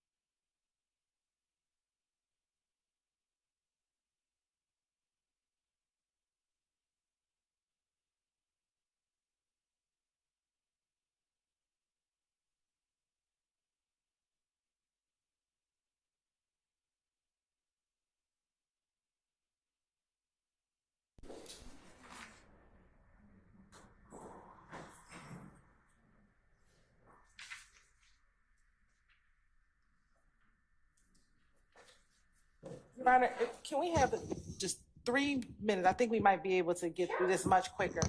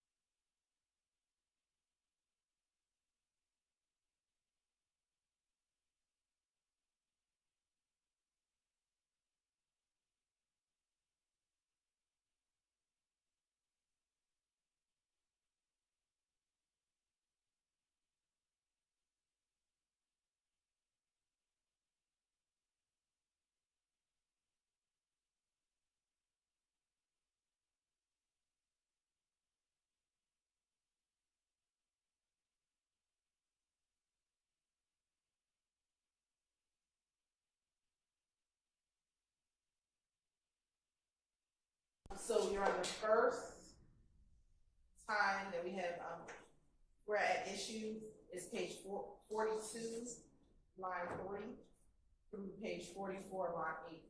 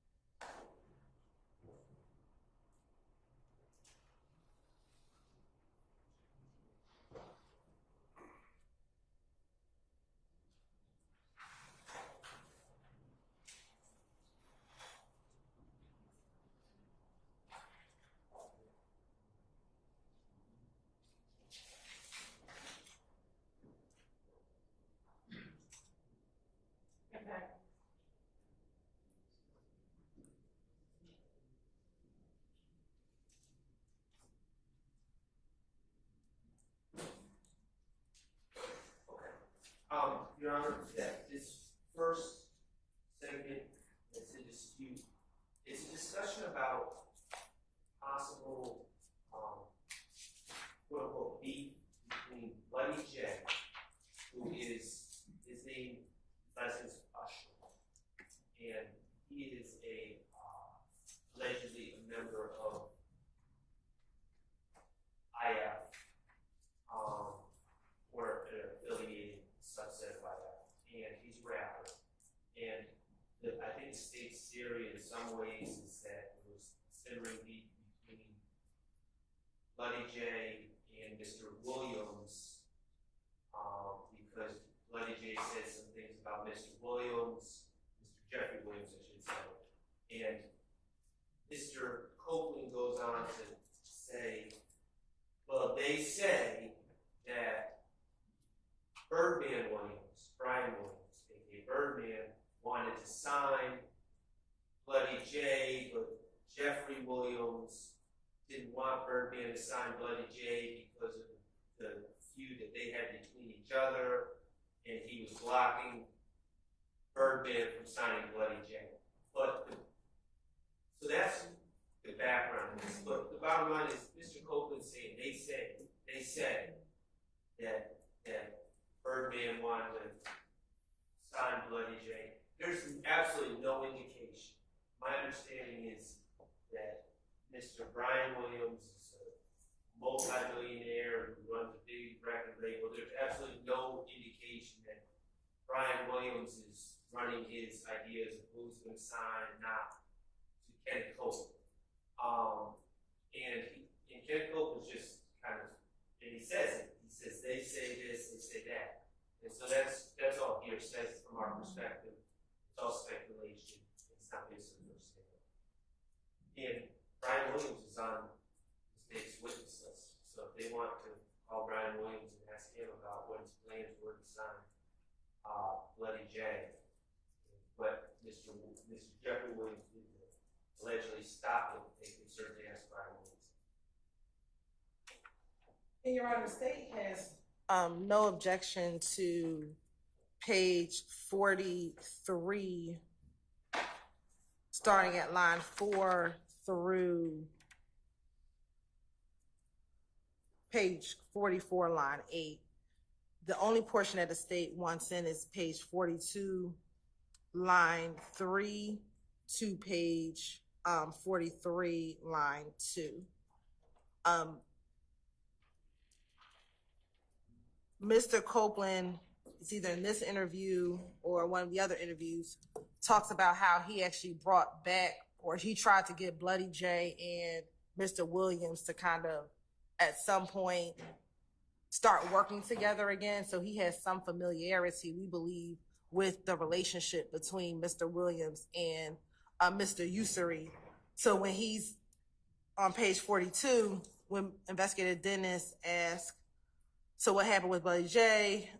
Weren't they cool? He explains his understanding of when they may have started to fall out.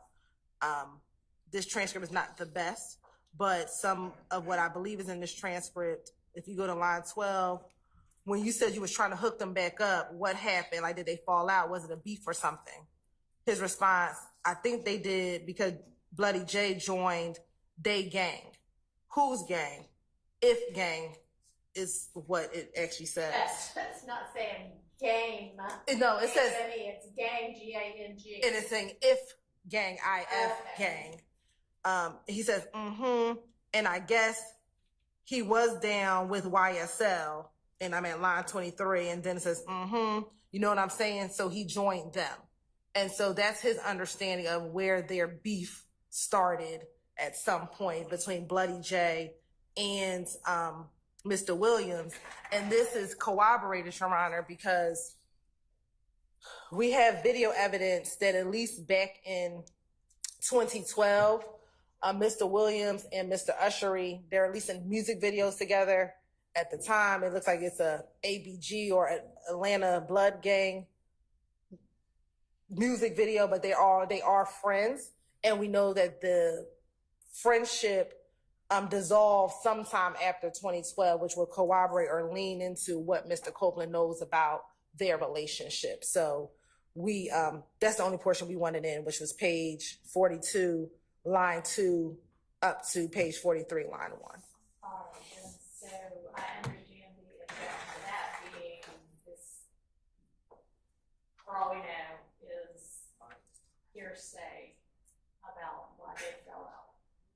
I think it's the way that he speaks, and if you watch it, it doesn't seem like he's saying they, like this is something they told him, because he says, when you said you was trying to hook them back up, what happened?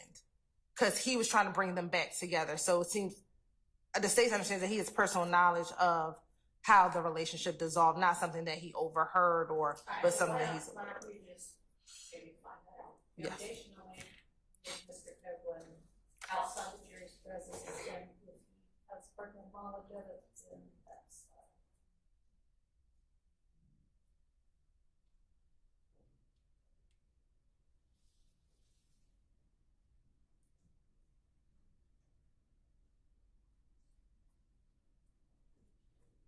The next portion that is in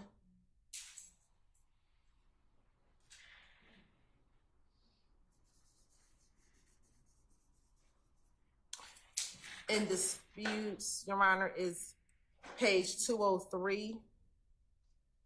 Excuse me. I need to find out from Mr. Shard if he looked at what we discussed of 80804 all the way through 81150. Can I back up on one? My notes may be wrong. Did you agree to number 5?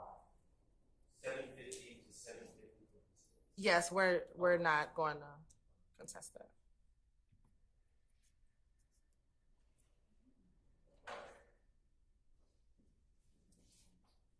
All right, so where are we now? 80804 And to those are 8. the timestamps. So roughly page 178. This is a big one. We agree from 80804 to 80912. Right, and I don't have the So timestamps, so. page 178, line 7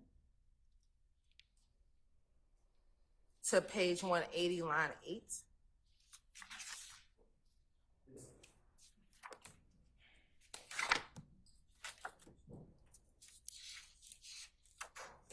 And the state wants to go beyond that. And what happens after 180, line 8 is very interesting.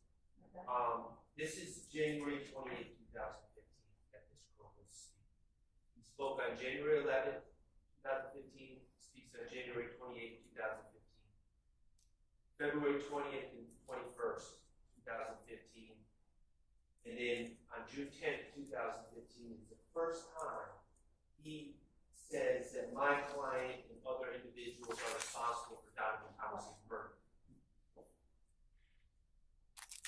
In this segment right here that the state's wishing to redact, they ask him about who he thinks or who's responsible for Donovan Thomas's murder. And he says, well, what my understanding is, or what I've heard, now mind you, his stance on June 10th is he knew that my client and others committed this murder that night. So he was in knowledge of it that night. On January 28, 2015, they're asking him, who's responsible for Donovan Thomas's murder? And he says, well, I believe, or I heard, and I'm not asking to admit for the truth of the matter asserted, I'm asking to show that his story's changed and he didn't say it initially. He said, well, I heard that Kelvin Watts had robbed someone and then Donovan Thomas was murdered as a result of that. And I believe, I'm not going directly off the transcript, but he puts forth different theories on what happened to Donovan Thomas. And our stance is that's important for the defense because if he was a truthful person who was telling the truth, he would have said that then. Now, the other interesting thing is on all these other dates that he's given these statements, he's not facing arrest. It's not until he's facing arrest that he points his finger at my client and others. So to us, that's a very important fact. And it's not being offered for the truth of the matter asserted. It's being offered to show that what Mr. Copeland has said at different times, when common sense would dictate if he's being a truthful person, he would have said what the state's saying the truth is.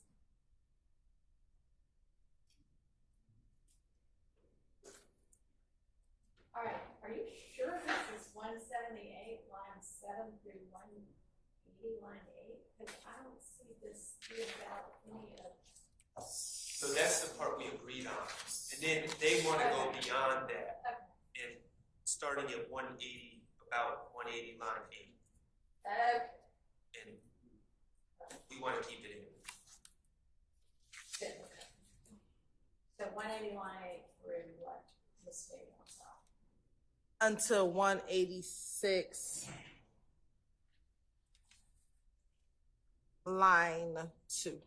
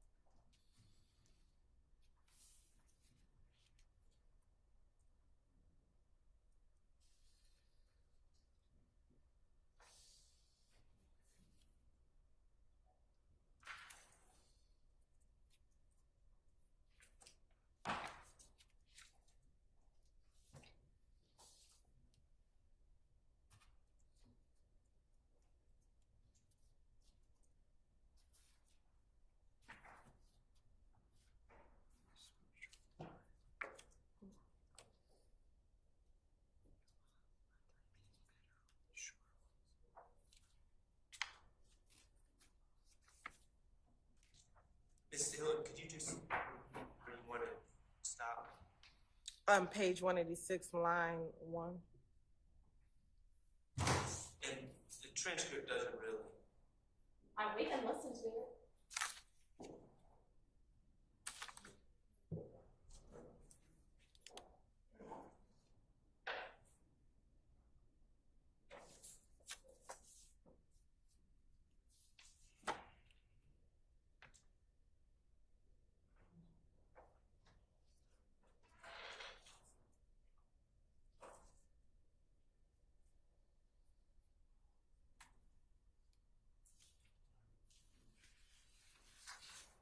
And why, I mean, I maybe get the gist of it.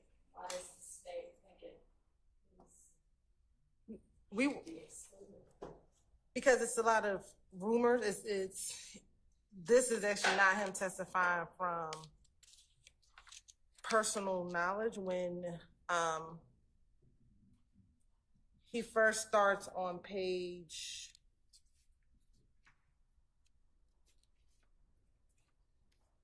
180. So I would concede it's not personal. I would concede that's not personal knowledge. So think that they can cross-examine him on whether or not, why didn't he tell the police early on, but all of his speculation about what the rumors are is irrelevant. That's putting in information in front of the jury that's based on speculation and rumors. If they want to cross him and say, on January 28th, you didn't disclose that any of these people did it, I think that's fair for cross-examination, but to actually introduce this statement of him speculating as to what may or may not have happened on the night of the murder, it's just that, it's rumors and speculation. There's a fundamental difference between not coming forward with information and being asked about something and coming forward with other information. Maybe I need to listen to it because I don't really see in this transcript at least, except for on page, the very end of 184 and beginning of 185, maybe. And I'm not even sure if that seems to be the only thing they're talking about Lev getting killed.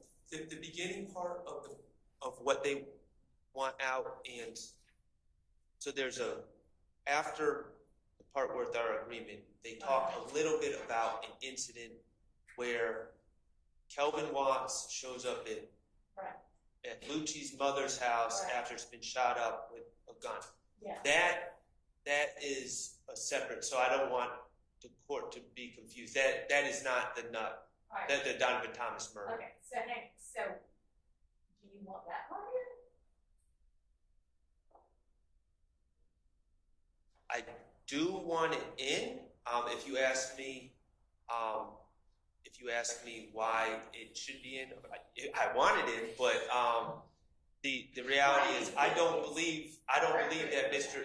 Came to the court. I don't believe that Mr. Copeland has firsthand knowledge of that, and that doesn't really fall under my argument about the Donovan Thomas. Or then you agree that we don't have to talk about that part. So point me to the part where that you, the defense for Mr. Stillwell, want in and think appropriately can come in under the. I think, respectfully, we need to just play it because I can't. The transcript is so mumbled. Okay.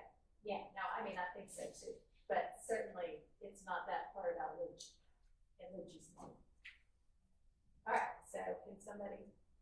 Yes. So I'm going to start around. As we were at 8:08:30, which should reasonably be somewhere on page 179, probably around line 7. When she was, she can come out and then did like Rich on the corner throw ahead show. And I was there. And Rich on the corner came, but Rich on the corner tried to play both sides. So he like the Kyle Lane. Yeah, so he just like bro, man, I'm tell you how serious it is, bro. Kill try to kill anybody, bro. He told me to call Max and tell her, trick her down here so he can kill her. Just to get back into it. Yeah. He said like he wanna kill somebody that way gonna hurt. What the hell? Do what he's saying. Rich on the corner, you born him out of jail. Lucci wasn't gonna pay his bond. They said he mad at Lucci because Lucci ain't paid his bond. Why? Why Lucci ain't paid his bond? But what don't make sense, let's say, okay, what word did we get, right? Somebody said that Kel was called over there to the house after he got shot up. So at Lucci Mom's house? Yeah. All we heard was Lucci Mama's house got shot up. Kel pulled up with the guns. Then we come to the tree. Kel pulled up with the guns in the car. And police walked up, searched the car, found the gun, locked him up. But why was he there? Who brought him there? I don't know. Lucci Mama's house. Kale comes, who brought him to Lucci Mama house? Like, how did he know that got shot up? Like, do we just hang out in the driveway? I don't know. They probably, you know. So if that's the case, and then he got locked up, why did Lucci want to pay his bond? You know what I'm saying? If I basically called you and said, yo, my house that's out my town. Check out. And then the red Camaro Lucci got, the same color that ran around, they shot my girl mama house up. They Lucci color. Yeah. You know what I'm saying? But I ain't get it. You know what I'm saying? They got my name on so much stuff. Like, people that come and tell us, they tell us little bit, then they start talking about it's me. You know what I'm saying?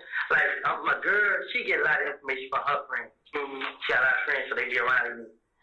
Lucci and them was talking in the studio, and there was a girl in there, they missed one of them, and she my girlfriend. And she said that they nobody do that, nothing. You know what I'm saying? They was all like Kill and K robbed somebody. You know what I'm saying? Kill and who? K. Who's K? I sent you a picture of that too then. I think I sent to those details. They had chop on in the picture. Oh, yeah. And the them was in the car. Yeah, them two robbed somebody, and they supposed to came back. This was they talk about the studio. You know what I'm saying? They just put my name on it, they covered it up. Make it seem like they ain't got beef in the streets, whatever. Yeah. And then they like, she be like, they know what they ain't do it. You know what I'm saying? But they gonna keep playing on him. And she be like, K, when the nigga got killed, K first one called everybody like, we killed Nut. Tell them on there what did. He the first one started my name. And they like, Kill went along with it. So they had just robbed somebody, then they did. Like, Nut died, then they started. That same day? I don't know when. They just robbed somebody.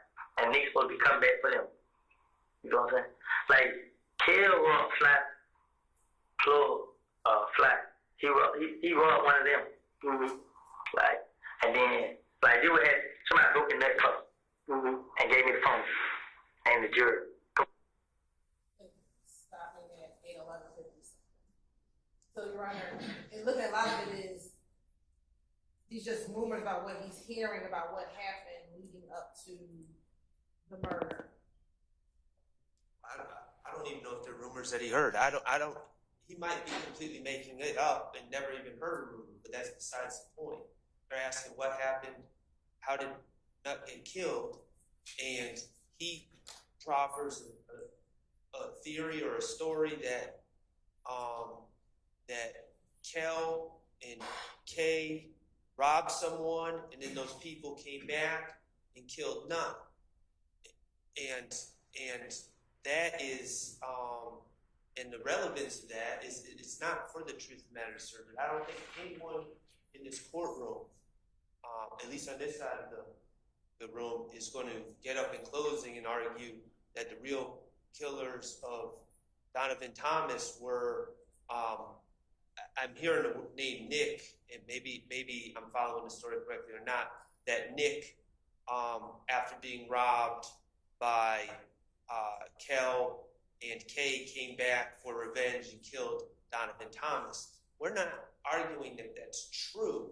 What we're saying is simply that, according to the state's theory, Mr. Copeland had inside information on January 10th, 2015, and about our clients committing a crime, and then he's asked about it on January 28th, and not only does he not, it's one thing not to mention our clients, which is important, but it's a whole nother thing to put a different theory out there. And so we think that's very relevant, and that goes to his credibility. And I understand he's arguing to everyone that he has no credibility, but the state is arguing that there is credibility with his June 10th, 2015 statement, and we're saying there's no credibility to that either.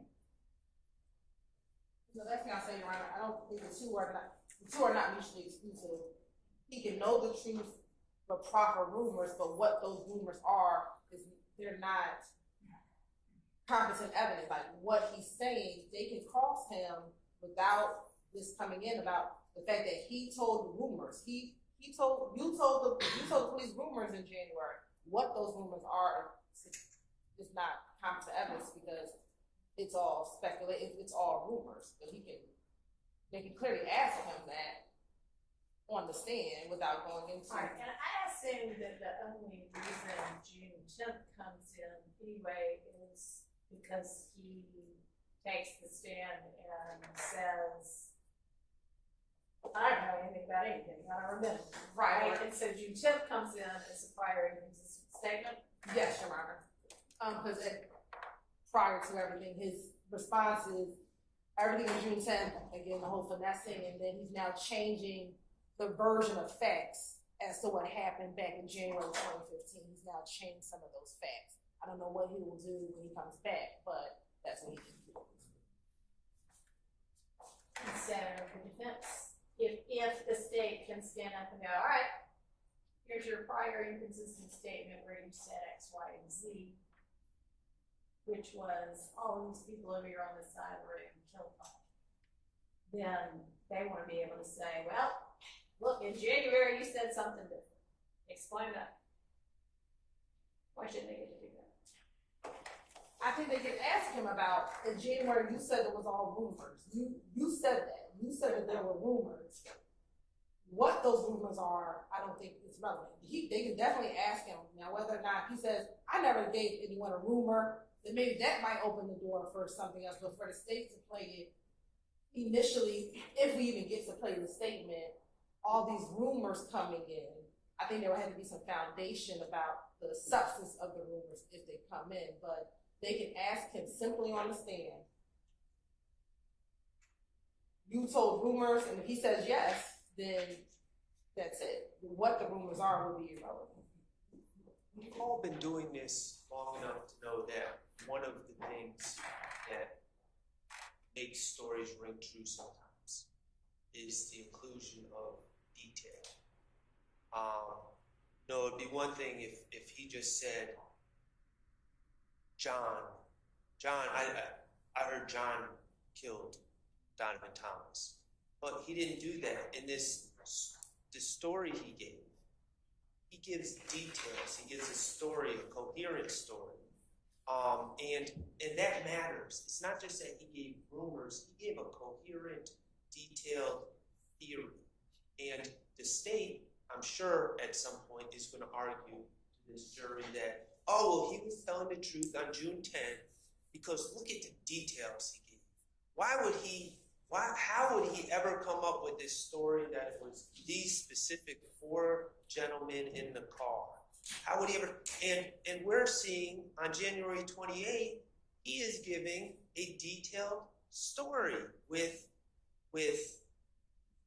individuals and a motive and all the rest. And so I don't think that it does. I think something is lost if we were limited to just say, oh, well, you talked about rumors on January 28th. That really doesn't do it justice. We should be able to get into exactly what he said. And again, we're not going to argue that that's the truth. We're just going to argue that it's Mr. Copeland's ability to think on the fly and come up with detailed stories. And when he was given an opportunity to explain what happened, he came with a detailed story that had nothing to do with our clients. We think that's fair game.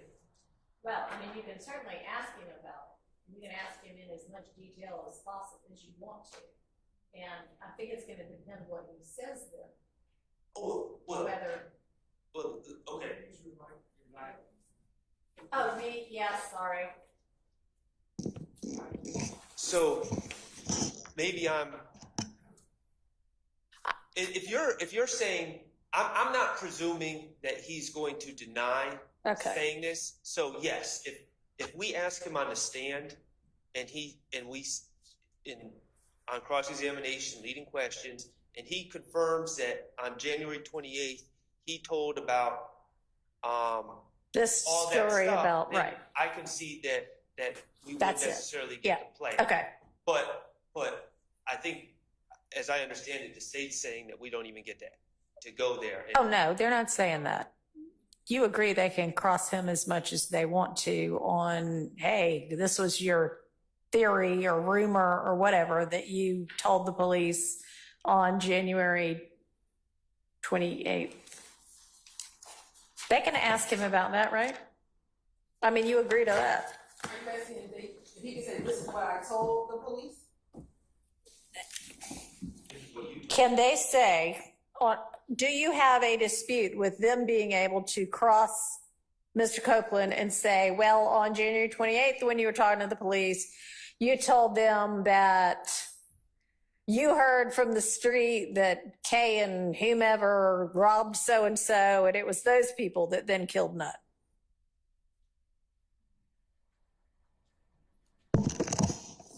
So the state's concern is, even in the interview, he doesn't say it as fact. He doesn't say, this is what happened. Well, sure. He said, this is what I heard. Yeah. So to me, it's still speculative as to what he heard on the street. Whatever the rumor was, to me, is still speculation. I think an inquiry could be, you didn't tell them on January 28th that Shannon, Stillwell, these people did. You only proffered rumors, not the... But they can, oh, so you think they can ask, you told rumors, but they can't ask, what is the rumor you told them? Correct. That is not correct. You can, in fact, ask them about the detail of the rumor that he told them. As long as, I mean, obviously he is clearly saying this is a rumor I heard on the street. And I know your point's going to be, well, that's an awfully detailed rumor. And you could argue that later. But yes, you can get into the detail of, didn't you tell them you heard X and Y and Z? And then if he says, yeah, I lied about that too, then that's the end of it. If he says, no, man, I never said a thing like that in my life, then we may be able to actually play that part. That's fine. We still believe that the rumor is speculation, but we No, understand. it is. I mean, he says it is. He says, this is what my girlfriend told me she heard from somebody else. It's clearly a rumor. That is not their point. Their point is you, at some earlier point, are telling the police some theory, albeit rumor, albeit street talk, that is some details. And I think they're going to argue whatever they're going to argue, but they can get into the substance of what that rumor is. They can't mislead that this is what you said is fact. It has to be still, this was the rumor you told them, but they can get into the detail. Mr. Steele. Right, I think what you just said is what I want to ensure that we Yes. do. So Okay. I think we're good. And Your Honor, He's just saying I'm standing up because I wanted to make sure that you already just explained what I was going to ask about. but the one position is,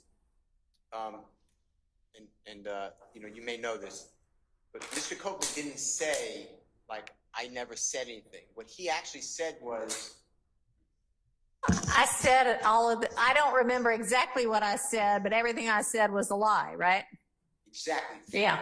Because the police were making me the number one target. They told me I'm the subject of this Yeah. murder, and I wanted to push everything I could away from me and onto others. Mm-hmm. So that's why it's very important to show that he's just coming up with, you know, Mr. Lamar is Rich Homie Kwan. He put a hit on another person to kill them. Ask Mr. Copeland. He has 17 people that he says put hits on other people. Okay. That's outside of people here. Okay. But what you said is exactly right. It doesn't matter. I'm not using it for truth. I'm using it for exactly what he's saying. That's what I was doing. Okay. And at trial, he said, and that's what I did for the people here on trial. Okay. Thank you. All right. What's our next portion of this transcript at issue The next, or statement?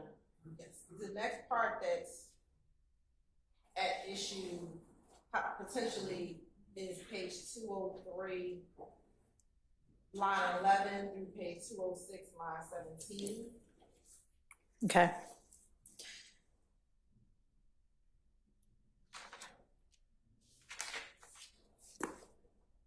And more specifically, page 206, line 15.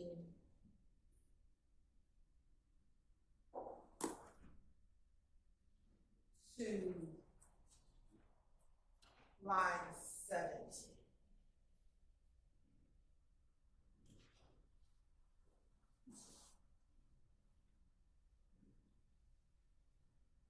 Mr. Shaw, are you okay with 82131 through 82137?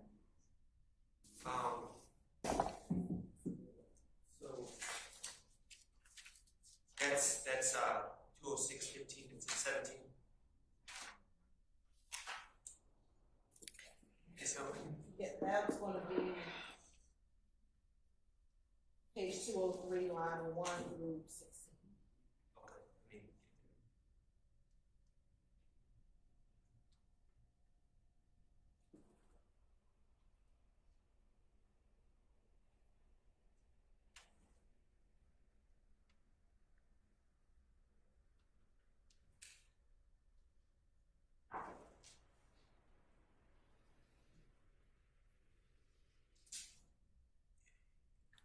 Your Honor, could I just inconvenience or ask that 15 seconds or whatever that is potentially in dispute be played? Because I don't think I have an objection, but Okay. I can't really tell from this. Okay. If I could just hear it. Sure. Your Honor, I'll play with 82131 to the whole section. Okay.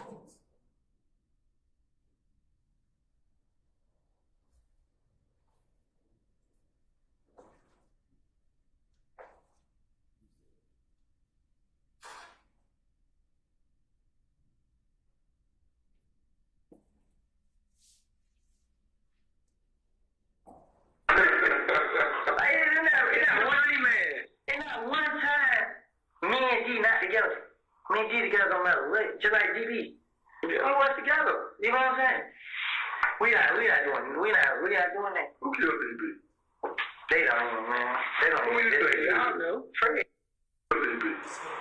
They don't even, man. They don't Who even. you think? I think you started right after the Abortion.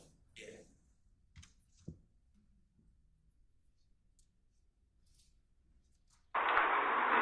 Man, besides Shannon and G, you ain't gonna see me hanging with nobody. So is it a person they hate you? No, that's what I say. How the hell I be leaving all the time? Everybody after me. Like, it's not one man. It's not one time. All right, I'm fine. The state wanted to play that, and I don't have any problem. Okay. So right after that, we're in agreement from, I believe, 82137 to 82252, where the murder of a gentleman by the name of DB is discussed. I believe we agree that is coming out. Okay. And then if Ms. Hilton could just play the 7 seconds that on the other end of that she wants to include, I just want to make sure. All right. So this is going to be somewhere on 206. Yes. Okay. We're first starting at line 5 or line 6. Okay.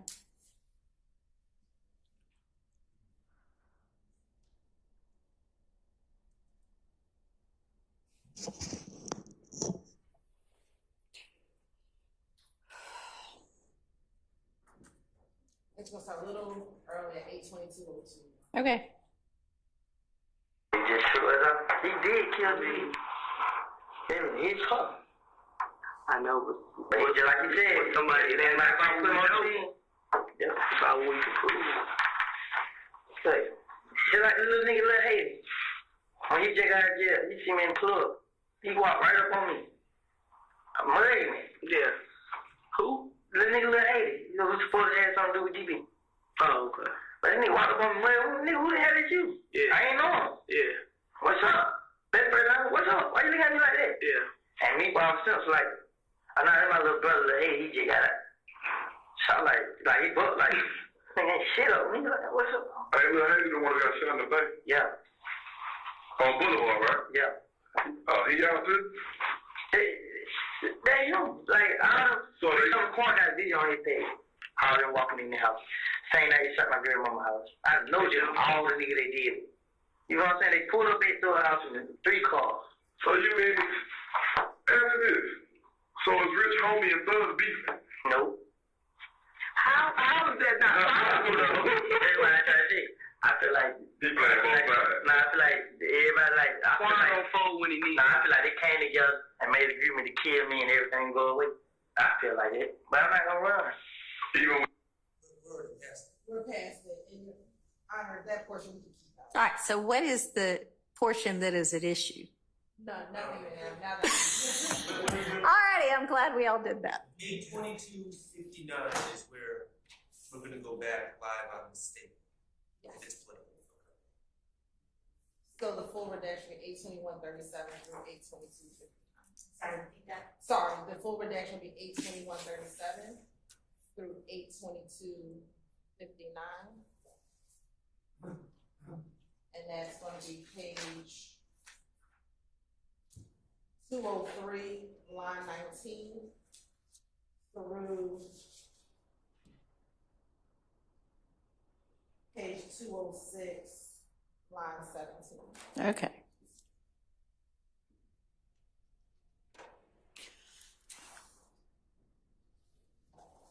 We have a series of agreements, Your Honor, and I think there's only one more that we disagree. Is that correct? And it's only departments. Okay.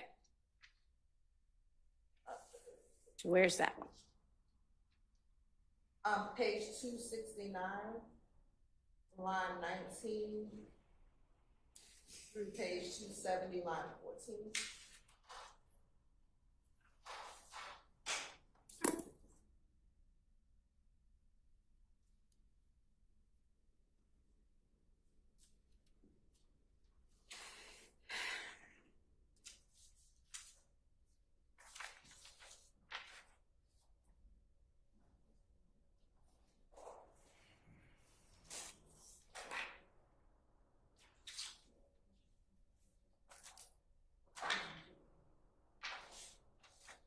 All right, and is this the part that the state wants in, defense wants out, or the other way around? If I can do one more time, this might not be. We both agree that a certain part of this comes out. There's a portion of it where Mr.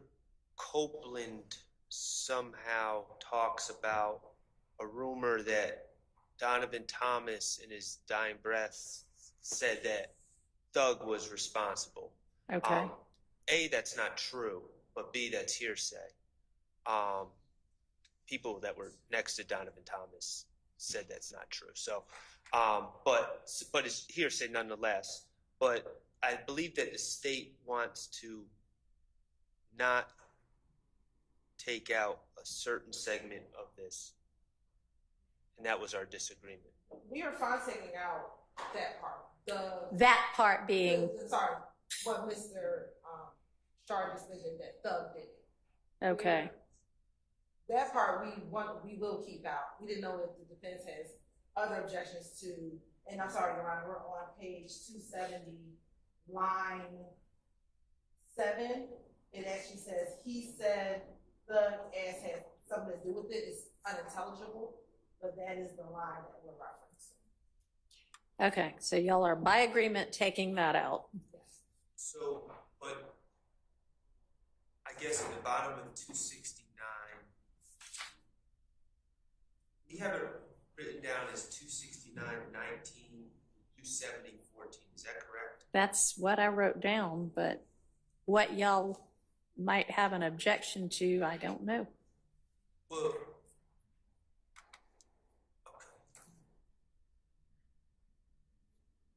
So,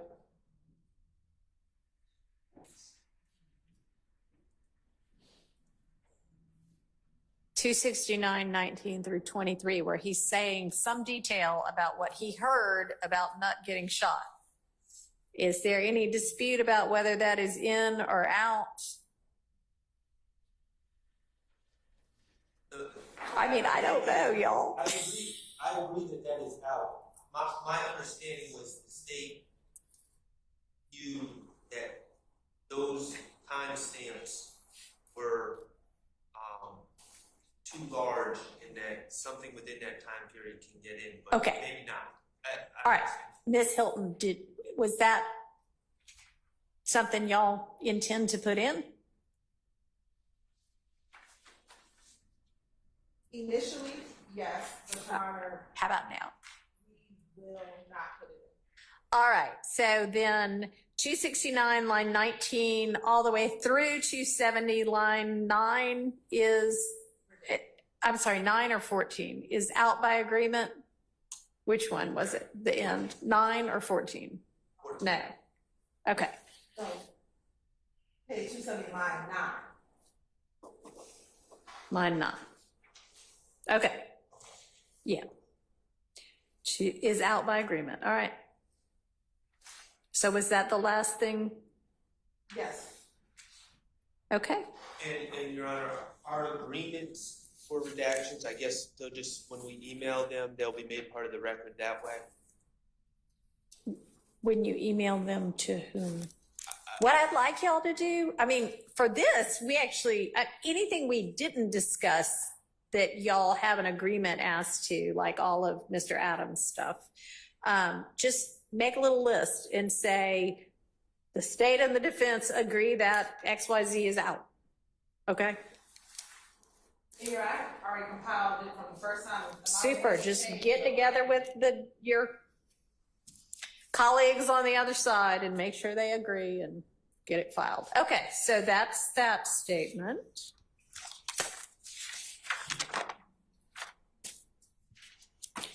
That's the January 28th statement is taken care of.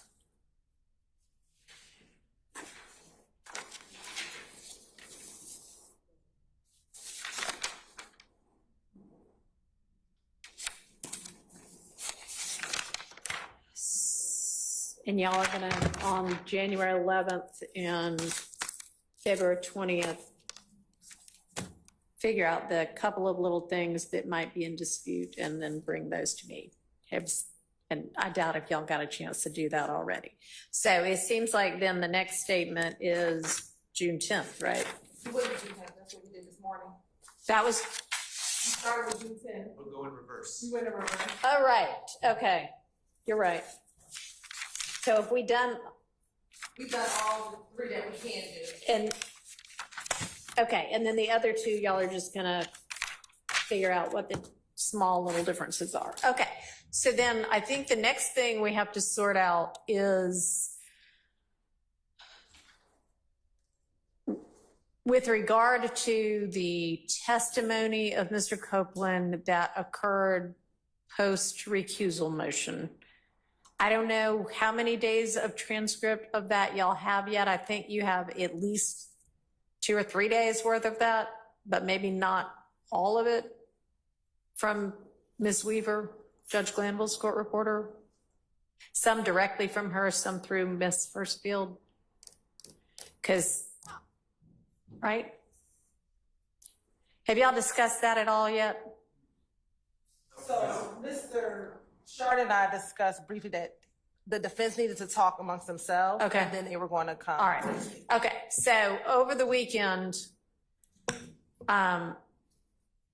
y'all figure out both amongst yourselves and then between the defense and the state,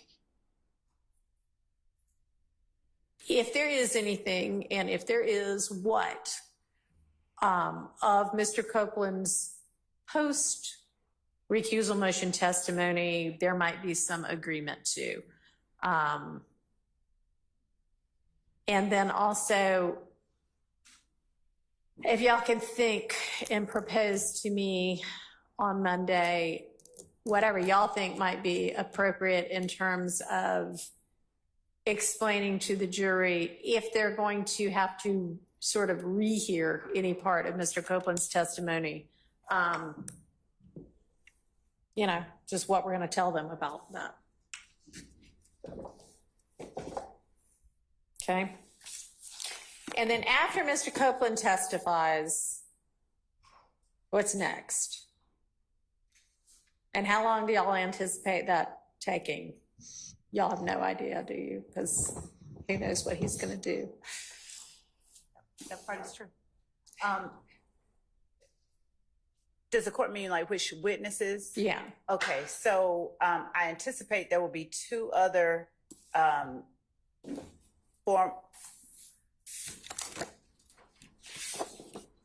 potentially Mr. Sledge, Mr. Zachary, Okay.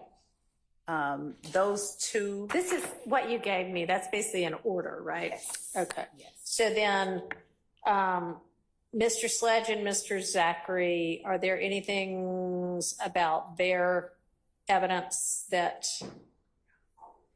we need to hash out? And I can't remember, what did I give you as your deadline to give us all the details about the evidence? You said the exhibits was Wednesday, but then the witnesses was Monday, and I thought the first 30 might have been Monday. the first 30 yeah. Okay. Monday. All right. Okay.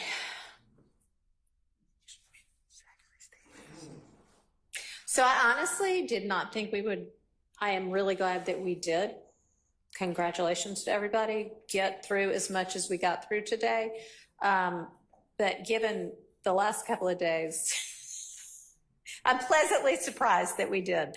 So I actually, at this point, told the jury, don't come before Wednesday, because I figured we had enough work to do Monday and Tuesday. And I think that probably is true. But yeah, with everything that you're, and if y'all get finished early, you know, you don't have to wait till Monday morning. You can go ahead and email whatever you get finished with as you're finishing it. All right. So yeah, we can start working on all of that. All right. So this is a good time to adjourn for the day, or do we have other things we want or need to take up right now? There may be one more thing that we Okay. can take up if the court would allow us one more. Your Honor, we do have the 5 jail calls that we intend to get in through Mr. Perfect. Copeland. Yeah, we can do that. Okay. And I've already listened to the portions of. And there were portions that we did not object to, Your Honor, so I can go through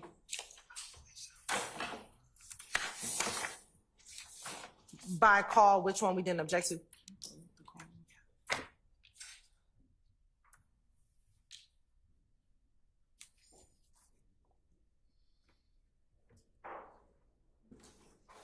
So you're working off of, so I know that Mr. Shart had provided kind of June 19th-ish, his proposed redactions, right? Is that what you're working from to tell me which ones you agree to? Yes. Is that what Mr. Steele sent? No. For the jail calls, I'm looking at Wednesday, June 26th. There was an email that Mr. Steele sent. I don't know that I have that. Okay. What I've got is it may be the same list. Oh, it may be. I don't know. What I have is whatever Judge Glanville had made a court's exhibit when y'all were talking about them. And it says forward Stillwell proposed redactions. Anyway, it's a list of like 10 proposed redactions. Is that the same thing when we get down to it, or? No, I have. Well, give me what it is that I need to be looking at. I can find it for you.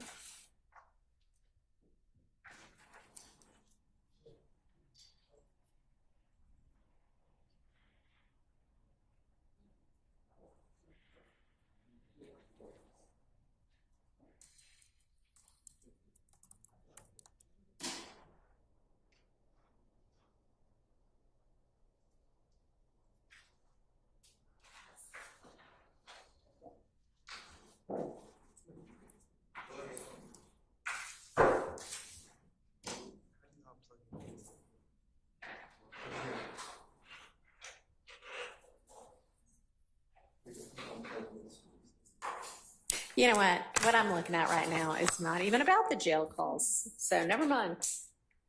But I don't have what it is that you're talking about. I'm looking for it.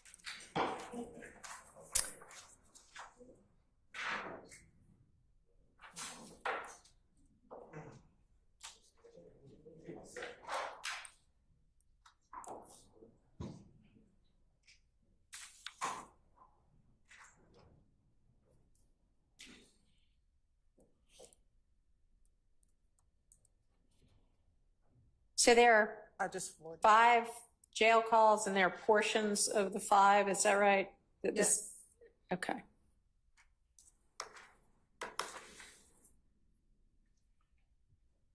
And then you have agreement as to certain portions of those? Okay. Yes, so the All state's right. intention was to play the entirety of the calls, but All right. then there were some objections, and so Sure. we don't have any objections. Okay. We don't have objections.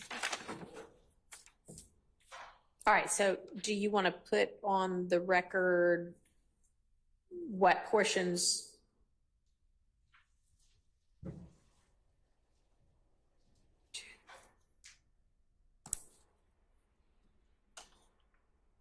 I'm supposed to be looking at the chat.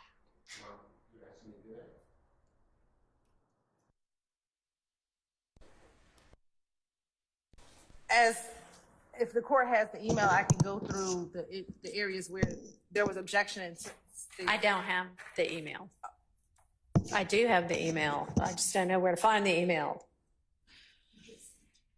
Okay.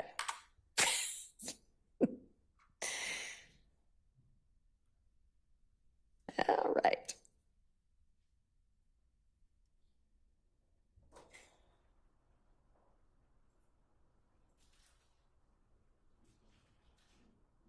All right. I am now looking at the email. So go ahead. So for the first call, which is on March 11th, 2015, there's an objection from 10 minutes and 45 seconds to the call to 10:50. And the state has no objection to not playing that portion of the call. Okay. From 15:15 to 15:32, the state has no objection to stopping, to not playing that portion of the call.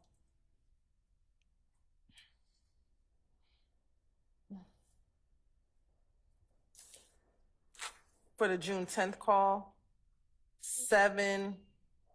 from 7 minutes to 7 minutes and 3 seconds, we have no objection to not playing that portion. Okay. From 8 minutes to 8 minutes and 12 seconds, we don't have an objection. And from Okay. 9 minutes and 57 seconds to 10:15, we do not have an objection. Okay. For the June 13th call, we do object to that portion of 2:55 to 3:10. Okay.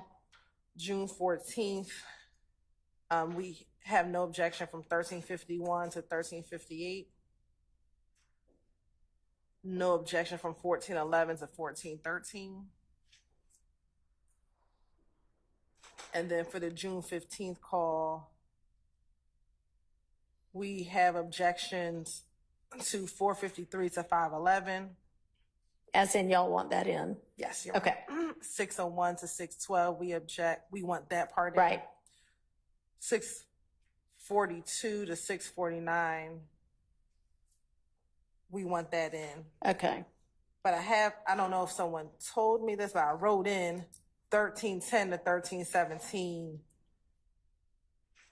And we don't have an objection to that part. I'm not sure if maybe someone called me, but I wrote in another portion of that call, and we do not object to.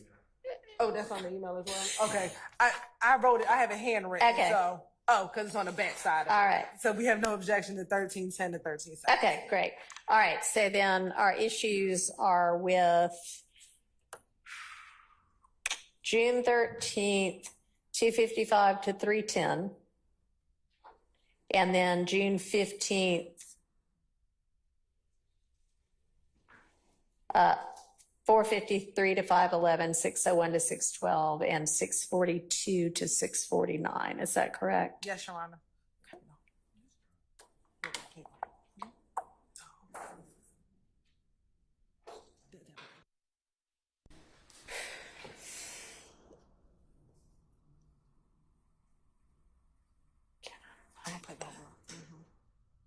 And so we're pulling those 2 calls up now, Your Honor. Okay. You heard me live?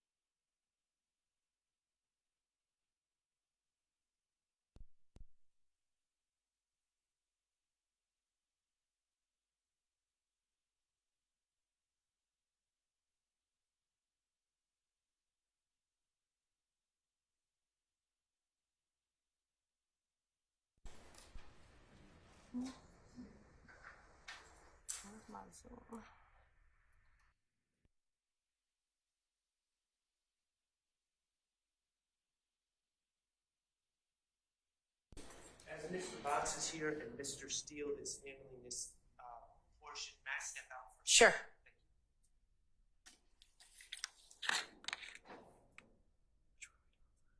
This is a free call from. And I'm going to start, Your Honor, around 2:25. You booked the Brandon. Meet me on University. On University where? That gas station we always. You know what that gas station Chevron? That Chevron. Meet me at Chevron. Hey, man. Okay. Yeah. Look, you ain't right, bro. What did D do? I'm gonna say too much, bro. Be told. You talking about rock crew, Lil D? Yeah. I told him. He told on Roscoe too. You think I'm fucking playing, bro? He told on Roscoe. He told on Roscoe just cause Roscoe ain't no fucking blood. And he don't give a fuck. Roscoe ain't free. Hey, D trying to come up and come meet you. And that concludes at 3:11, Your Honor. And to give some context, on this call, this is a call from June 13, 2015, which is 3 days after that June 10th interview. Mr. Copeland is now in custody. He calls his girlfriend, Ms. Quarterman, who then calls the person who you hear is Max, but is also Dolly White, also known as Dolly White, but is Mr. Williams' sister. Mm-hmm. She is a person that the state alleges a number of the gang members were called to get in contact with Mr. Williams or for her to facilitate a number of different things throughout the trial. Mm-hmm. And while on the phone, there's first talking about money to help with his bond. That's when you hear her talking about meeting the girlfriend at the gas station. Right. Then he says, little D ain't right. At that point, they jump to, because he snitched, because he told on Roscoe, and they're talking about him not doing what a gang member is supposed to do, which is then snitching, Your Honor. So we believe that that is relevant information for this jury to hear, that the gang members are talking about the failure of another gang member to be supportive of the gang, to actually tell or snitch on another gang member. And that's what's contained in that portion of the call. And the objection. Hearsay, Your Honor, it is not, I don't know, I've listened to these so many times, I don't know if it's fair to you, but he never said about, oh, this is what gang members should act like, this is inappropriate for a gang member to snitch on someone. That's not in there. What he said is, something to the effect, I'm not quoting it, hear what little D did. Yeah, and then she says, D ain't right, D done told, blah, blah, blah. Yeah, so how does he know that? Who did he hear it from? Well, I don't know that that matters, because they're not offering it for the truth of whether D ain't right. I don't know. We are not offering whether D is or ain't right. It's the fact that literally it was everything they said about him, and overtly the fact that a YSL member they believe told if he did or didn't, and their anger towards it. I just don't see it like that.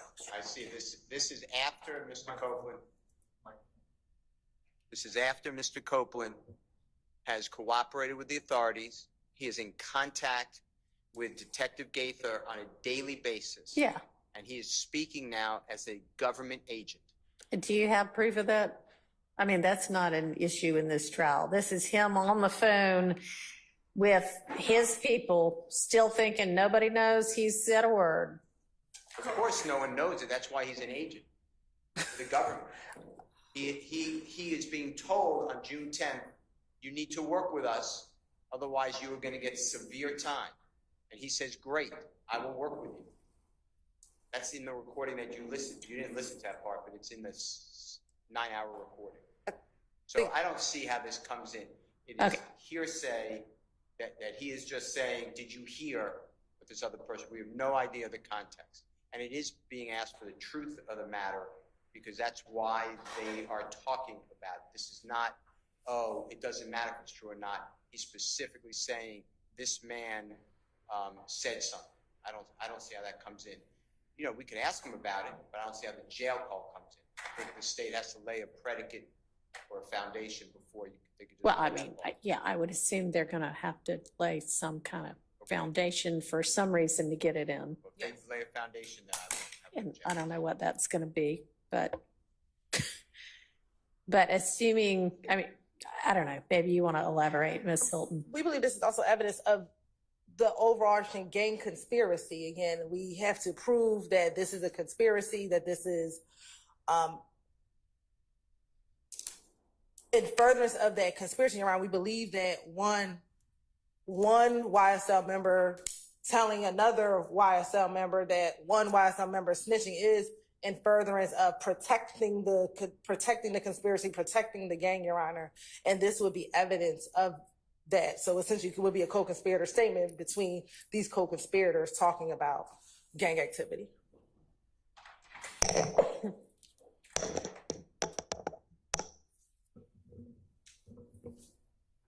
I mean, I think if the proper foundation is laid, that comes in over a hearsay objection.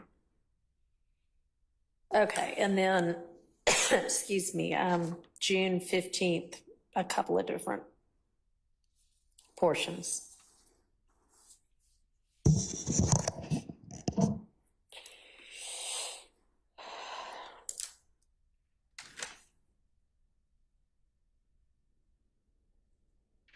Your Honor, of course, I would just start at 450 and play through 649 because it's only about 2 minutes for those 3 sections.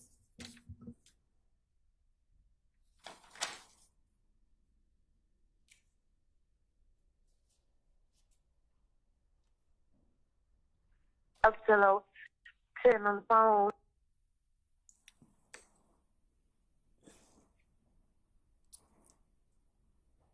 And tell me who I'm about to hear. Yes, Your Honor. And this is again Mr. Copeland calling his girlfriend on three-way, but at this point he has asked his girlfriend to call Detective Gaither, and so the portion that you're hearing is Mr. Copeland and Detective Gaither on the phone. Okay.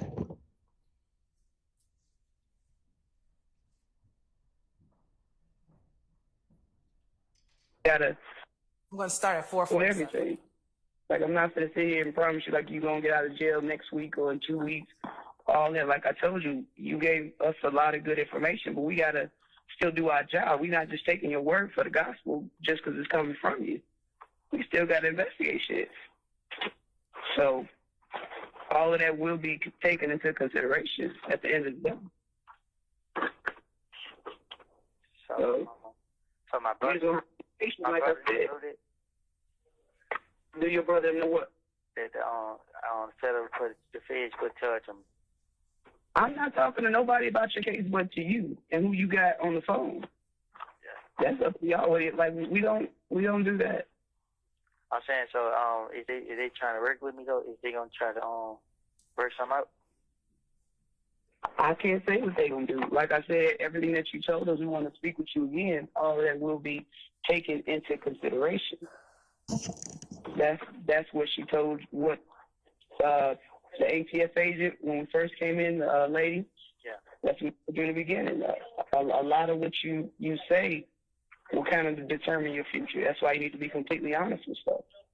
Yeah. So at the same time, we still got to look into it. We're not just going to take your word for everything you say. We got to be able to, prove what you say is true. So if I prove it, then y'all let me have it right. Are you hearing anything that I'm saying? Because I feel like I'm talking in circles. Nah, I hear you, but it's confusing. If you provide us with some things that we can verify, it's not up to us to let you out of jail. That's totally up to the DA's office, all that stuff on what they want to do with you. They do take into consideration if you helped or not. And so far, it appears as if you've helped, but we still have to do our job and investigate. Yeah. So I still got state and the. And I conclude at 6:53. Okay. And so what is at issue? What statements specifically are at issue?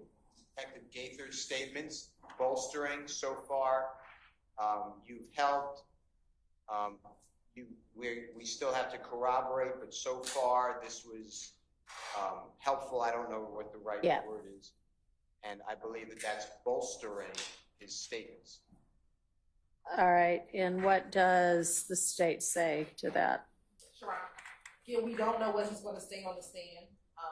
But if he goes down the same line of, I was just lying to finesse investigation, I made it all up. This is in complete contradiction to that, because she's telling him, just like she told him in the interview, we have to verify what you're telling us. So if he was telling lies, he wouldn't continue to say the same things over again, because she keeps telling him, everything you told us, we appreciate you telling us, but we have to verify everything that you said. So there's nothing I can do for you until... Well, he's not really saying anything over again. He's saying, hey, I told y'all something. Can you let me out now? Right, and so when she's saying, he's saying everything I said is a lie. So he is now, yeah. He is now. So what this shows is a contradiction, because he wouldn't be calling the detective trying to continuously see if he can get out of jail if what he said was a lie.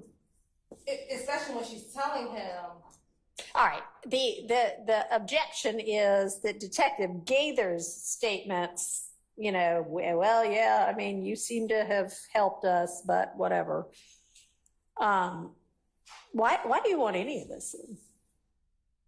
Well, how do you envision using that particular thing I just heard? So there's a few things. So part of this trial, some of the defenses that have come out is that the police didn't fully investigate anything. Okay. That they took his version and just ran with it. Okay. So this supports that that's not what happened. That even back in 2015. Is Detective Gaither going to testify? She has testified. All right. Has she said already, man, we didn't just take his word for it, we investigated? She testified yes. to that. Okay, so it's not necessary for that.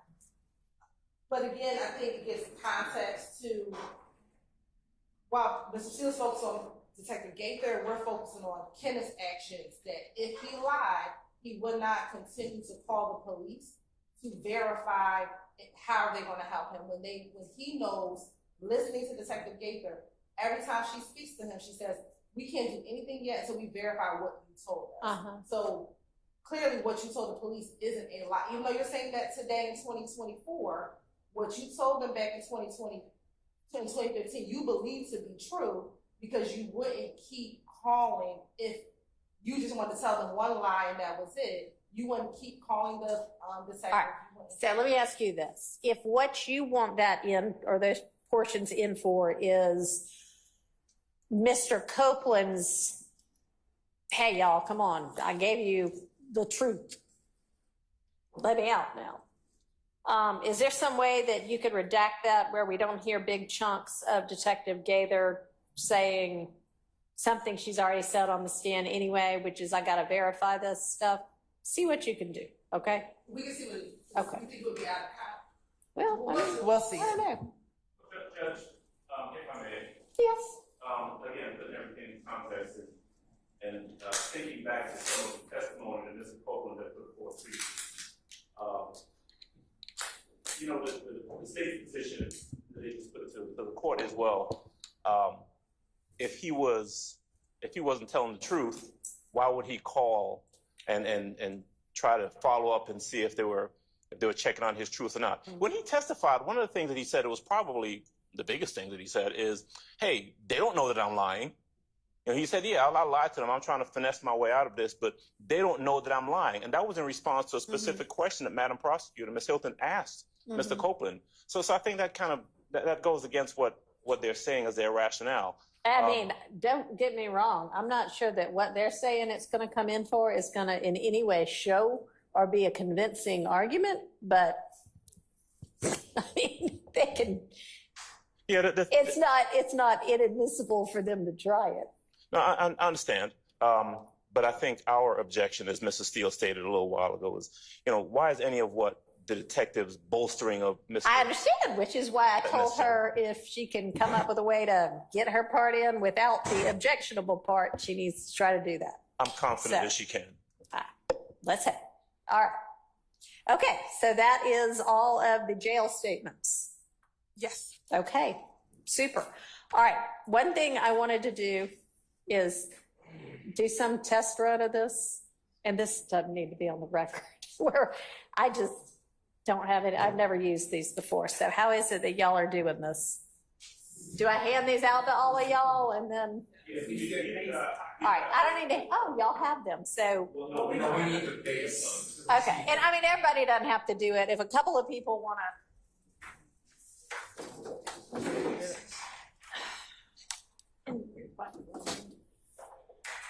No earthly idea. It's, No, they are. it's plugged in right now. Okay. So I take one of these too. Is there some significance to the red ones? You want one to try? Hey, is there some significance to the red ones? Does anybody know whether there's some significance to the two that are red? I don't think you've ever used those. Oh. All right, so. And does the court reporter get one so she can also hear what's going on, I would imagine? Okay.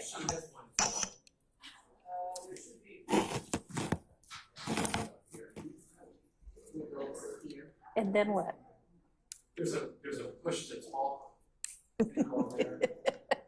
Sorry, y'all.